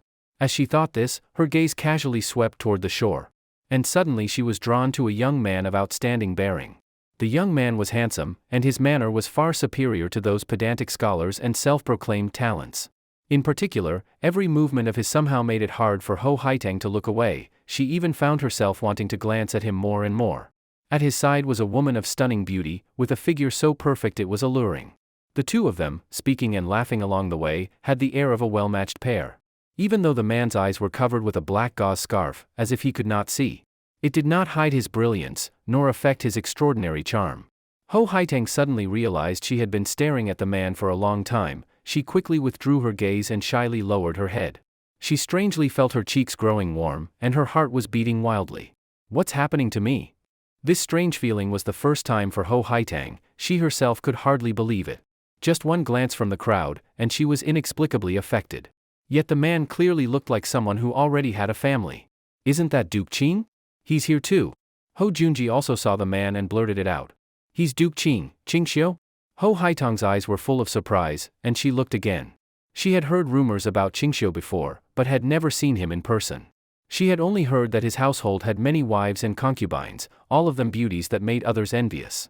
She had thought Qingxiu had won them over only through his noble status and sweet words.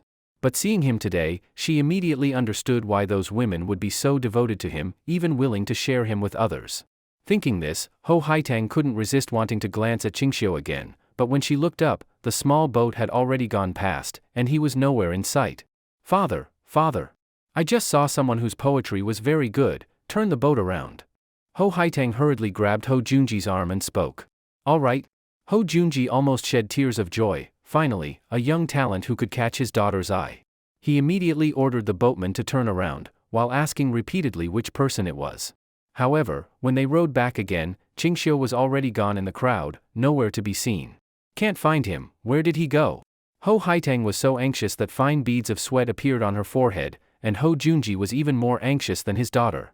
Just then, all the people in Furong Garden began crowding toward the central lotus platform. Clearly, the poetry gathering was about to begin. All right, daughter, let's go take a look first, maybe we'll run into him. Seeing his daughter on the verge of tears, Ho Junji quickly tried to comfort her. It was the first time he had seen Ho Haitang so impatient. In his heart he felt both pity and secret delight. If this young man could truly win his daughter's favor, wouldn't that settle her marriage matter right away? All right, then let's hurry. Ho Haitang quickly agreed. It was obvious she was truly anxious. As Qingxiu walked along, though he saw some with better literary skill, none could enter his eyes. After all, he knew ancient poetry thoroughly. Compared to that, even the most talented person in this little Furong Garden could hardly match the vast library of poetry in his mind. Still, those talented men who recognized Qingxiu treated him with great respect, and many wanted to approach him to get acquainted. Duke Qing, are you here this time as the court's representative to inspect the gathering? If it's convenient, perhaps later you could look at my poetry and give me some pointers. Why not come sit on our little boat for a while? We've prepared fine yellow wine. I guarantee you've never had any like it.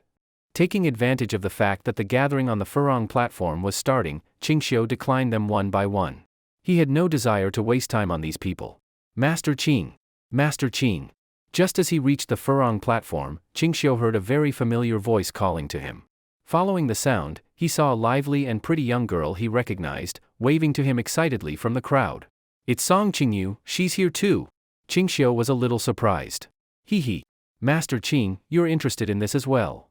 Song Qingyu happily came over to stand beside Qingxiu. This must be Sister Cui? You're truly beautiful, you look perfect together with Master Qing. Hearing this, Cui Yuyan instantly warmed to the girl and smiled. You flatter me, it's only because my husband favors me. No way. Song Qingyu then asked Qingxiu excitedly, Master Qing, did you come this time to compete in poetry and literature?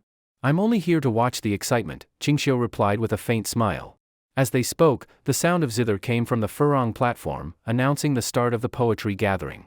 Talented men crowded around in layers, and the few seats at the very front had been bought outright by those with deep backgrounds or generous spending. The closer to the front, the more they could attract attention. Can't see. Cui Yuyan looked from afar, unable to clearly see what was on the platform, her expression rather disappointed. Seeing this, Qingxiu didn't rush. Instead, he called over a guard nearby. What are your orders, Duke Qing? The guard asked with utmost respect. Go and get me a seat, one where we can see the stage clearly. The clearer, the better. Qingxiu gave the order casually, as if directly treating the guard like a household servant. His words were overheard by the scholars nearby, and each of them was astonished. Any seat in the front row was extremely expensive, yet Qingxiu could have won just by speaking? This humble one has no authority to arrange it, but I will gladly inquire for Duke Qing. Please wait here for a moment. The guard dared not neglect the matter and immediately went forward to report it. The news quickly reached the host of the gathering, Chen Fangqing, who at once could not sit still. Duke Qing himself is here. Why didn't you tell me earlier? We've been neglecting him all this time. Chen Fangqing scolded urgently. Then, shall we arrange a seat for Duke Qing in the front row? Just one seat to fob off Duke Qing? Have you no brain? Without wasting words, Chen Fangqing left the stage and personally pushed through the crowd. Seeing him come, the scholars and talented men quickly stepped aside for him. Only when they saw him arrive before Qingxiu did they understand why Chen Fangqing was acting so deferentially. This was an extremely high-ranking figure. Duke Qing, your honored arrival, I failed to welcome you from afar, please forgive me. Chen Fangqing greeted him with a smile. Please follow me, we have a fine seat prepared. That's not necessary. Very well. From the prime space at the front of the stage, a small chair was moved out to the side, for Chen Fangqing himself to sit.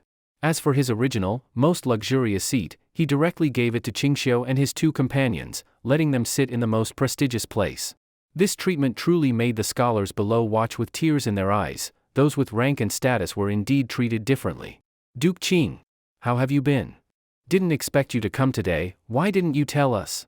So Duke Qing also enjoys poetry and literature. As soon as they sat down, people next to them immediately greeted them. Following the voices, they saw it was the judges Fong Xianling and Du Ruhui, and also Ho Junji, who had somehow arrived as well. What a coincidence. Greetings, gentlemen.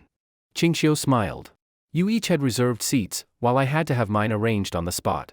Ho Junji laughed. Duke Qing, what are you saying? We simply informed the host before we came. If we had known you were coming, how could we dare neglect you?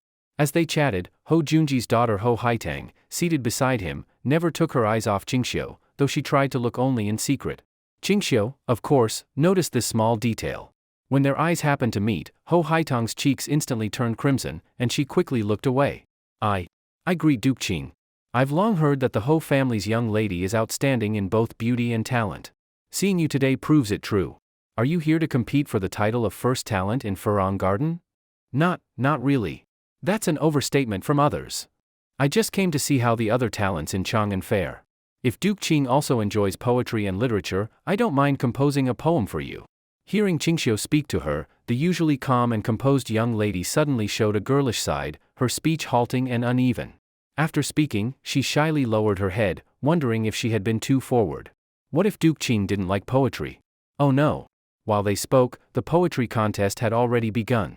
To the sound of a graceful zither, Chen Fangqing personally wrote a few characters and posted them on the display board. The two characters read, Winter Snow. When the topic was revealed, all the talented men below frowned in concentration. Some began writing on paper, others discussed ideas with one another. Du Ruhui explained to Qingxiu, in the poetry gathering, the host personally gives the topic for each round, and the participants must compose poetry to match it. Those who gain the unanimous approval of the judges and the audience are considered winners of that round. Qingxiu nodded slightly. So it's testing impromptu skill? He noticed Ho Haitang's eyes suddenly sharpen with focus. She took up brush and paper and began writing quickly, clearly she had already been inspired. Master Qing, you should compose a poem too, beat them all. Song Qingyu urged excitedly. No need. Better to leave them some dignity. Qingxiu smiled faintly. Soon, one sheet after another was passed to the front, first to the preliminary reviewers. If they thought it was incoherent rubbish, they would throw it out immediately, only those they found pleasing would be passed to the judges. No way. My Ode to White Snow in Spring was so good, why was it rejected? The terrible handwriting alone makes it painful to look at, not to mention the nonsense content.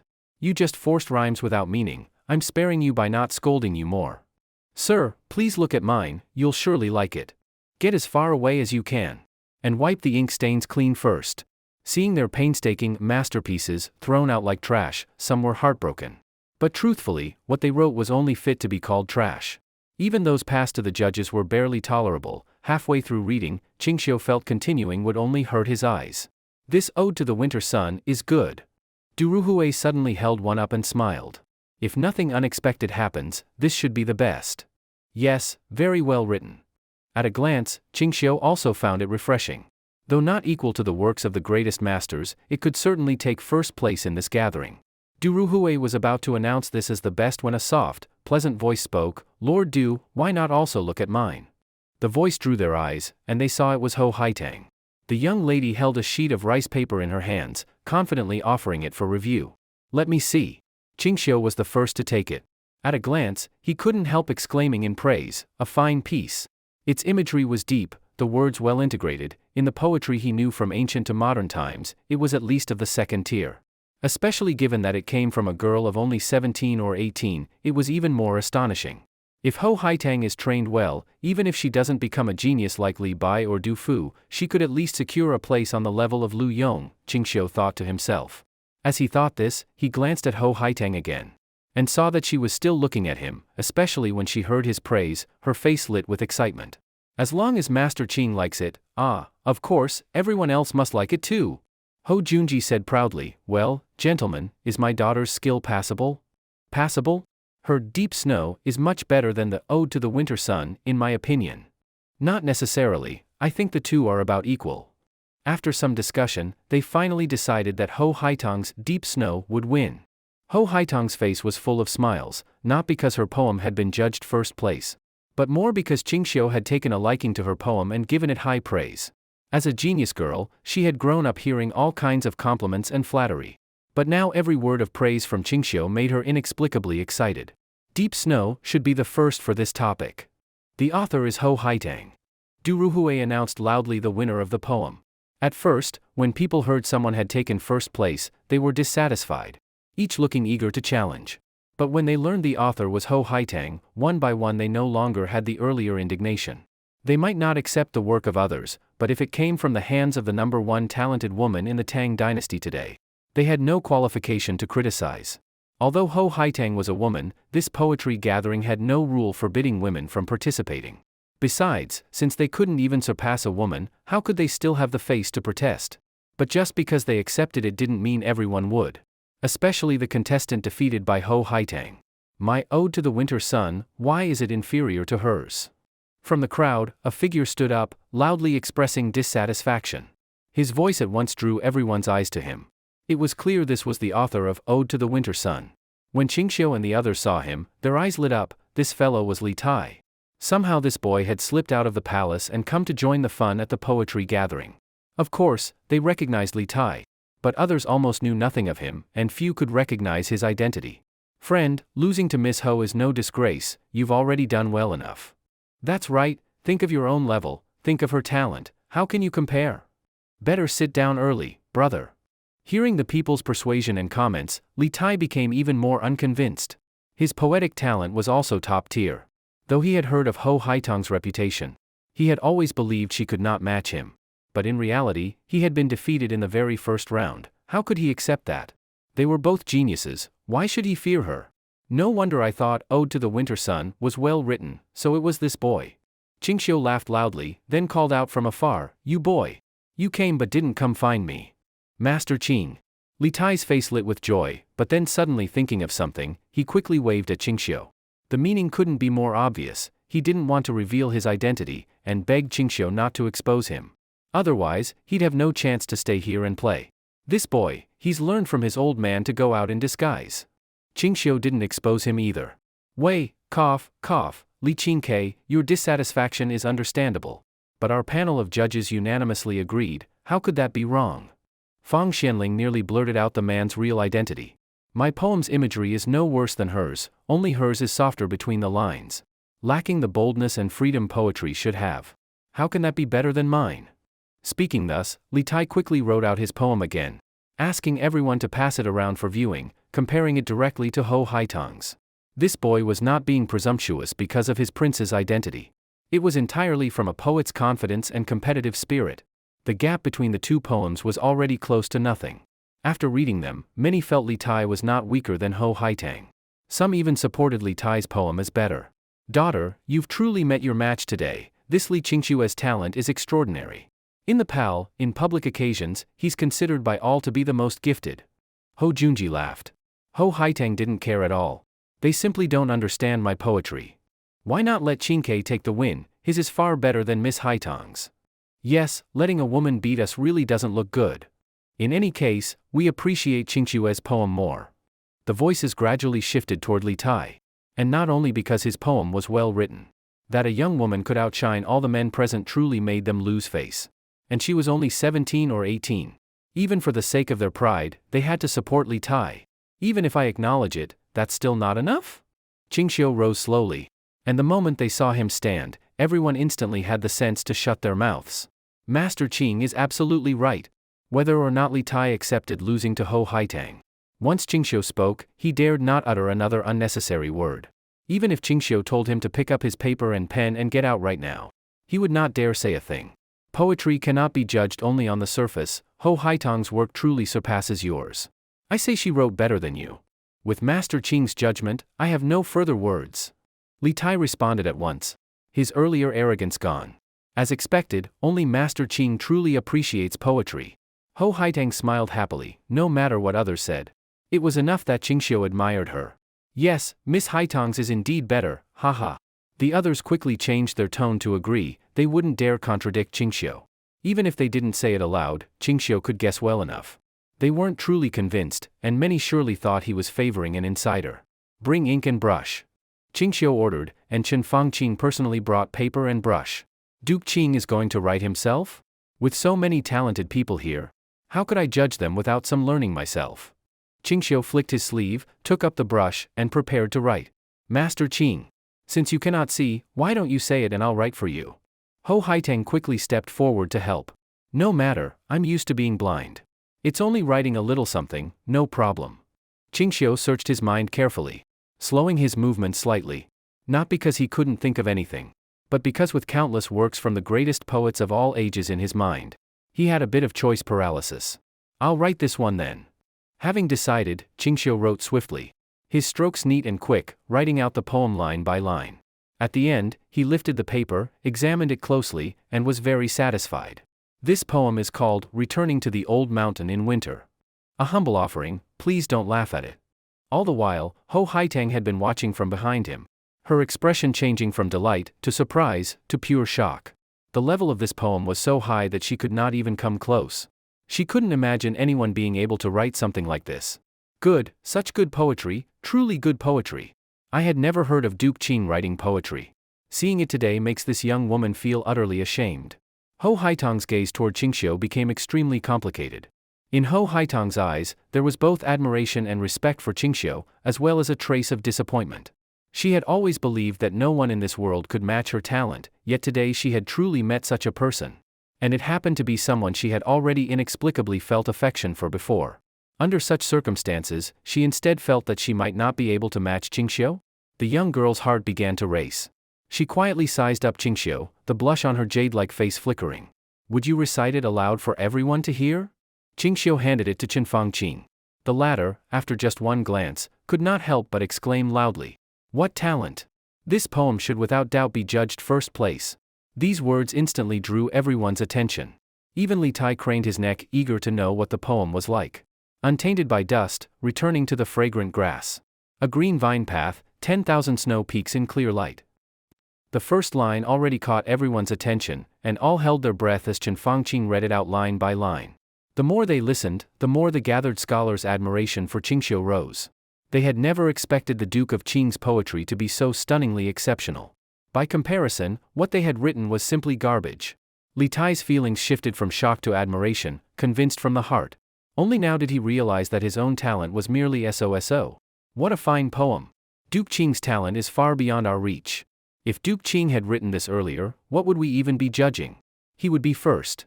With this one poem, he could easily claim the title of First Talented Scholar of the Year.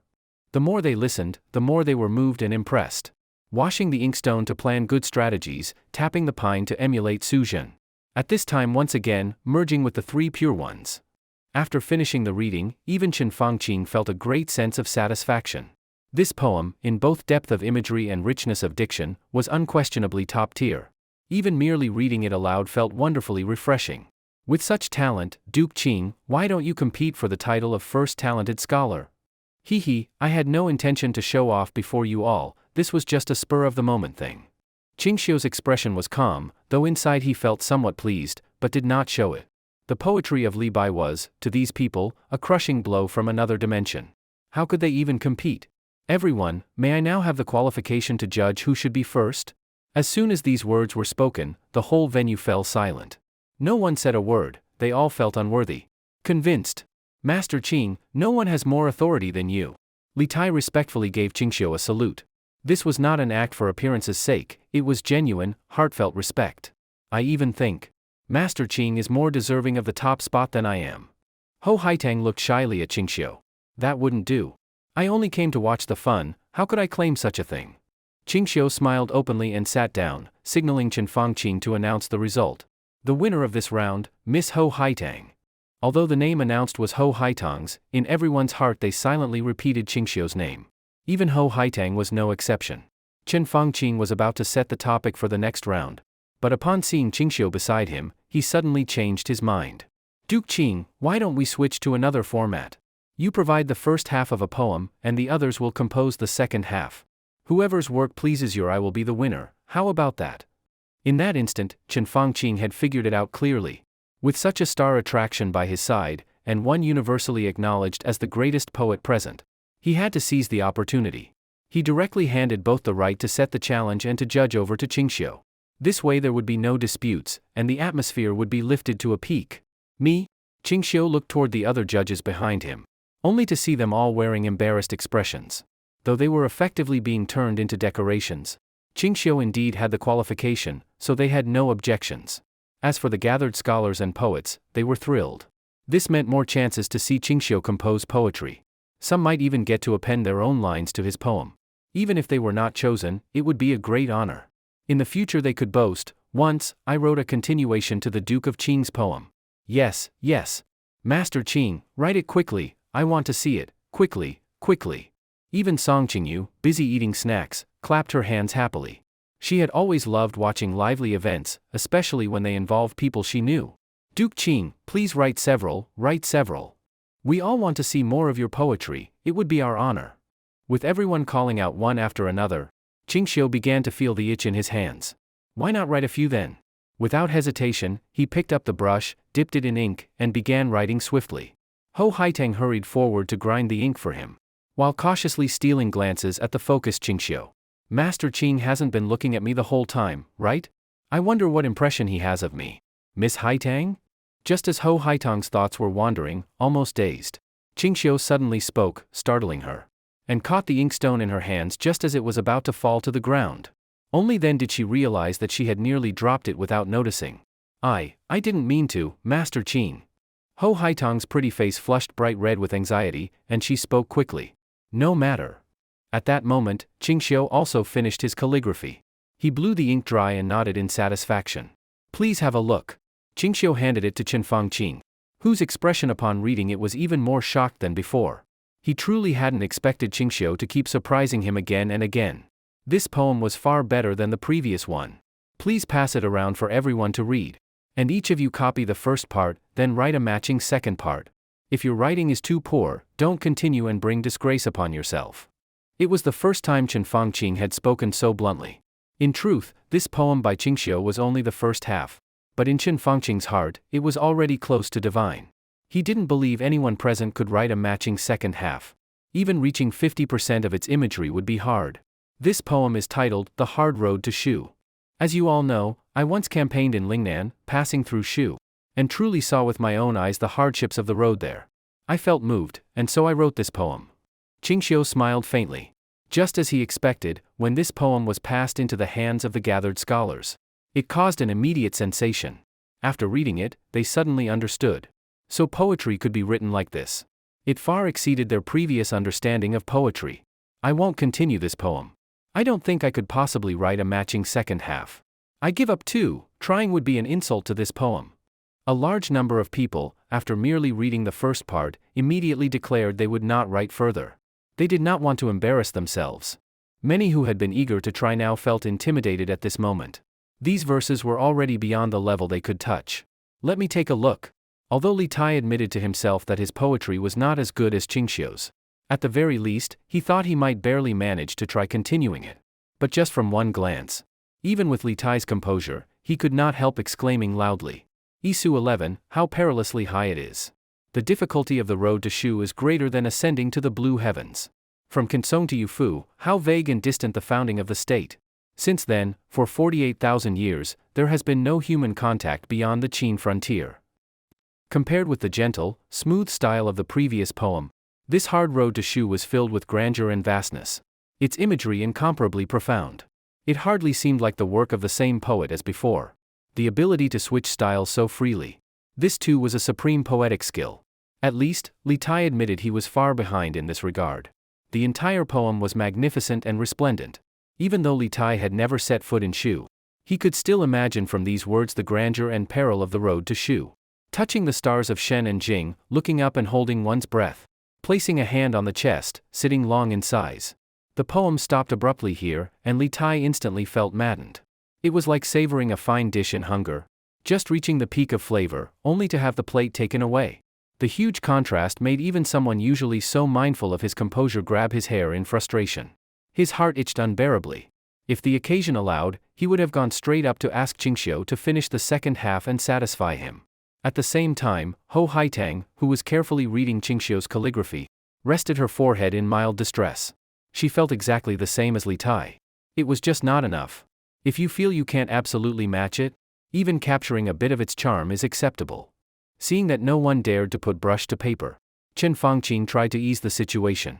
There's no need for everyone to belittle themselves. After all, this is the Duke of Qing's poem, failing to match it is no shame. With that reassurance, everyone was less restrained than before. A few whose poetry was decent finally dared to pick up their brushes and attempt the second half. But no matter how many times they wrote, they felt extremely dissatisfied. Crossing out and revising over and over. This is just too hard to follow. They looked at one another and gave wry smiles. If earlier they still had thoughts of competing with each other, now they only wanted to see someone finish the second half. After much thought, Li Tai finally began writing cautiously. But even after a few words, he paused again to ponder. Seeing Li Tai writing, Ho Haitang carefully asked Qingxiu, "Master Qing, if what I write is not very good, could you please not blame me?" "Of course not. Everyone is pooling ideas, I want to see what you all can come up with." Qingxiu smiled faintly. Before they realized it, this contest for the title of First Talented Scholar had turned into a kind of team battle between all the poets of Chongan and Qingxiu. Ironically, as long as they could reach even half the level Qingxiu had shown, they could win the title of First Talented Scholar of Chongan. Of course, even then, the prestige was not to be underestimated. And most of them felt they could not reach that level. Might this old man have a try? Just as everyone was racking their brains, a somewhat aged voice came from outside the crowd. An old man with white hair but vigorous spirit walked in from the edge of the crowd. Guards at his side parting the people and respectfully leading him forward. When the old man appeared, the entire venue went silent. The poets all stepped aside respectfully, no one raising their voice. Yu Shernan. Qingxiu recognized him immediately. He was not only one of the 24 meritorious officials of Lingyan Pavilion, but also a famous poet of the early Tang. In the Wuda era, he was already a household name in Chongan. If Li Tai and Ho Haitang were the first tier of the new generation, then Yu Shernan was the unshakable number one of the old generation. "Duke of Qing, it has been a long time. Lately I've been in poor health and haven't attended court, but you seem in much better spirits than before." Yu Shernan smiled kindly at Qingxiu. "I didn't expect the Duke of Qing to also excel in poetry. A little, not enough to call excelling. Is Mr. Yu also interested in this poetry gathering?" Qingxiu replied politely.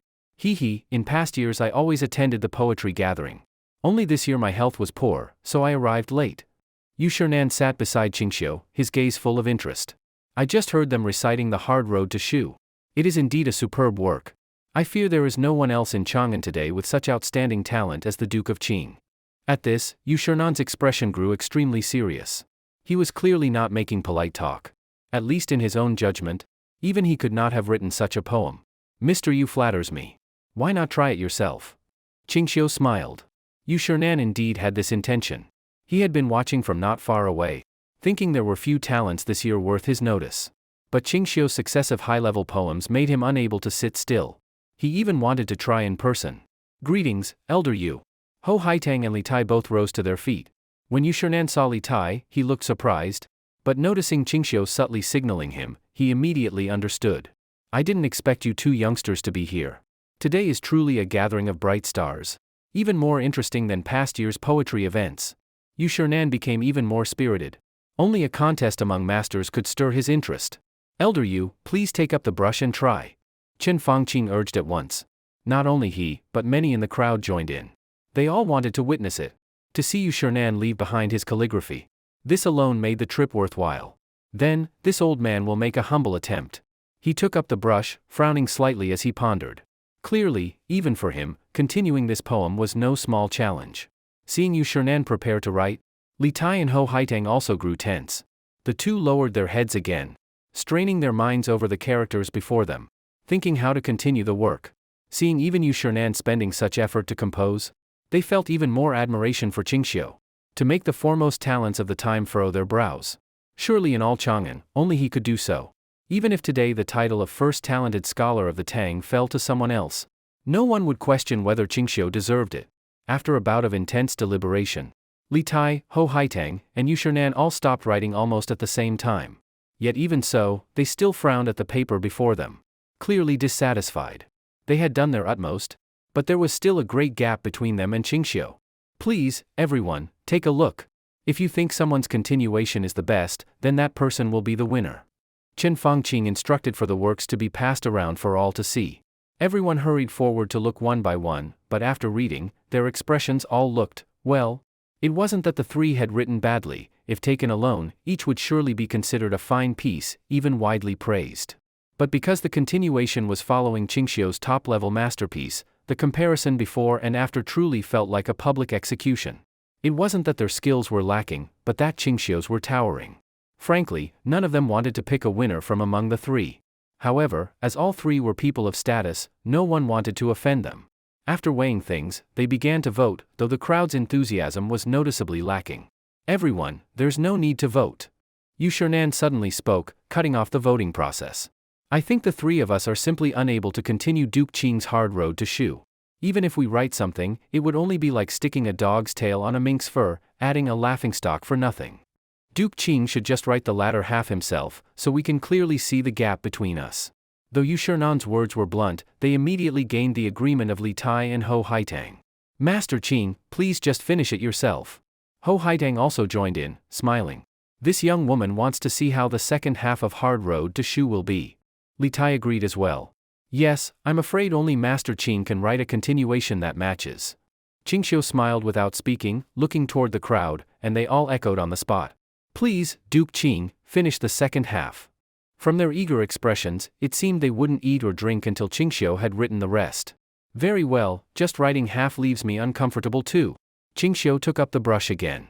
Ho Haitang quickly moved to grind the ink for him, but Cui Yuyan's hand was even faster. Only then did Ho Haitang suddenly realize that Qingxiu had come out today with his wife. Watching Cui Yuyan devotedly grind the ink for Qingxiu, Ho Haitang's heart was full of disappointment. But, I've heard Duke Qing already has many wives and concubines. He could still marry again, couldn't he? Even she was startled by this sudden thought, but then, inexplicably, she began to feel a bit of longing. Even Ho Junji thought it strange. This Ho Haitang, who usually stood aloof and looked down on everyone. How was she suddenly so eager today? And usually she referred to herself as this young lady. Yet before Qingxiu she had changed to this humble woman? Qingxiu slowly closed his eyes, silently reciting Hard Road to Shu over and over in his heart. Finally, he lifted his brush and swiftly wrote out the rest of the entire poem. Though the Brocade City is said to be joyful, it is better to return home early. The difficulty of the road to Shu is greater than ascending to the blue heavens. Turning sideways to look west, I sigh long. When he set down the brush, Chen Fangqing hurried to take the paper. And under everyone's gaze, read out the rest. In that moment, all the previous sense of mismatch vanished into nothing. Once again, everyone was struck by Qingxiu's peerless literary talent. Especially Yu Shernan and the other two. After hearing it, they felt their earlier continuations were utterly shameful. They couldn't even bear to look at them now.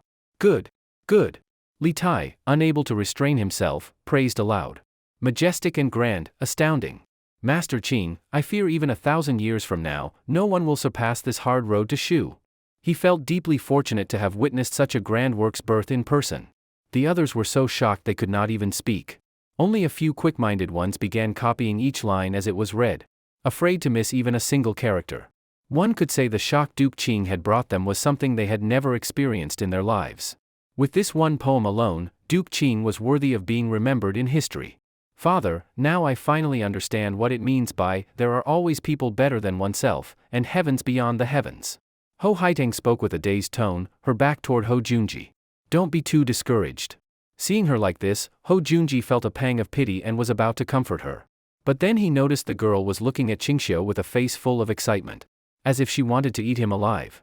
At that moment, Ho Junji suddenly recalled her requirements for a future husband, along with her unusual behavior today. Could it be that this girl has also fallen for Duke Qing? A truly terrifying thought popped into Ho Junji's mind. And it happened to be correct. Honored by everyone's praise, I'll stop here for today.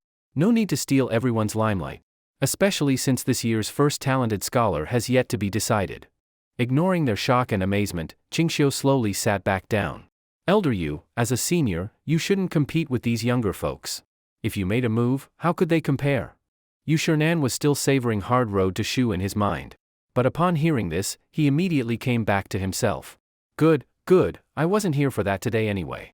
Yu Shernan gave Qingxiu a complicated look, ending only with a sigh buried deep in his heart. He was glad that if he had met this man in his youth, his own status in the poetry world would never have reached what it was now. Duke Qing, why not write a few more poems? It's such a rare gathering today.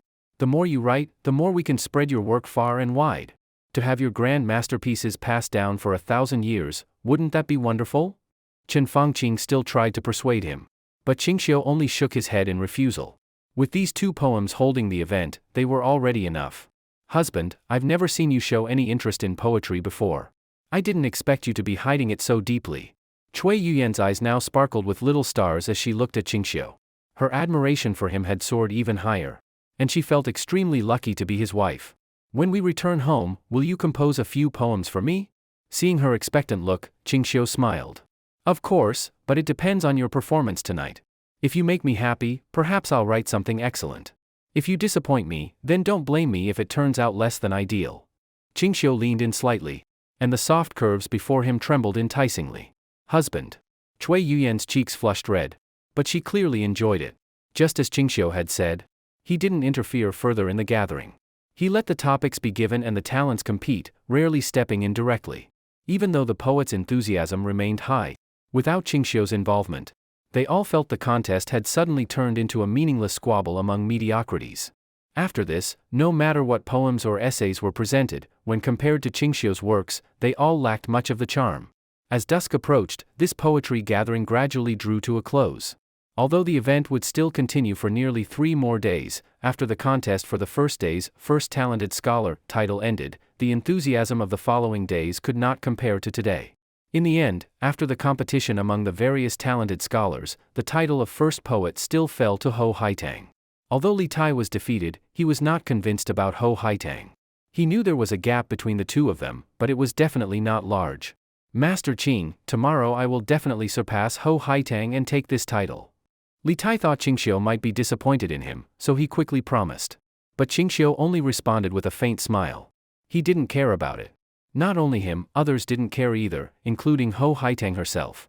With Qingxiu present, this title of first talented scholar falling on them seemed ironic no matter how they looked at it. Duke Qing, today's poetry gathering is ending, and the first talented scholar has been chosen. Since the meeting is about to disperse, could you compose a poem to close the event? Just for the sake of these gathered talented scholars, what do you say? Chen Fangqing was still unwilling to give up and wanted Qingxiu to compose another poem. Even Yu Shernan couldn't sit still, subtly encouraging from the side. Duke Qing, even I will shamelessly ask you, would that be possible? Please, Duke Qing, write a poem to end the event.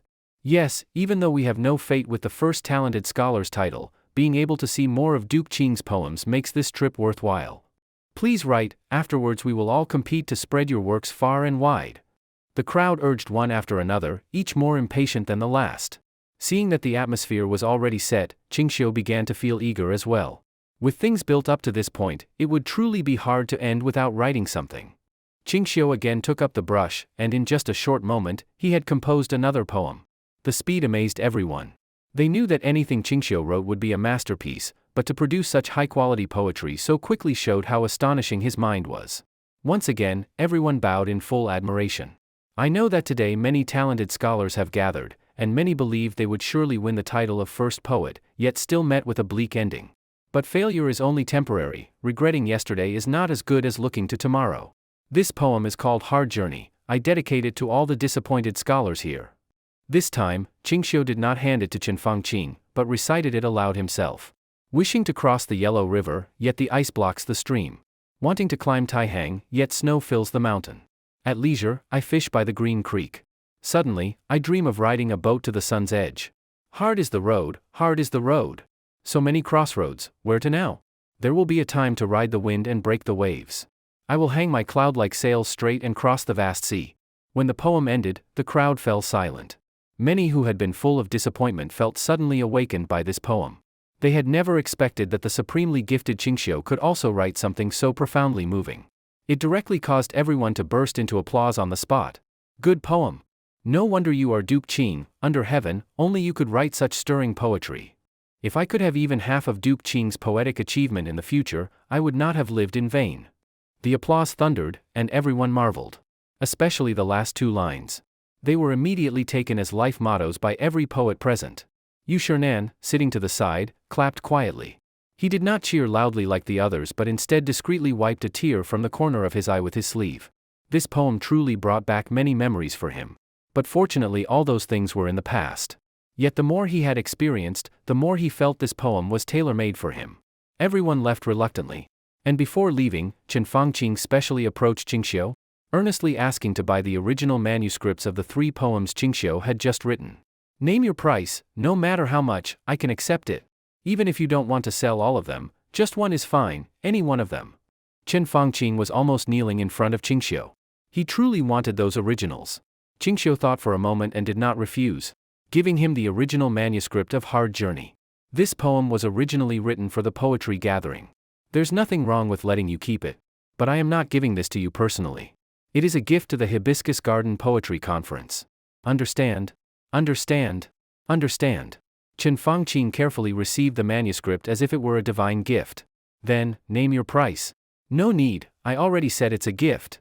Qingxiu refused without a thought. If he wanted to set a price, Chen Fangqing's entire fortune and life wouldn't be enough to pay.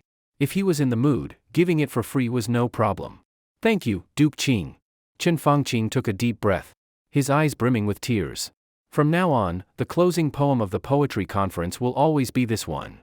And indeed, from that year on, at every Hibiscus Garden Poetry Conference, Hard Journey was the final poem. While Chen Fangqing was still moved to tears, Hou Haitang finally came forward to speak with Qingxiu alone. Master Qing, thank you for your guidance this time. Hou Haitang spoke a little nervously. It's nothing, haha. Also, this first poem I wrote, I'll give you the original manuscript. Next time I see you, I expect you to have improved. Qingxiu generously handed her the original manuscript of the first poem. Hou Haitang looked at him in surprise. She never expected him to be so generous. Thank you. The girl carefully took the manuscript. Her cheeks suddenly flushed red as blood. And she quickly turned and ran away. Is your daughter always like this? Qingxiu asked Hou Junji with some confusion. Yes, I guess. Hou Junji scratched his head. Today he almost thought his daughter had been possessed. I'm not deeply versed in poetry, but seeing everyone's reactions, I can tell Duke Qing's skill in poetry is not shallow. Duke of Lu, you overpraise me, it's just a minor skill. Everyone is giving me too much credit. Hou Junji suddenly leaned closer to Qingxiu. Earlier I spoke to you about something, has there been any progress? Qingxiu immediately knew what he meant.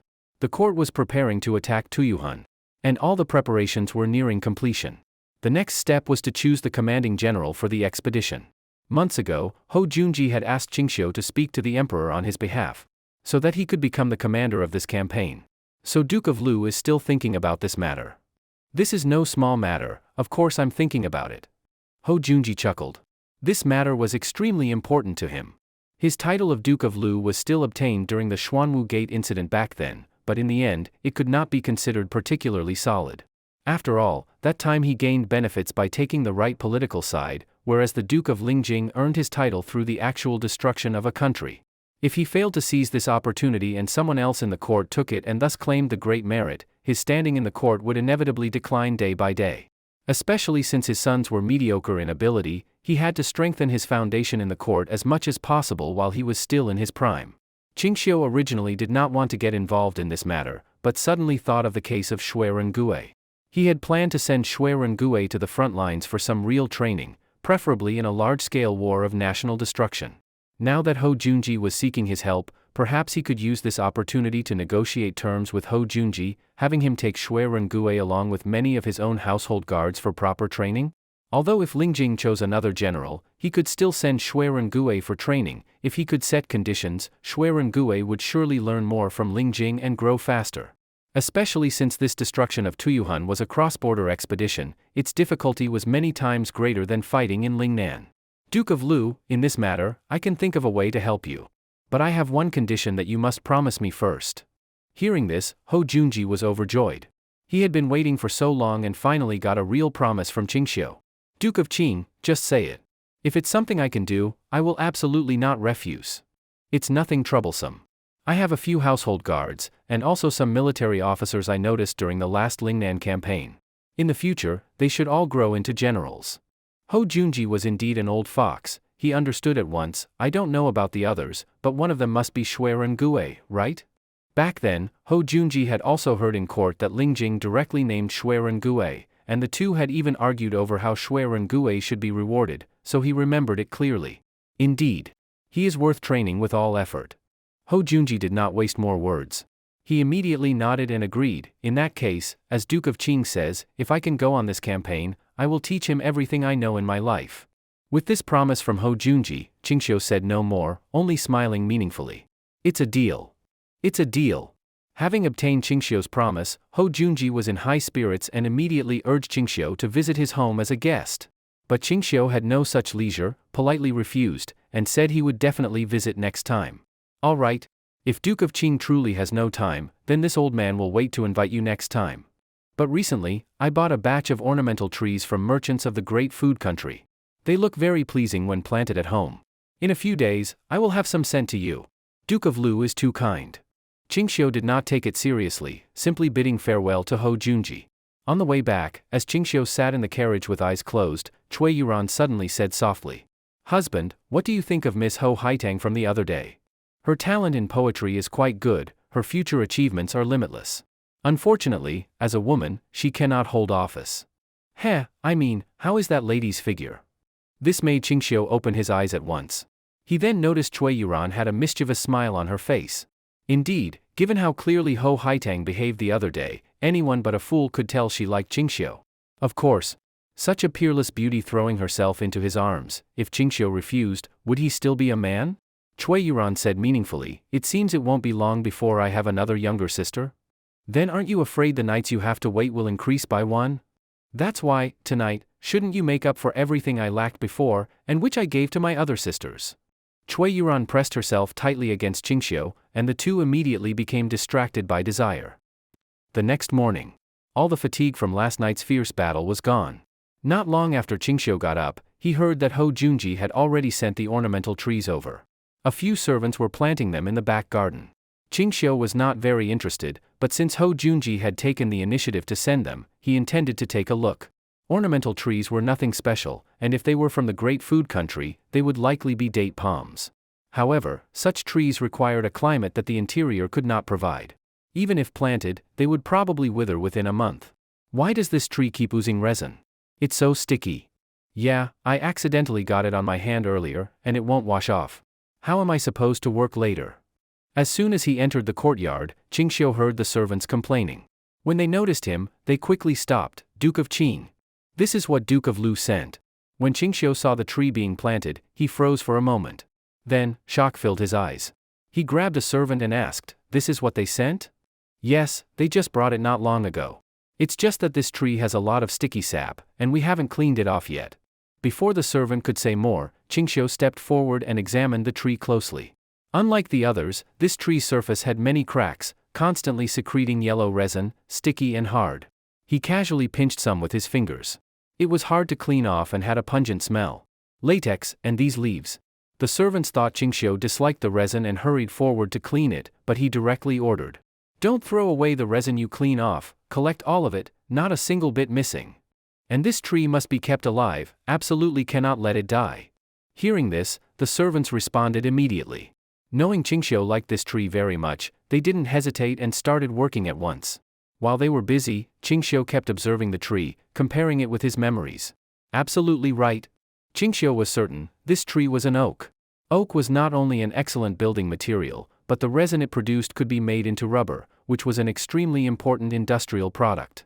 Even in later modern times, natural rubber was a very important industrial material, useful in all fields. And at present, Qingxiu needed rubber very much. He had not forgotten his earlier plan to build a palace hot spring and supply running water to every household. To realize these plans, large amounts of rubber were the most important thing. He couldn't help feeling overjoyed. Wasn't this perfect timing? Just when he needed it, it was delivered to him. Prepare the carriage and horses. I'll personally go to the Duke of Lu's residence. And make sure this tree does not die.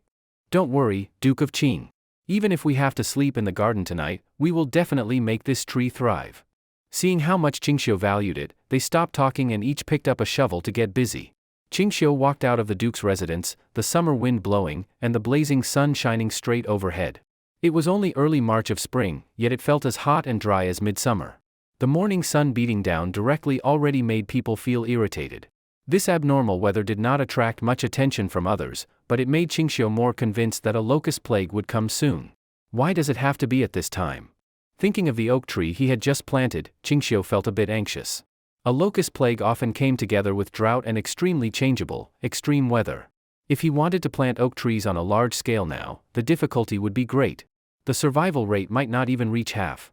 It's really troublesome. Qingxiu personally went to the Duke of Lu's residence. Before he even entered, he saw a merchant in Arab clothing being escorted out by servants. Please thank Lord Ho for me. If he still wants more, I will definitely find a way to get him more. Then I'll trouble you, Lang Shining. Also, my master still wants some other flavors of spices, preferably ones that have never been sold in the Tang before. Yes. The Arab merchant and the servant were chatting happily when the latter suddenly saw Qingxiu arriving in person. He quickly went forward to greet him. Greetings, Duke of Qing. Is the Duke of Lu here? Qingxiu didn't say much, asking directly. No, my master just went out for something. I heard he went to inspect the Dingnan army, and probably won't return for a day or two. Hearing this, Qingxiu vaguely understood that Ho Junji was likely making preparations for the coming expedition. Going to the border army camp now was probably to select strong soldiers to fill his personal guard. Whenever a general went to war, he needed a force that was strong in combat and completely loyal to him. If the battle was at a stalemate, or if the army's morale was low, the personal guard would be the sharp blade used to break the deadlock. Any general good at fighting would certainly have such a strong force in his hands. The servant warmly said, "Why don't you come inside, Duke of Qing? The master instructed that you are our honored guest, and if you come, we must treat you well." "No need. When he returns, please let me know." Qingxiu was not in a hurry.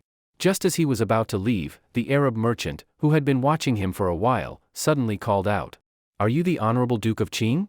May I introduce myself? I am a merchant from the great food country, named Lang Shining. A pleasure to meet you." This merchant from the great food country spoke Chinese fairly fluently, which made Qingxiu look at him again. "Your name doesn't sound like someone from the great food country." Duke of Qing is truly learned, you saw through it at once. Lang Shining removed his turban. "My real name is too hard for Tang people to pronounce, so I took a Tang name to make it easier for people to remember me when doing business. Don't look down on me as just a wandering merchant. I sell many things, whatever official merchants can't get, I have it." Qingxiu wasn't interested at first, but suddenly remembered that yesterday Ho Junji told him he bought the oak tree from a merchant from the great food country. Qingxiu tested him by asking, "I'm quite fond of certain ornamental trees. Do you happen to sell them?" Yes. A few days ago the Duke of Lu bought some Yila trees from me, those you can't get from official merchants." Qingxiu was immediately interested. The Yila he mentioned was the Arabic name for oak. It must be him. How about we find another place to talk? All right, Qingxiu agreed at once. Lang Shining's face lit up with joy. If he could get a big customer like Duke of Qing, his fortune would be made. "I'll take you to Baiweiju. I hear it's the best restaurant in Chongan." "You haven't heard that it's my business?" Lang Shining's face froze with embarrassment. "I also heard there's a hot spring estate outside the city. That's also mine." Lang Shining's eyes widened. Only now did he realize Duke of Qing was not just famous and respected. The businesses just mentioned were ones he had investigated himself, each was a gold mine making huge profits daily. And all of them were owned by Qingxiu. If he could hold on to such a powerful connection, he would no longer have to wander the land as a small trader. "Come with me." Qingxiu brought Lang Shining back to his own residence. When that man saw the luxurious Duke of Qing's mansion, far grander than other dukes' estates, he was utterly shocked. In the great food country, the only building comparable to this was the royal palace. Qingxiu wasted no words, directly stating that he liked oak trees very much and wanted to buy more. Not just whatever you have now, if you can bring me more in the future, I'll buy them all. I want to plant an entire oak forest. Qingxiu's words were bold.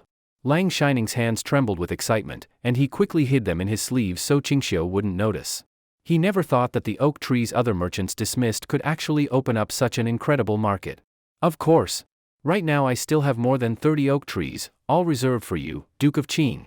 I originally sold them to the Duke of Lu for 10 guan each. For you, 8 guan per tree, how about it?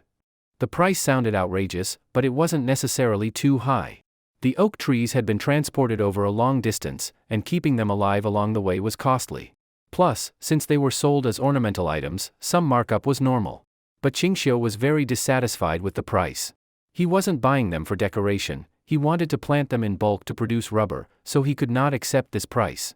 Qingxiu remained silent, which made Lang Shining feel increasingly uneasy. Even without words, he could clearly sense that Qingxiu was unhappy with the price. If I were only buying 1 or 2 trees, I wouldn't think it too expensive. But I want to plant an entire oak forest. For such a huge order, do you think this price is reasonable? Lang Shining gave an awkward laugh. If you're not satisfied, how about 5 guan per tree? That's already the lowest price. Please understand us small merchants. 2 guan per tree. No second price. The bargaining was so sharp that Lang Shining couldn't help but draw in a breath of cold air. Maybe you think it's too low, but if I want 1,000 trees, or even 10,000, and can take them all, do you still think this price is low? Qingxiu asked with deep meaning.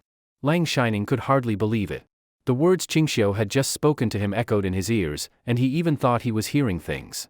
You mean, even if it's over 10,000, you can still take them all? Are you really certain about such a huge quantity? If the person sitting before him wasn't Qingxiu, he would have thought this was a joke. 20,000 guan of money, just to plant an ornamental forest for enjoyment, such extravagance and waste was something even the Tang Emperor might not necessarily do. Of course, it was only because Ling Jing was frugal. If it were the previous Sui Emperor Yang, doing such a thing would be completely ordinary. I'm not joking with you, as long as you can produce them. What Qingxiu cared most about was not the price, but where Lang Shining could possibly get so many saplings. After all, in the desert areas of Arabia, it was absolutely impossible to grow oak trees, so he greatly doubted whether this person had a stable supply source. Please rest assured. I can definitely get more than 10,000 saplings, but such a huge import and export volume will probably take quite some time. I understand. This is a long-term business. I don't mind if it takes longer, Qingxiu naturally said. He then instructed the servants, and before long, Guzi brought over a banknote and handed it to Qingxiu. This is the first payment, for buying the remaining 30 oak trees you have. Because the purchase quantity this time is small, I'll buy them at 5 guan per tree. After this, no matter how many you transport to Chongan, I will take them all at 2 guan per tree. Looking at the banknote in his hands, Lang Shining was certain he had finally found a long-term golden rice bowl. When he had first transported the oak trees to Chongan, it had been with a gambling mindset, just to try. Oak trees were not especially beautiful, had low ornamental value, and easily produced sticky resin that many people found extremely unpleasant. Even selling to Ho Junji this time was because the latter bought one just to try, for fun. Who would have thought that something the official merchants of the great food country didn't value would become his sales breakthrough? And at first, he really had only been trying it out. Please rest assured, Duke of Qing, next time I come, it will definitely be starting from 1,000 trees. Lang Shining was already thinking that for his next shipment, he wouldn't bother with anything else, just transporting oak would be enough. This would be more profitable than those so-called hot-selling goods. May I be so bold as to ask, where do you get so much oak from? Qingxiu noticed a trace of hesitation in Lang Shining's expression and added, I won't compete with you for this business. Long-distance trade is far less profitable than my own industries. I'm just curious. Lang Shining thought about it. Qingxiu was not someone who would take his business, so he spoke frankly. His trade route began from Arabia, first going to India to buy special spices, then following the trade routes to the Tang to sell. He had discovered the oak trees in India as a special product. At the time, he only thought they were curious and that perhaps someone might like them, so he bought a small number of saplings to try. He never expected that Qingxiu would open up a path to profit with them. Duke of Qing, are you interested in anything else? For example, spices, or rice from India? If not interested in these, next time I could also bring you some Kunlun slaves. Those slaves are strong and enduring, and can harvest cotton and hemp all day without tiring. Kunlun slaves? Qingxiu was quite familiar with this name. It should be one of the most popular products in maritime trade nearly 1,000 years later in Western Europe. Thinking about how at this time the Arab Empire spanned 3 continents, Europe, Asia, and Africa, and often went to Africa to fight and plunder, it was easy to understand how Lang Shining could get those pitch-black Kunlun slaves. No need. I'm not interested in them. Haha, from what I know, many nobles in Chongan are willing to buy Kunlun slaves for farming, with excellent results. If you ever want them, just tell me, I can get as many as you want. Lang Shining left fully satisfied. Who wouldn't be happy to secure such a long-term meal ticket? But what he didn't know was that Qingxiu was even happier than him. After considerable effort from the servants, they finally planted the seemingly unimpressive, sticky oak tree. After 2 days of continuous observation, seeing that the oak was gradually sprouting new leaves, they were finally at ease. The oak tree had survived. Soon after came the 30 oak saplings sent by Lang Shining, which left Qingxiu momentarily unsure where to put them. Although the gardens of the Duke of Qing's mansion were not small, planting another 30 trees was not a problem. But if in the future he really planted tens of thousands of oak trees, the mansion certainly could not hold them. For this reason, Qingxiu looked around the area near Chongan and directly chose Xiashang village as the best plantation site. After a recent bout of malaria, Xiashang village had lost more than half its population. Most of the young survivors had a strong aversion to the place and almost none dared to stay. After the malaria subsided, most of them moved elsewhere or went to Chongan to make a living. Now, only some elderly people and children still remained in the village. If not for the fact that these people had no means to relocate, the village would already have been empty. Qingxiu's reason for choosing this place was simple: water access was extremely convenient. When he personally inspected the village, he saw several streams flowing through it. If it were not downstream, it would truly be prime farmland. This may be the best place within the region to grow oak trees. Naturally, Qingxiu did not delay. That night, he informed all the villagers that he was buying the land. And he offered to purchase their land and houses at twice the market price, which made all the villagers praise the Duke of Qing for his generosity.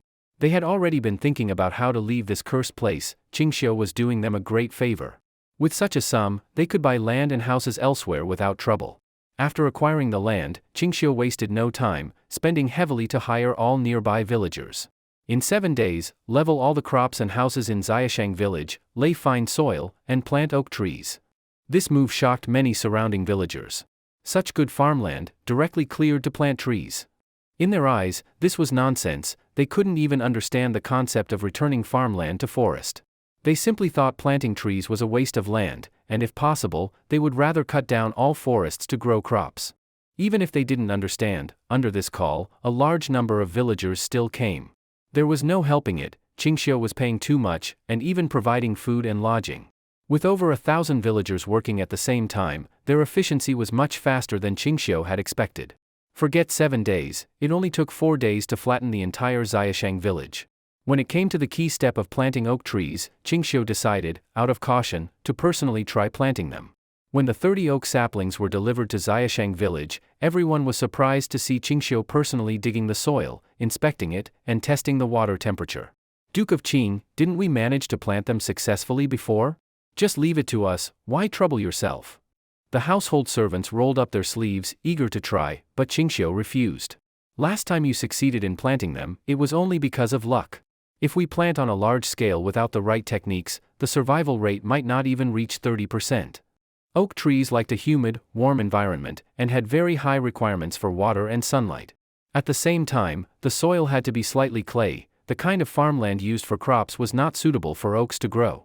Qingxiu first planted them in soil he had specially prepared, and also diverted water channels to surround the oaks, keeping them as moist as possible. Still feeling it wasn't enough, he ordered his subordinates to fertilize and water the oaks. For 3 days straight, Qingxiu stayed in Xiashang village without leaving, watching the oaks' growth. But during this time, there were no signs of survival. Qingxiu listed all his observations and planting methods over the past few days, feeling it was becoming more and more troublesome. Even the household guards and servants found it strange. It was rare for Qingxiu to care so much about something, especially trees that didn't seem to have much ornamental value. Could these trees grow gold or something? Qingxiu had of course heard his subordinates talking behind his back, but he neither confirmed nor denied it. They wouldn't grow gold, but what they produced was worth far more. Could it be that my planting method still has flaws? Or is the climate here unsuitable for oak growth? Qingxiu went through his notes one by one, already losing much hope for their survival. Looks like I'll have to wait for the next batch of oaks and think of another way. If it doesn't work, I'll send them to Jiangnan to plant. Just as he was thinking this, there was a sudden, urgent knock on his door. Duke of Qing. Those trees have turned a bit strange. What is it? Qingxiu closed his notebook, thinking the trees had indeed died. But he wasn't very disappointed, he had expected this. You'd better come see for yourself, I can't explain it. Following the servant to the plantation, it was midday, and the blazing sunlight was almost blinding. Since this morning, whenever the sun shines on these oaks, they start producing resin. Do you think they're being sun-scorched to death? Qingxiu went forward to look. The surface of every oak tree was overflowing with pale golden, transparent liquid, shining brightly under the sunlight. Of course not. A smile appeared on Qingxiu's face, he knew he had succeeded. Upon inspection, 17 of the 30 oaks had survived, proving his method was absolutely correct. Call everyone over and collect all the resin, don't waste a single drop. Watching everyone busily harvesting the rubber, Qingxiu knew that the most troublesome step had already been passed. Especially thinking of all the uses for rubber, Qingxiu's anticipation grew even stronger. In recent days, Li Er had noticed that Qingxiu had not been to court, only sending a leave request each day, saying he had important matters and could not attend, but that His Majesty would understand in the future. What is that fellow locking himself away to study this time? Li Er knew that every time Qingxiu shut himself away, after some time he would come out with something that shocked everyone. After the morning court session, Li Er had planned to personally visit the Duke of Qing's residence to discuss matters. But on second thought, given Qingxiu's current state, he would probably just be turned away without seeing him. Tell Prime Minister Xiao to, never mind, forget it. Li Er was about to give orders to the eunuch, but changed his mind. This matter was still safest to discuss with Qingxiu. But just after leaving the Taiji Hall, a eunuch brought him a letter. Duke of Qing ordered us to deliver this directly to His Majesty, please read it. Li Er raised his brows. How did that fellow know I wanted to see him? If you really wanted to be thoughtful, you'd come to the palace yourself and discuss things with me. Opening the letter, Li Er was immediately shocked. Today, he had been thinking that preparations for attacking Tuyu Han were almost complete, but he had not yet decided on the commander-in-chief. The letter from Qingxiu was precisely about this. In it, Qingxiu suggested that Hou Junji lead the expedition against Tuyu Han, expressing great trust in his ability to take on this important responsibility. If Your Majesty has other better candidates, I am not opposed, but I ask that Your Majesty carefully consider the positions of all the generals in both the army and the court. This sentence was the core of the letter, and it touched directly on Li Er's imperial strategy.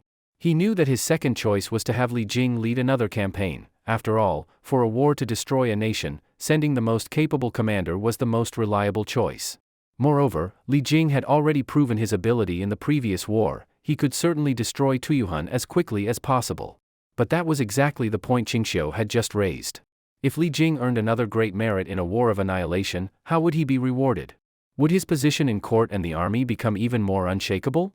Would he, in the future, become proud of his achievements, making it hard for Li Er to tolerate him, just as with Yu Qijingde? Even from an omniscient perspective, Li Jing was a completely loyal minister, but in reality, Li Er's doubts about him only disappeared on the day Li Jing died. Even when Li Jing was gravely ill in bed and unable to take on military appointments, Li Er could not resist using the example of Hu Guang to warn him. This showed that his trust in Li Jing was far less than his words suggested. And Qingxiu's words struck right at the point. If Li Er had a choice, he would definitely not have Li Jing lead the attack on Tuyu Han. Hou Junji. Li Er thought of that minister who had unhesitatingly chosen his side during the Xuanwu Gate incident. He knew this man had the ability to lead troops, but had rarely participated in large-scale battles. Not to mention serving directly as the commander-in-chief of tens of thousands of troops, in that regard, his experience was zero. Without Qingxiu's suggestion, even if Li Er considered 10 candidates, Hou Junji would not have been among them. What does Duke of Qing see in him to be so certain? Li Er did not necessarily trust Hou Junji's ability, but he had never doubted Qingxiu's judgment. For various reasons, he was now beginning to lean toward Qingxiu's suggestion. In a while, I should still speak with the Duke of Qing in person. A few days later, Qingxiu patiently waited outside the blast furnace for the rubber refining to be completed. After many attempts and improvements to the furnace, Qingxiu had already vaguely figured out the critical point for refining rubber. It was fortunate that he had the raw material of natural rubber, if it were synthetic rubber, with current conditions he truly could not have made it. While waiting for news, he was also sketching and writing in his notebook. Husband, what is this? I don't think I've ever seen it before. Changsun Pingting came closer to look, only to see that Qingxiu's sketches were all sorts of strange things. Some looked like shoes, some had the peculiar shape of a large circle with a small circle inside. These were all items Qingxiu had drawn that could be made from rubber, based on the productive capacity and limitations of this era. After all, with such an ahead-of-its-time material in hand, Qingxiu naturally wanted to put it to all possible uses. You'll find out then, Qingxiu said with a slight smile. Open the furnace.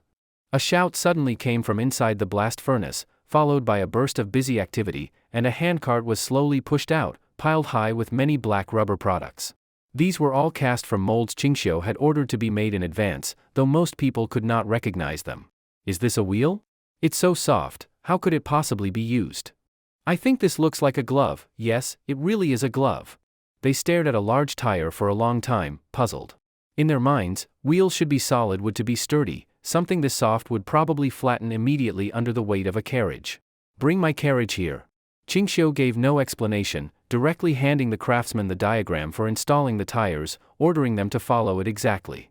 Duke of Qing, it's not that I refuse, but look, if this tire is installed directly onto the wheel, the extra weight will make the carriage harder to pull. The craftsman still found it hard to believe, but Qingxiu simply waved his hand. Just do as I say. Other problems are not for you to worry about. The craftsman said no more, and began fitting each tire. Although the first installation took considerable effort, even damaging one tire, it was eventually completed. While they were still thinking about how many horses it would take to pull such a load, Qingxiu took some needed rubber fittings from the products and quickly assembled an air pump. With rubber, it's so convenient, the sealing problem I've struggled with for so long is now completely solved. Qingxiu's brows relaxed. He then taught the craftsmen how to use the pump, telling them to fill each tire with air. This was completely beyond their understanding, they had never seen gas stored and used in this way. Once the tires were filled, Qingxiu had the craftsmen pull the carriage themselves, so they could feel for themselves the advantage of rubber tires over wooden ones. He even claimed that compared to wooden wheels, these could save at least half the horsepower. At first the craftsmen were skeptical, but when they actually pulled the carriage, they found it really was about half as heavy as before. And on uneven roads, the bumpiness was greatly reduced. Just as Qingxiu had said, compared to the old wooden wheels, these rubber tires truly made the carriage feel much lighter. These tires are amazing. Rubber really is better than wood. How did you think of this? Could you sell us some rubber? We'd like to change the wheels at home too. The craftsmen were full of admiration for Qingxiu, crowding forward to ask questions. It was clear they loved the tires. And this was only their use on carriages. If used for transport, efficiency in all areas would multiply. Wooden wheels not only had the problem of being heavy, they were also troublesome in durability.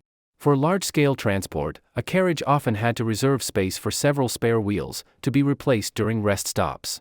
And once a wooden wheel was damaged, it was almost impossible to repair, it had to be discarded entirely.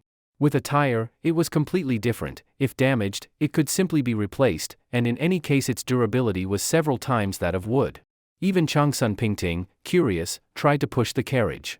A carriage she could never move before, with the new tires, could now be moved by her alone. It's really amazing, husband, you truly see further than anyone. Only now did Changsun Pingting understand why Qingxiu wanted to plant oaks on such a large scale.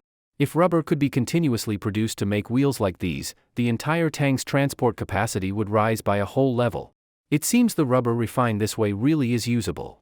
Qingxiu was already envisioning all kinds of practical rubber goods, feeling eager. Everyone, for now, keep the matter of these tires secret. Once I improve them, they'll be put on the market at a more affordable price. And more importantly, you must never reveal the source of the rubber, especially not to foreign merchants. With Qingxiu's repeated warnings, none of the craftsmen dared to disobey, and each remembered it firmly. Whatever Qingxiu said now, they took as absolute law. 2 days later, a carriage drove slowly from outside the city into Chongan, but this seemingly ordinary carriage drew the attention of many townsfolk along the way. A carriage itself was nothing special, but the horses pulling it were so scrawny and old-looking that one could tell at a glance they were aged nags. Horses like these could barely pull a small cart, yet here they were pulling a rather luxurious large carriage with ease. Even on bumpy roads, it made no difference, the carriage remained steady. This scene attracted quite a crowd. They wondered what kind of breed could be so strong despite being so aged. Isn't that the Duke of Qing's carriage? Look, it even has his crest on it. It is indeed. This must be a fine breed. Could it be Fergana horses from the west? But it doesn't look like it. That wheel, why is it black?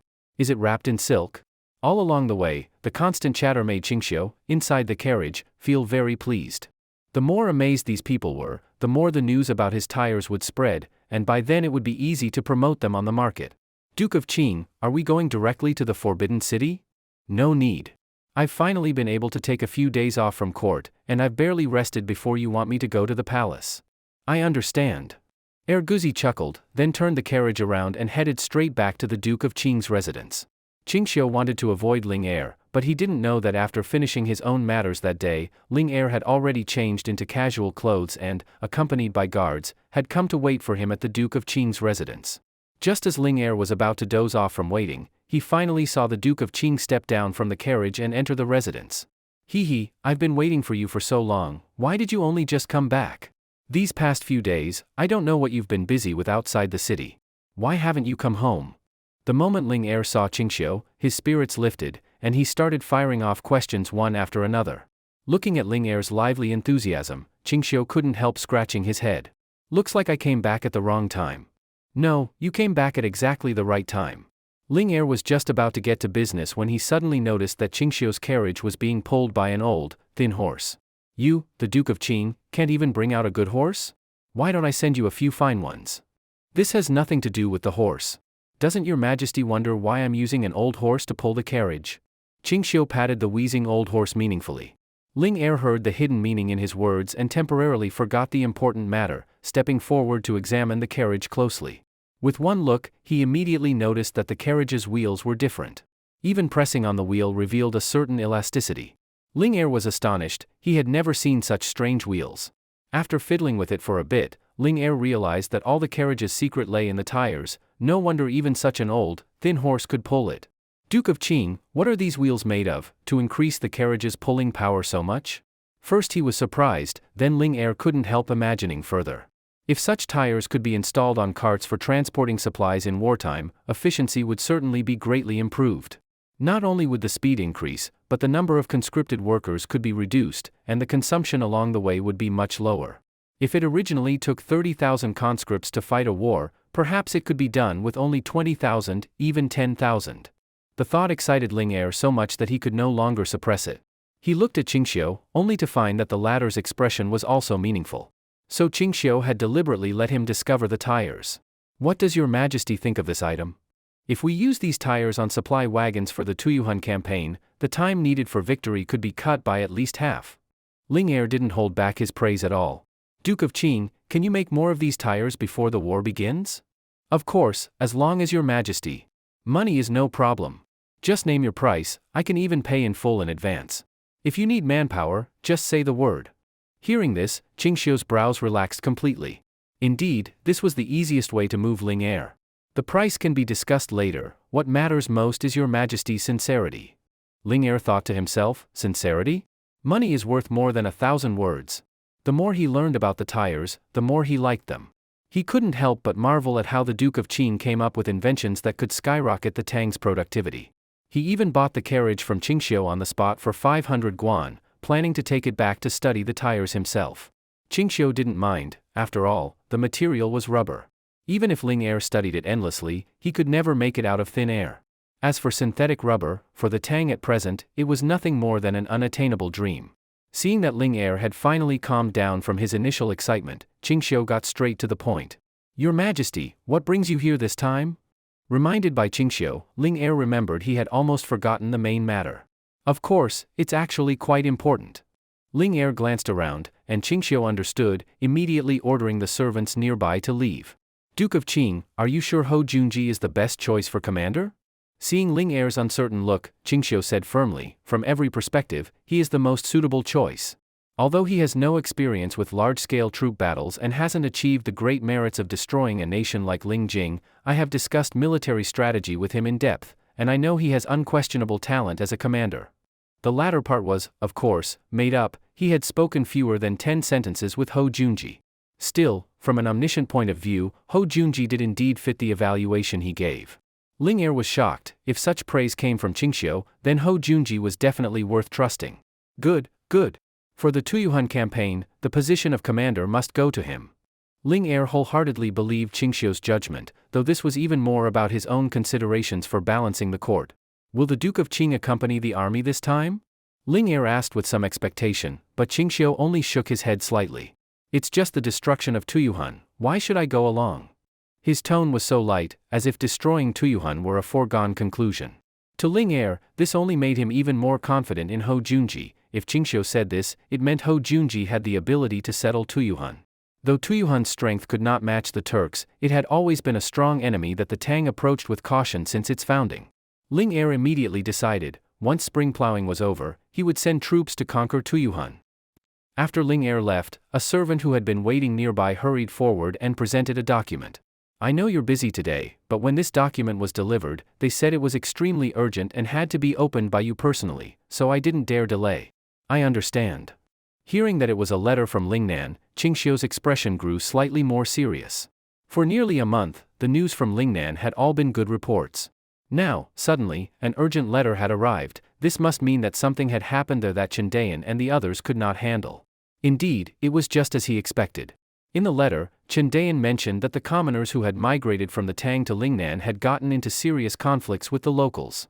Whether in daily living habits or in matters such as land cultivation and harvest division, the locals and the newcomers had large differences over almost everything, and even several armed clashes had broken out.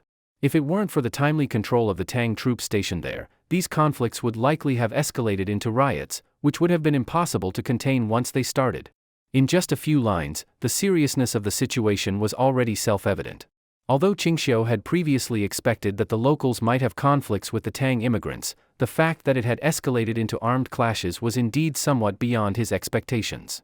However, this was also the most important problem in integrating Lingnan into the Central Plains. Whether this problem could be properly resolved could even directly affect Lingnan's allegiance to the Tang dynasty in the coming decades. Qingxiu thought for a moment, then personally wrote a reply to Chen Dayan. His solution was simple and direct: give every Tang citizen who had migrated to Lingnan a large sum of money, so they could use it to buy the local Lingnan people's houses and farmland. At the same time, for Lingnan people willing to migrate to the Tang heartland, also give them a relocation allowance and strongly encourage them to leave Lingnan. If they were unwilling to leave, then encourage them as much as possible to marry Tang citizens and subtly change their perception of being Lingnan people. Make them recognize themselves as now citizens of the Tang, completely turning the idea of Lingnan from that of an independent kingdom into merely a geographical concept. At the same time, Lingnan people could only be relocated to Shu and the Two Rivers region. They were not allowed to settle in the Liangguang area. This was to avoid the risk that if Lingnan was poorly governed in the future and rebelled again, the Liangguang region would not respond in unison. This tactic of mixing sand and divide and rule was precisely the best method for governing newly annexed territories. In fact, there was an even more efficient and quicker method: to deal with the Lingnan people in a completely inhumane way. Of course, if the Tang dynasty had all under heaven submitting and no border troubles, such a method would be most appropriate. But now, with only a few thousand Tang troops in Lingnan, and with all logistics dependent on local supply, it was simply impossible to deal with tens of thousands of people using just a few thousand soldiers. Not to mention that sending more troops into Lingnan would only turn it into a bottomless pit that continuously drained the Tang's national strength. This would go against the original intent of conquering Lingnan. Send this to Lingnan by fast horse, make it as quick as possible. Tell Chen Dayan that all grain, silver, and valuables in Honghe City, as long as they are my portion of the tax revenue, he may use them freely. There's no need to save costs in this regard. Qingxiu worried that Chen Dayan might hesitate to spend and cut back on supplies, so he added this special instruction. Understood. The servant took the letter and immediately arranged for a fast horse to deliver it to Lingnan. Qingxiu could already imagine Chen Dayan in Lingnan as if sitting on pins and needles. As a junior officer, to have such a heavy responsibility on his shoulders was indeed difficult for him. For a full 2 months without trouble, this Chen Dayan is quite a talent. Qingxiu had originally planned to recall Chen Dayan once the officials took office, but now it seemed he was well suited to be his agent for remotely controlling Lingnan. The document Qingxiu sent to Lingnan truly saved Chen Dayan from disaster. The day before the letter arrived, he had already prepared for the worst, gathering all his troops, ready to suppress a riot at any moment. With Qingxiu's approval, the first thing Chendayan did was order his subordinates to quickly take out large amounts of silver and grain from the warehouse to put out the fire. Indeed, all the disputes stemmed from economic issues. Once money and grain were provided, both sides immediately brightened up and lost all desire for rebellion. At the same time, as the relocation order spread, the Lingnan people who yearned for the fertile lands of the Central Plains responded one after another, taking the money and grain to prepare for migration. They had suffered under Fong's oppression in Lingnan for too long, and their fear of this land had long outweighed everything else. Even though they knew that there were no longer such vampires ruling them here, they still wanted to escape if they could. Especially the young and strong men and women, they were even more willing to leave Lingnan and try their luck in the Tang. When they learned that the Tang recruited soldiers regardless of origin or ethnicity, and that even northern Hu tribes could enlist and rise in rank, they became even more eager to venture out. Likewise, many landless farmers from Liangguang and long unpromoted soldiers learned that by going to Lingnan to open farmland, they could get a large subsidy, along with cattle, horses, and tools. They were even more willing to actively go to Lingnan to settle and cultivate the land. As a result, within just a few days of the relocation order being issued, an extremely strange scene appeared at the Tang-Lingnan border. Lingnan people bringing their families to settle in the Tang, while some of the Tang's own down-on-their-luck people cheerfully brought subsidies, cattle, horses, and tools to Lingnan to put down roots. Some even voluntarily chopped down trees along the miasma-ridden mountains to make migration easier. This in turn led to another pleasantly surprising result. Lingnan's miasma decreased day by day, making travel, farming, and daily life much more convenient on both sides of the border. In just a few days, this great migration had already quickly shown the effect Qingxiu wanted to achieve. Nearly half of Lingnan's young and strong population were preparing to leave, replaced by a rapid influx of Tang people taking over the space they vacated. And those Lingnan people who stayed were mostly the elderly, women, and children. Compared to the vigorous, young, and strong Tang settlers, they posed no threat at all. At first, Chendayan and the others thought this plan was a waste of money. But when they compared the migration rosters of Liangguang and Lingnan, they suddenly realized that Qingxiu's arrangement was truly a stroke of genius. In less than 3 years, at least 2/3 of Lingnan's land will be occupied by Tang citizens. At that time, why worry about Lingnan ever rebelling again? Chendayan and the others looked at each other, then all burst out laughing. Once the situation was stabilized again, Chendayan disbanded the soldiers he had gathered, sending them back across the land to maintain order. At the same time, he received Qingxiu's order to send back to Chongan all the officers he had previously taken note of. Among them was Wang Jui, who had fought desperately to earn Qingxiu's recognition. Only then did Chendayan realize something was off. Qingxiu was calling back so many people, yet not him? Could it be that the Duke of Qing wants me to stay in Lingnan to maintain order here for him? Thinking of this, Chendayan immediately became excited. To rise through the ranks as a civil official was certainly easier than killing on the battlefield. If he did well, he might one day become the governor of a region, bringing glory to his ancestors. Following the Duke of Qing was indeed the right choice. Father, mother, your son finally has a chance to make something of himself. When I become governor one day and bring honor to the family, I will surely return home in glory and bless the whole village. Chendayan nearly burst into tears. At this moment, he was truly grateful both to Qingxiu and to his ancestors for being buried in the right place. Li Er closed the memorial from Lingnan, and at this moment all the ministers in court saw the smile on his face. Without a doubt, Li Er's reaction to the news from Lingnan could be described as pleasantly surprised. He had originally thought that even if Lingnan were taken, Qingxiu would need at least 3 years, even 5, to digest that region and bring it completely under control. He even thought that after Qingxiu left office, if later officials were incompetent, there was an 8 or 9 out of 10 chance that Lingnan would once again stir up trouble. But in less than 2 months, the population structure of Lingnan had changed drastically. More than half were now Tang citizens. This meant that in no more than 30 years, over 80% of Lingnan's population would be Tang people. In addition, the miasma in Lingnan had been conveniently cleared away, so that the court would no longer face any natural barrier in attacking Lingnan. Such an achievement was unimaginable before the expedition to Lingnan. Now I understand why you wanted to take all of Lingnan's tax revenue for yourself. This must have cost quite a lot of silver to handle properly, yes? Li Er's gaze toward Qingxiu had changed, even showing a trace of admiration. To plan and recover a distant territory far from the core area in such a short time, Qingxiu's merit was enough to be remembered in history. That's true. But if your majesty could reimburse the costs of relocating the population, I would be even more grateful to you. Ahem. The work you've done in Lingnan is excellent. I will send you an additional 3,000 elite soldiers to garrison Lingnan, under your command. When it came to money, Li Er immediately changed the subject. Clearly, he was already well practiced in this. Then Li Er looked toward the assembled ministers and said with a loud laugh, "You, my beloved officials, often compare me to the sage kings Yao and Shun. I do not know whether I can live up to such a comparison. But Duke Qing is definitely comparable to ministers like Guan Zhong or Yu Yi." To receive such praise publicly from Li Er was beyond measure in value. "Your Majesty is wise." Ministers like Changsun Wuji, who already leaned toward Qingxiu, immediately praised him aloud. As for the likes of Gao Shilian, although they were extremely displeased in their hearts, they had no choice but to follow along out of formality. "Minister Wei, you've never gotten along with Duke Qing, why are you looking so excited?" Gao Shilian noticed Wei Zhang's face full of joy and couldn't help asking in a low voice. "Of course I'm happy. The Tang has fully recovered Lingnan and subdued tens of thousands of local people. This is a blessing for our state. Why wouldn't I be happy?" Gao Shilian's face darkened. "I'm talking about Duke Qing. I don't care who has earned the merit. If it benefits the Tang state, I will naturally praise it without reservation." At that, Gao Shilian completely closed his mouth. Wei Zhang truly was a stubborn old man. This fellow really did focus only on the matter, not the person.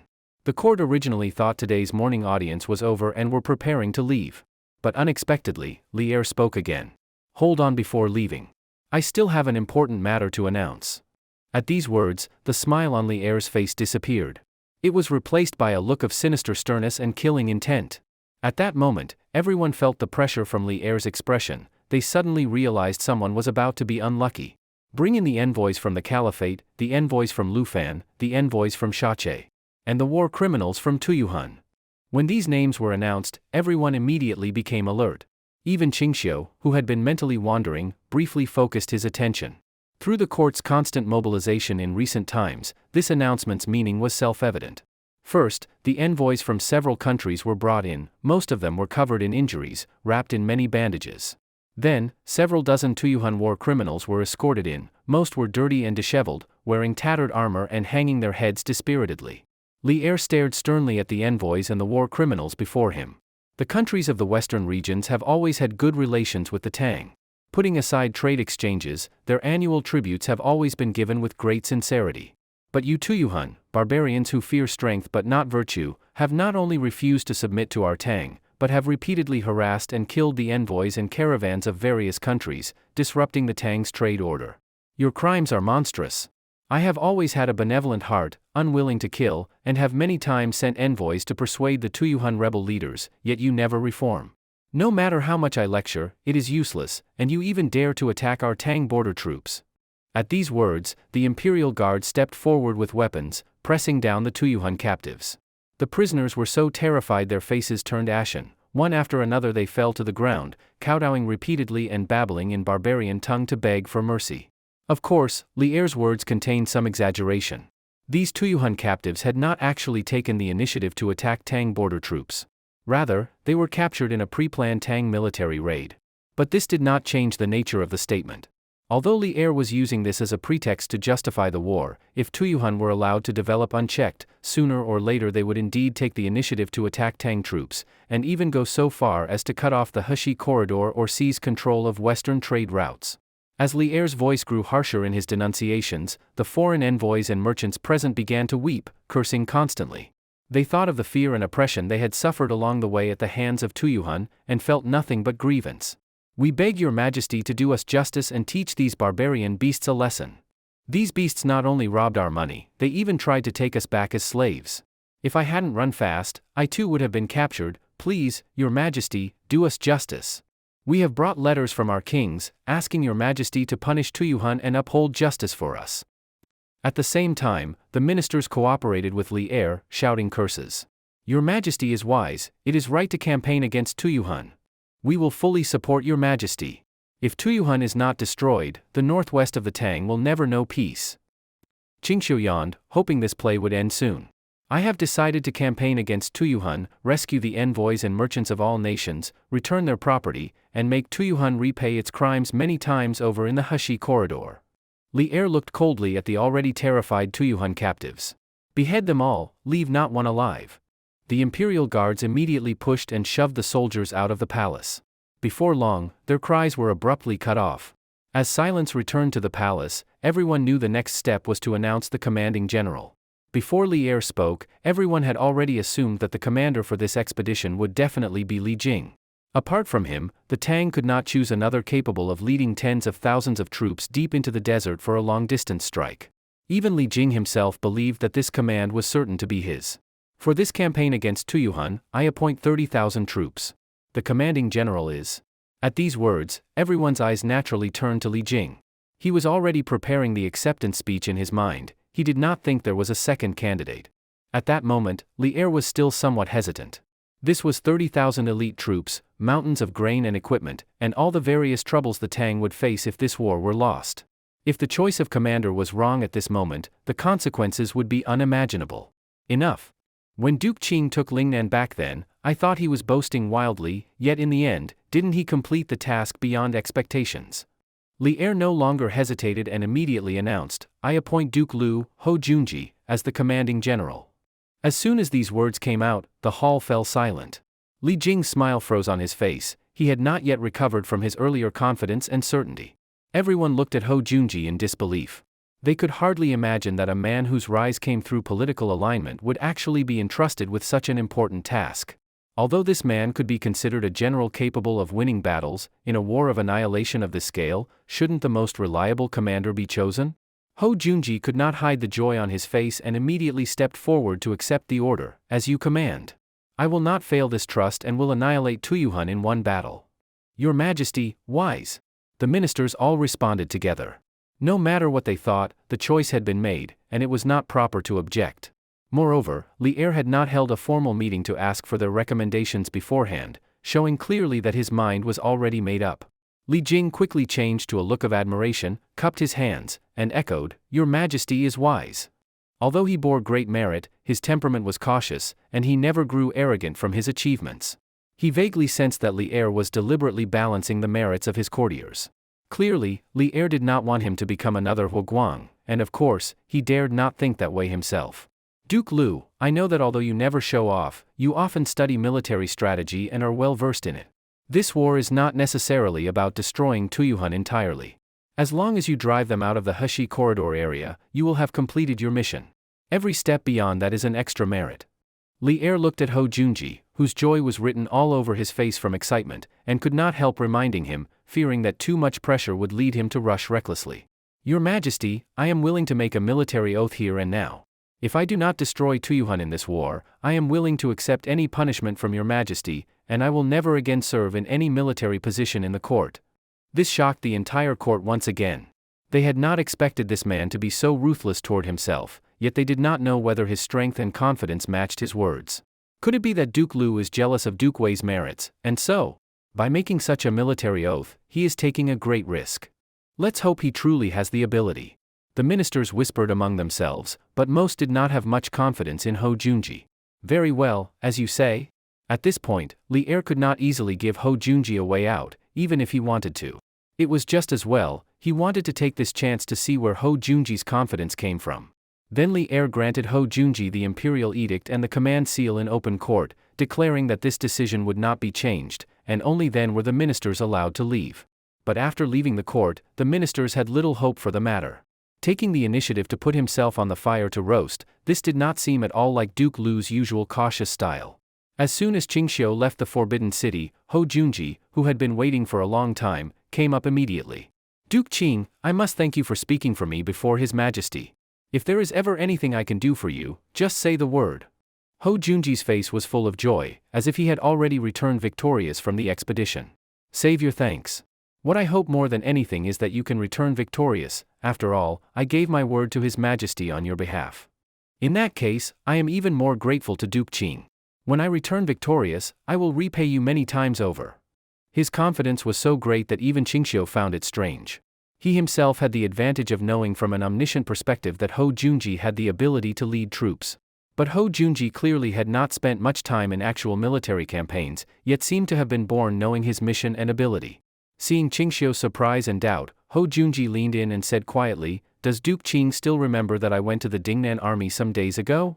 The Dingnan army was located in the northwest, an area originally occupied by the Turks. Later, after being defeated by Li Jing, those Turks unwilling to submit had fled north or west. Only some who declared loyalty to the Tang remained. Most of these people lived precariously by herding livestock along the frontier and paid tribute regularly. The task of the Dingnan army was to keep watch over them. You obtained intelligence from the Dingnan army? Qingxiu raised his brows slightly. Exactly. Those Turks living on the border live extremely harsh lives. They want a chance to earn merit for the court in exchange for being allowed to live in the Central Plains. If they can be used well, the war with Tuyu Han will not be much trouble. Ho Junji stopped revealing more at that point, but from his expression it was clear that he was already confident of success. Very well, I won't ask further. As long as you can accomplish the matter and not let down my guarantee to His Majesty. Qingxiu gave another instruction, and Shui Rengue, who had been waiting by the carriage, stepped forward immediately. This is Shui Rengue. From now on, Duke Lu, he will be under your command. After speaking, Qingxiu patted Shui Rengue on the shoulder. When you go to war, hold back your arrogance. Whatever Duke Lu teaches you, you must remember. Understood. Shui Rengue answered at once and cupped his hands toward Ho Junji. I will be in your care, Duke Lu. You are Shui Rengue? A true hero in youth. At only 18 years old you dared to face 70,000 with just 2,000 men. It seems your achievements are no less than any in the court. Ho Junji's eyes lit up when he saw him, and he looked him up and down, full of praise. If he had not already known that Shui Rengue was Duke Qing's personal retainer, he would have wanted to take him into his own service. On the way back, Shui Rengue remained silent, frowning, as if thinking about something. Qingxiu could vaguely guess the young man's thoughts. You think Ho Junji can't be trusted? Please don't blame me for speaking plainly, he really doesn't look like a commander good at war. Shui Rengue spoke his mind directly. You used your standing with His Majesty just to protect him? It's not to protect him, it's an investment. You will understand later. I only want you to remember one thing, obey Ho Junji in all matters. Learn everything he reveals, understand? At these words, Shui Rengue said no more and simply replied steadily, don't worry, boss. That night, Shui Rengue could not sleep for a long time. In the middle of the night, he even took out his lance and practiced vigorously in the drill yard all night long. In the past, when following Qingxiu on campaigns, he never had to think about anything, he only needed to be like a sharp sword, locking onto the target and charging into the enemy ranks. But now, having to rely entirely on himself, this was the first time he had experienced such a thing. I absolutely can't embarrass the boss. Before the troops move, the provisions must be sent first. Just as the main general was decided, the court also, at the fastest speed, began transporting military grain from Jiangnan via canal, sending it along the Grand Canal to the area around Chongan as military rations. But when it came time to conscript laborers, the logistics officials unexpectedly found that the number of people assigned by the court was only half of the original planned figure. At first they thought it must be an error in the court documents, but no matter how they inquired, the court's reply was always the same, just carry out the orders. This immediately made what everyone had thought was a sure-win war suddenly seem uncertain and hard to feel confident about. No one had expected that Li Er would be so stingy in the matter of logistics, especially when the frontline commander had never before led such a distant expedition. No one knew how this battle would end, but the logistics officials were already privately pessimistic. When the laborers were finally assembled, Fong Xianling personally went to the military storehouses to check the supplies. Even he was shocked by the small number of laborers. Who handled this matter? With so few laborers, there's no way to transport the grain. Even the prepared margin for losses is far too little. How is this battle to be fought? Bring me the logistics officer in charge of this. Fong Xianling was furious. He was even prepared to have the officer seized on the spot and executed. But before long, he saw one of his subordinates return, and behind him came Qingxiu. That subordinate was already dripping with sweat. This, Duke Qing, he is. What is it? I'm not the logistics officer, but I was involved in this matter. The number of padded winter coats, and the margin for grain loss along the way, were decided by me together with His Majesty. Qingxiu could not be bothered to wait for the stammering official to finish his sentence. Fong Xianling was even more puzzled. Qingxiu had fought in hard battles. His understanding of military supplies should be no less than that of the emperor or Li Jing. How could he make such a low-level mistake? Lord Fong, you don't need to worry about this matter. His Majesty and I have it in mind. Fong Xianling protested, Duke Qing, you speak easily, but this concerns the outcome of an entire campaign, how can I not worry? Qingxiu didn't waste more words. He waved his hand directly. Move the grain. If there's a problem, I'll take full responsibility. It has nothing to do with anyone else. The laborers, who had been waiting for a long time, each took up their pushcarts, coming forward one by one to receive the grain. Fong Xianling couldn't rest easy and quickly looked toward the guards at the storehouse, hoping they would block the move. But those men, upon seeing Qingxiu, immediately stepped aside. Who would dare stop him? Duke Qing has the emperor's orders. How could we stop him, my lord? Their eyes shifted uneasily, though they didn't say it outright. Their meaning was clear. You want us to block Duke Qing when he has the emperor's command? Why don't you do it? Lord Fong, I know you're dutiful, and even though this matter has little to do with you, you've still put in a lot of thought. But after serving in the same court with me for so long, you still don't know me? Qingxiu looked at the slightly dejected Fong Xianling and shrugged. From a duty standpoint, I shouldn't interfere, but this concerns. Fong Xianling suddenly noticed that the loads on the laborers' pushcarts were far heavier than before, at least nearly half again as much, and yet they did not seem to be struggling. On the contrary, they pushed along chatting and laughing. This was far beyond his expectations. Normally, the pushcarts were loaded to just about the limit the laborers could barely manage. Though this greatly increased the transport volume, it also meant the laborers tired quickly and needed frequent rests. But now, it seemed they could push for more than 10 li without getting tired. How are these laborers so strong? Fong Xianling was baffled. He tried pushing a fully loaded cart himself. He had expected it to be very heavy, but instead it moved so lightly that he nearly stumbled when he overexerted. I remember now. His Majesty mentioned some time ago that you, Duke Qing, had developed a very strange wheel that greatly increases transport capacity. Fong Xianling suddenly understood. He had known about it, but hadn't thought much, figuring it could only increase capacity by 10 or 20%. He had never imagined it could have the laborer's burden and reduce the number needed by half. You truly are a remarkable man, Duke Qing. Fong Xianling was full of admiration. The manpower and material saved this way amounted to a huge sum. Moreover, it greatly reduced the number of laborers pulled from the fields, letting them continue farming, far better than having them pointlessly add numbers at the front. This is nothing yet. To Qingxiu, who had seen the transport capacity of the modern world, even this efficiency was still very low. With that, Fong Xianling set aside his worries completely and left the matter to Qingxiu. If he knew that even Hou Junji's appointment to command the campaign had been Qingxiu's doing, who knows what he would think. After this incident, news of how effective the rubber wheels were spread quickly through Chongan. Along the route, people were eager to see the incredible carrying capacity of these rubber wheels. It nearly became a scenic sight of Chongan. If we had these wheels for moving goods every day, how many fewer trips would we have to make? I agree, Duke Qing really is a genius. I just don't know if they're for sale. I bet they'd be expensive. If they come from Duke Qing, they might not be expensive at all. He probably wants even common folk like us to afford them.